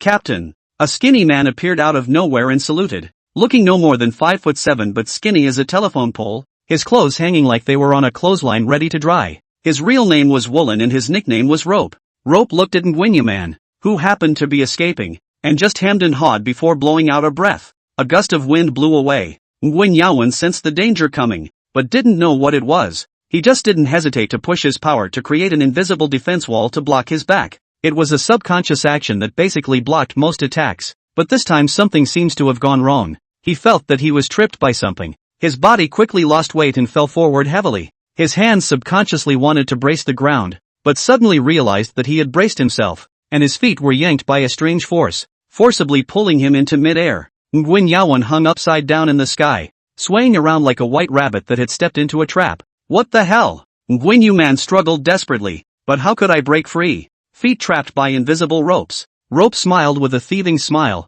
Kid, you're unlucky if you meet me. I'm the best at dealing with non-shapeshifting awakened. As long as you're seen by me, you've already lost. C rank ability. Invisible rope. Not much of a rating though, but it's defensible. This ability belongs to the strong Nen system, using mental power to create invisible ropes that can appear anywhere within his field of vision. Against ordinary people, you can say that the descending blow. The rope strength is average though. Some of the top boxers and weightlifters among humans can force their way free by their own brute strength, not to mention the shape-shifting awakened ones. However, it worked very well against awakened people with average physiques of their own. Nguyen Man was dumbfounded. Oops. Meet the nemesis. Just one D-level incident. Is it so bad that the special action group sent so many people? Ruan Yaowen was very aggrieved. Bai Ming sneered. The source of the hospital's rules is out of control. It should be you who did this. Quite rampant. Being wanted by us and still daring to come out on a mission. Where is Fang Zhen? Hand over the person to me. Nguyen Man is holding back. What does the source being out of control have to do with me? He yelled. I didn't arrest Fang Zhen. What are you looking for me for? How can you just want a legal citizen? Do you have any evidence? I'll file a complaint against you guys. Bai Ming held a cigar in his mouth and puffed white smoke, then pulled out a pistol and pointed it at Ruan Yaowen's head. What did you say? I didn't hear you. Wait, brother, I'm kidding. Nguyen Man immediately conceded. It's impossible not to wimp out. The special operations team is real with gun rights and immunity. Where's Fontaine? I really don't know. Bai Ming rolled his eyes. Still talking tough. I've already seen Fang Zhen in the hospital. He must have been controlled by your accomplices. I advise you to give an honest account and confess to leniency. Nguyen Yaowen wanted to cry. Control? Who controls who? I'm the one being controlled. He can't sell out the town. If Fang Zhen was taken away, then his lifeblood would be completely gone. So tough? Refusing to talk even with a gun to your head? To be so righteous? Bai Ming was a bit confused. Captain, you try. Chu Xiaoyuan nodded as she was about to go forward. Nguyen Yuman doubled over in fear, passed out straight away. Rope exclaimed, worthy of a captain, to give up without a fight. Forget it, let's lock it up first. Fang Zhen is in the hospital. The army has surrounded the hospital. Sooner or later we will be able to find it. Chu Xiaoyuan said. Jasmine, be ready to act at any time. The first time you find an ability person is to shield his power. Jasmine nodded. Understood. At this point, Fang Zhen was still chatting with Zhang Yueying. At this time, Zhang Yueying received a phone call. Hey, Sister Chu, you guys came to the hospital? Well, don't worry, there's nothing wrong with me. I'm currently basking in the sun. You guys are in the hospital too? Good you guys come over and look for me. Fang Zhen's heart sank. Sister Chu? Yeah, it's Chu Xiaoyuan. Zhang Yueying laughed. She looks very small, but knows really a lot of things. Her real age is definitely older than me. Not good. They actually came. Fang Zhen didn't want to be taken to headquarters. Zhang Yueying keenly noticed Fang Zhen's change in mood and said in disbelief. What's wrong with you? I'm sorry, I have to go first. Fang Zhen said. He was in a hurry to leave. However, as soon as he turned his head, he saw Chu Xiaoyuan and Bai Ming figures had already appeared at the end of his line of sight. Not good. You can see them yourself. They can certainly see me. Fang Zhen. Bai Ming was overjoyed and took a direct jumping step, leaping across a distance of hundreds of meters, almost cracking the concrete floor. Finally looking. Ha! Bai Ming rubbed his eyes. Doubt I'm seeing things. The only person in front of him was Zhang Yueying, who was sitting in a wheelchair. There was no second person at all. Strange. He himself had just clearly seen Fang Zhen. How it's gone in the blink of an eye. Captain, you guys just saw it too. Waiting for Chu Xiaoyuan to come, Bai Ming couldn't wait to ask. Molly, the rope couldn't help but nod. Chu Xiaoyuan was likewise slightly confused. I did see a figure that looked a bit familiar, but it disappeared all of a sudden. It can't be that we were all dazzled at the same time. The crowd couldn't help but look at Zhang Yueying. Zhang Yueying guffawed. What are you guys talking about? I'm the only one here all the time. Chapter 60. Zhang Yueying's reply caused Chu Xiaoyuan's brows to furrow. She came to Zhang Yueying at the first opportunity and stared at the other party's pupils. Sister Chu, what's wrong? Zhang Yueying asked. Chu Xiaoyuan replied. I'm worried that you're having your cognition interfered with by the power of the awakened. Don't worry, it's not your fault. After all, you've only just awakened. Well, then, did I? Looking at Zhang Yueying's clear and bright pupils, Chu Xiaoyuan became more and more confused in her heart. No, your ability, controller, is able to enhance your own attributes in all directions, and your resistance to outside mental interference is very strong. It's not that easy to be interfered with. B-class ability. Controller, it is possible to manipulate the muscles, the mind in the most subtle way. It belongs to the shape-shifting family. Unlike Chu Xiaoyuan's magic shape, Chu Xiaoyuan could make the most extreme changes to herself, even breaking through the limitations of her race and twisting herself into different forms. Instead, Zhang Yueying had developed herself to the extreme on a human basis. She'll be the fastest athlete, the most graceful dancer, the best shot, the most feared assassin in the world. In some separate field, there would surely be awakened people who broke the limits of humanity who could far outperform her. But as far as general ability is concerned, Zhang Yueying's club is ridiculously high. Hearing Chu Xiaoyuan's words, Zhang Yueying breathed a sigh of relief. That's good, Bai Ming asked. So you've been in the hospital for so long. Have you seen Fang Zhen? It's that kid who was in the same school as you. He was taken, and now he might be in danger. Zhang Yueying blinked. Didn't see. I'm not very familiar with him. Okay, then I'll look around some more and check the hospital security cameras on the way. Bai Ming left quickly. Chu Xiaoyuan said to Zhang Yueying, a serious rule incident just happened here. I'm not sure if it's resolved yet. I'll send someone to send you home first. Well, thank you Sister Chu. No need to be so polite. Chu Xiaoyuan pursed her lips, and it was hard to hide the happiness on her face. Most of the others call her little sister when they first make contact. Zhang Yueying was the only one who would address her as Sister Chu. That alone. It's worth taking care of her. Chu Xiaoyuan pushed the wheelchair and led Zhang Yueying away. Fang Zhen watched Chu Xiaoyuan and his group leave, and only then did he breathe a sigh of relief. He certainly didn't have the ability to escape by Ming's field of vision all at once. He just unleashed his new ability, ignore. This caused by Ming, Chu Xiaoyuan and the others to subconsciously ignore his existence. Of course, the body didn't actually move position at all. In this situation, you can't just make an attention-grabbing noise, or else you'll be judged to be where you are, and then the effect of your ability will be greatly reduced. It's not really stealth. If you secretly stab someone twice with a knife, you'll be caught immediately. It's like looking for a cell phone. Sometimes you grab your cell phone in your hand, but suddenly your brain can't turn a corner, looking all over the world for your cell phone, and you can't find it no matter how you look for it, or even wondering if you've lost it. This is a form of neglect. But at this point, if the phone jumps up and slaps you, can you still ignore your cell phone? Obviously not anymore. Fortunately effective. Fang Zhen was somewhat pleased. This ability could be said to be quite powerful if used properly. Still, he had a little bit of heartburn. Jiang Yueying said that he wasn't very familiar with himself. I don't know you well enough to drag me into so many conversations.